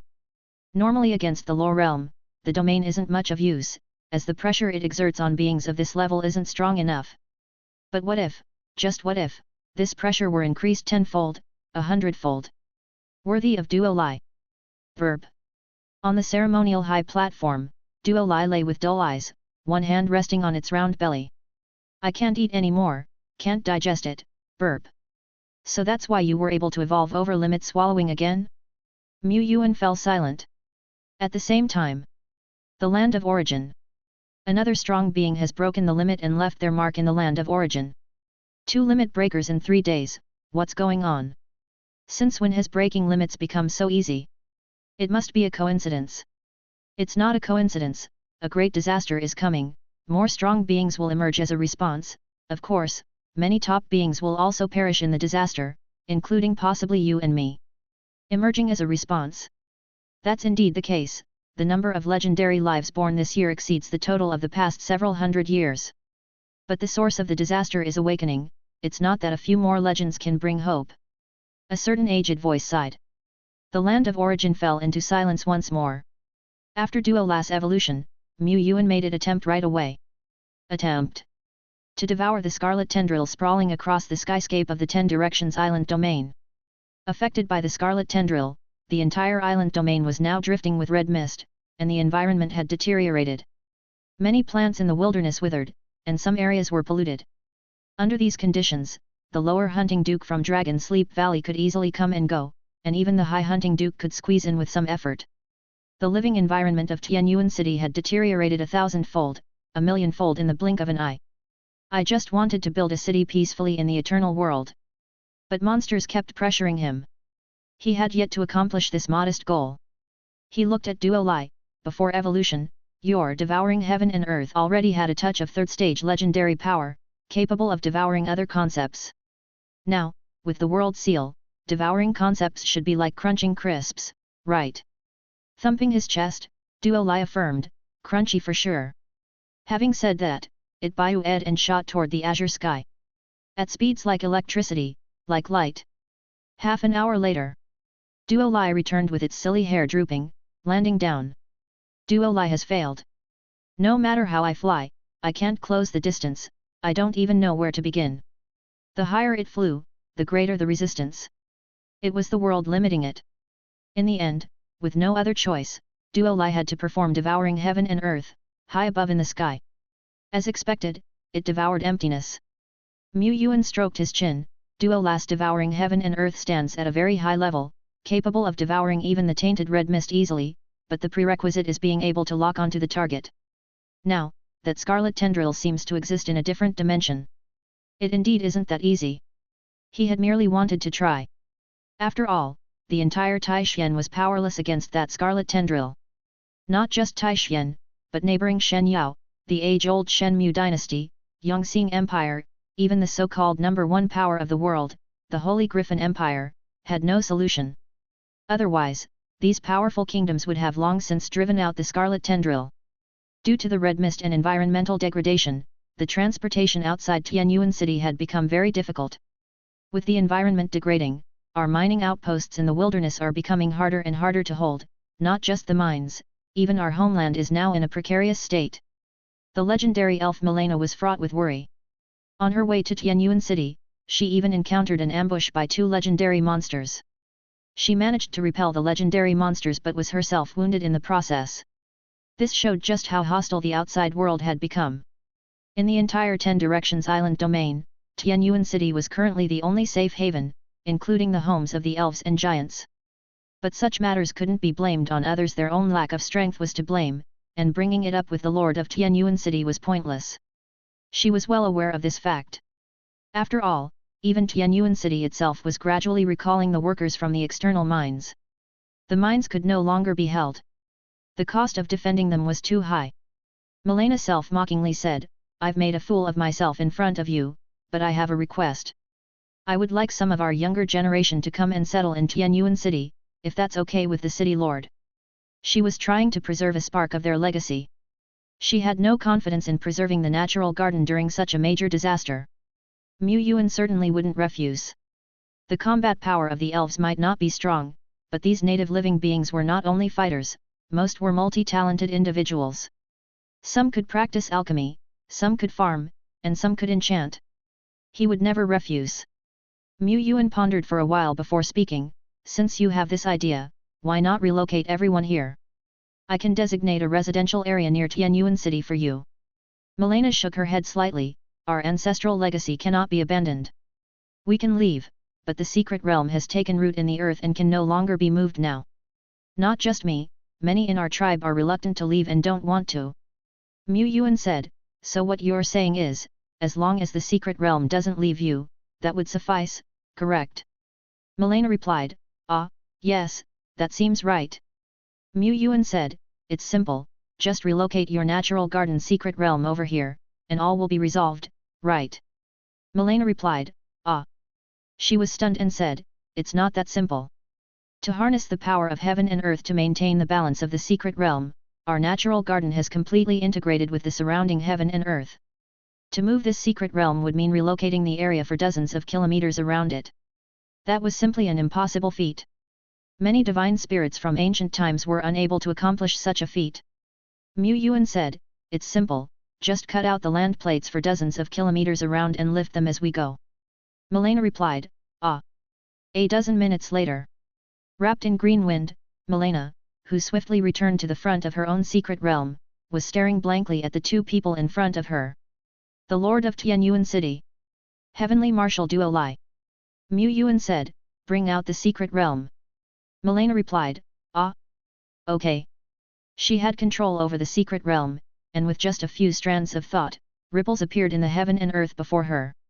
Subsequently, a small garden with an area of just a few thousand square meters appeared on the vast land, pushing aside the surrounding trees. That was the natural garden. Or rather, the entrance to the natural garden. "Duo Lai. Leave it to me, now." 1, 2, a total of 5 space-tearing seals appeared around Duo Lai. The seals imprinted upon heaven and earth. Black spatial cracks spread out rapidly in all directions. 10 kilometers. 30 kilometers. 60 kilometers. 100 kilometers. In just tens of seconds, the black cracks formed a giant net that enveloped the area in a 100-kilometer radius. 100 kilometers was merely the current requirement, not the limit of Duo Lai, who already possessed the spatial imprint. Boom! Boom! The earth shook, and the space that had opened up cut out the land within the 100-kilometer radius. The next moment, solidify. Duo Lai clapped his hands together. The once ferocious power of spatial fissure suddenly became docile, and the space in 100-kilometer radius abruptly solidified. The perfect domain unfolded. The power of heaven and earth across the 100 kilometers also suddenly boiled. An endless surge of energy formed into a giant hand, slowly lifting the massive land plate. Let's go. Yuan spread out his spiritual power to protect the surroundings. Milena, meanwhile, was completely stunned. Chapter 515, Affiliated Forces, Elf Panel. The workers at the various mining sites around Tianyuan City are evacuating because Yuan is preparing to relocate all the veins to the vicinity of Tianyuan City. In the early days, they had moved veins, but it was too time-consuming and laborious. Now, moving veins is more than 100 times easier, and he can even save on the auxiliary formations. Duo Lai is holding the space steady with one hand and lifting heaven and earth with the other, which is sufficient. Moving veins is moving a secret realm is also moving. However, if Duo Lai hadn't evolved, it would have been quite difficult for it to lift the natural garden enclave, it might even have been impossible. Leaving that aside. Evolution. Before having the spatial imprint, Duo Lai's space-tearing seal had a mere 32 km range and couldn't cover 100 km. Of course, it could diffuse the space-tearing seal to expand the range, but the control would weaken.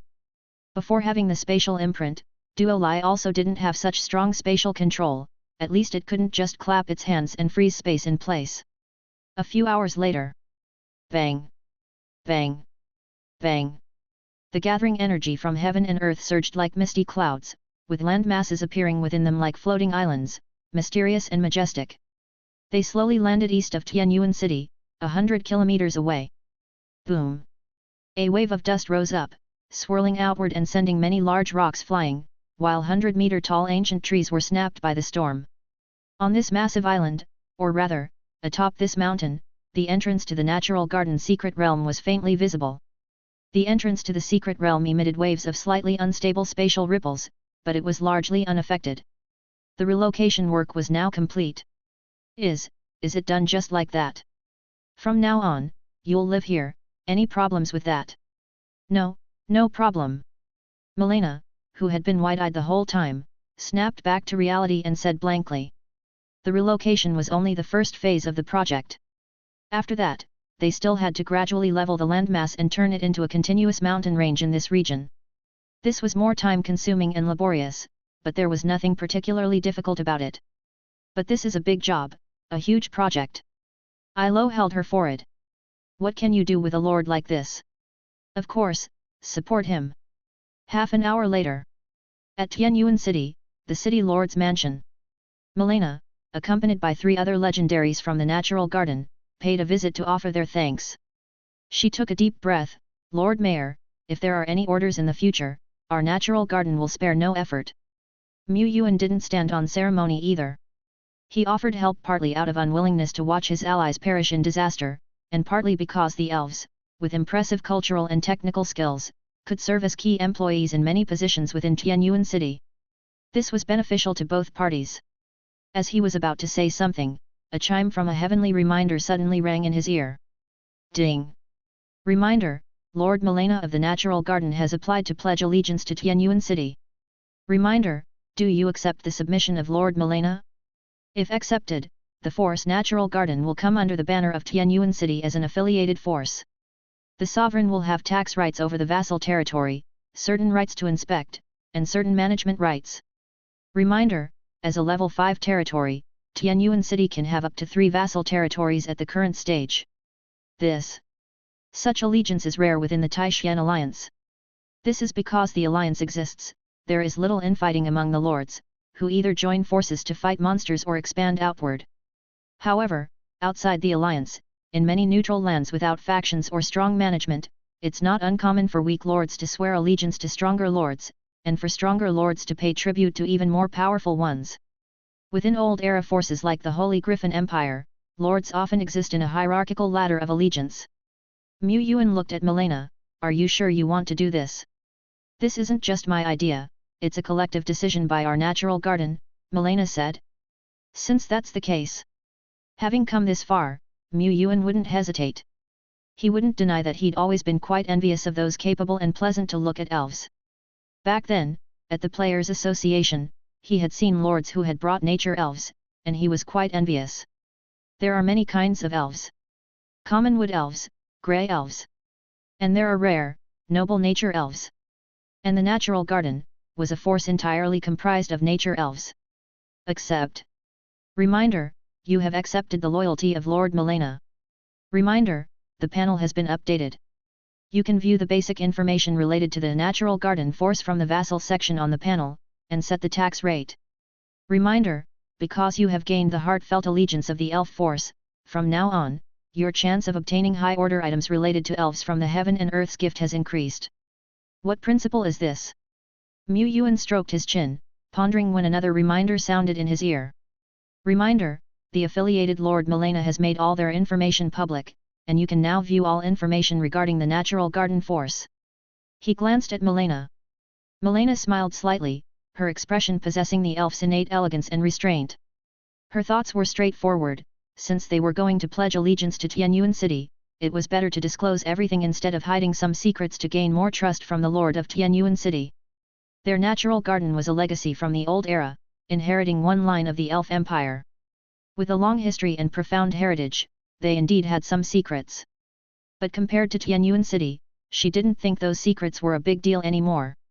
She hadn't forgotten that just half a year ago, Tianyuan City was struggling under the fang of the Jackal Wolf's invasion, and now, even top-tier fighters from Dragon Sleep Valley who crossed realms were swiftly dispatched like slaughtering chickens. Yuan opened the panel. Tianyuan City. Subordinate territory, Natural Garden. Natural Garden. Level, LV5, defective. Lord, Milena, click to view details. Legendary Realm, God Moon Elf High Priestess Hera, Moon Elf God Archer Lin N, Nature Druid Marissa, click to view each for details.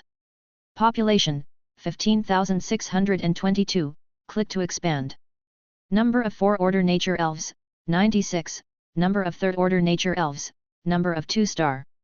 Buildings, Natural Priestess Statue, Job Change Building, Wind Chase Hunting Ground, Job Change Building, Sacred Natural Spring, Epic, Well of Nature, Excellence, X3, Flower Field of Nature, Excellence, X3.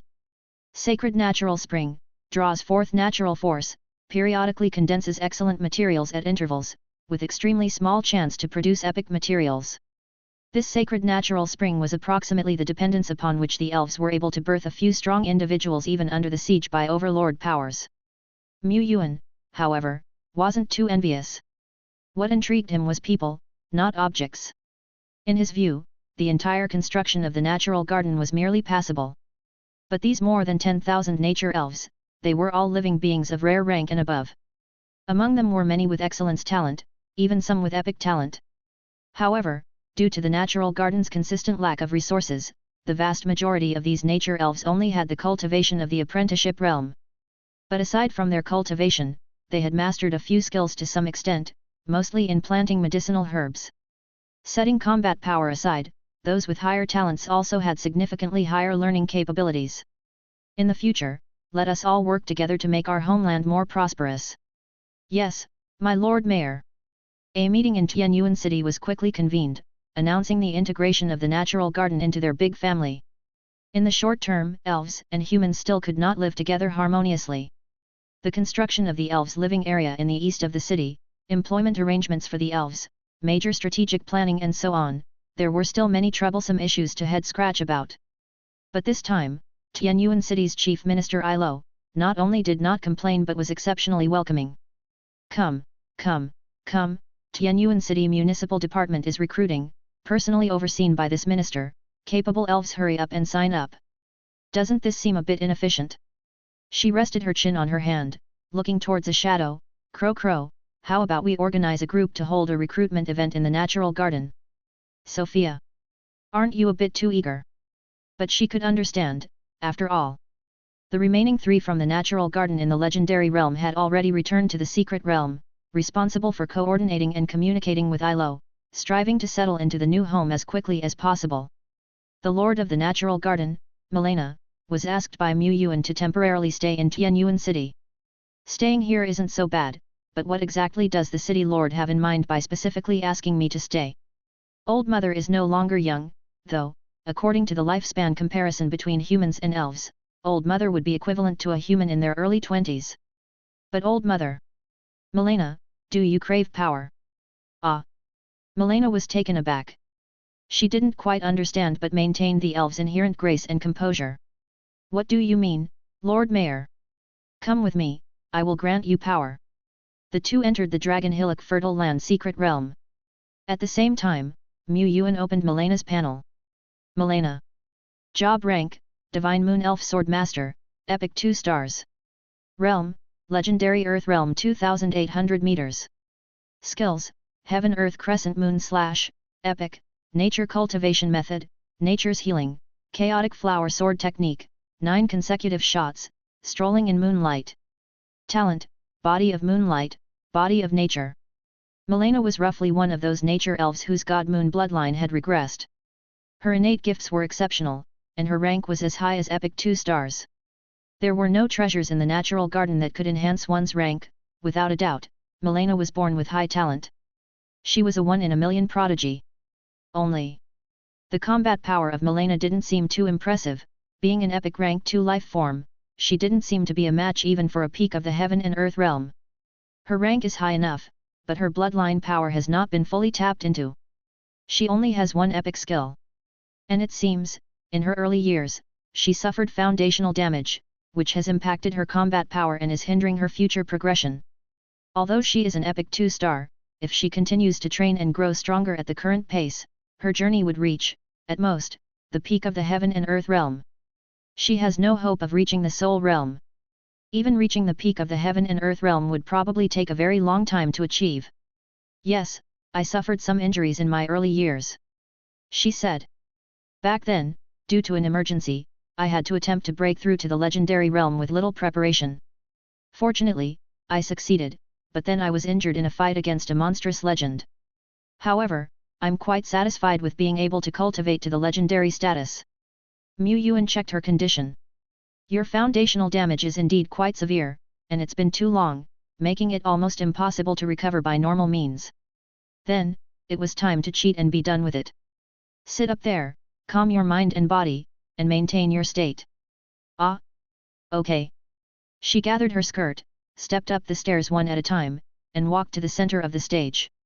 She sat down straight-backed after taking a look around. What's next?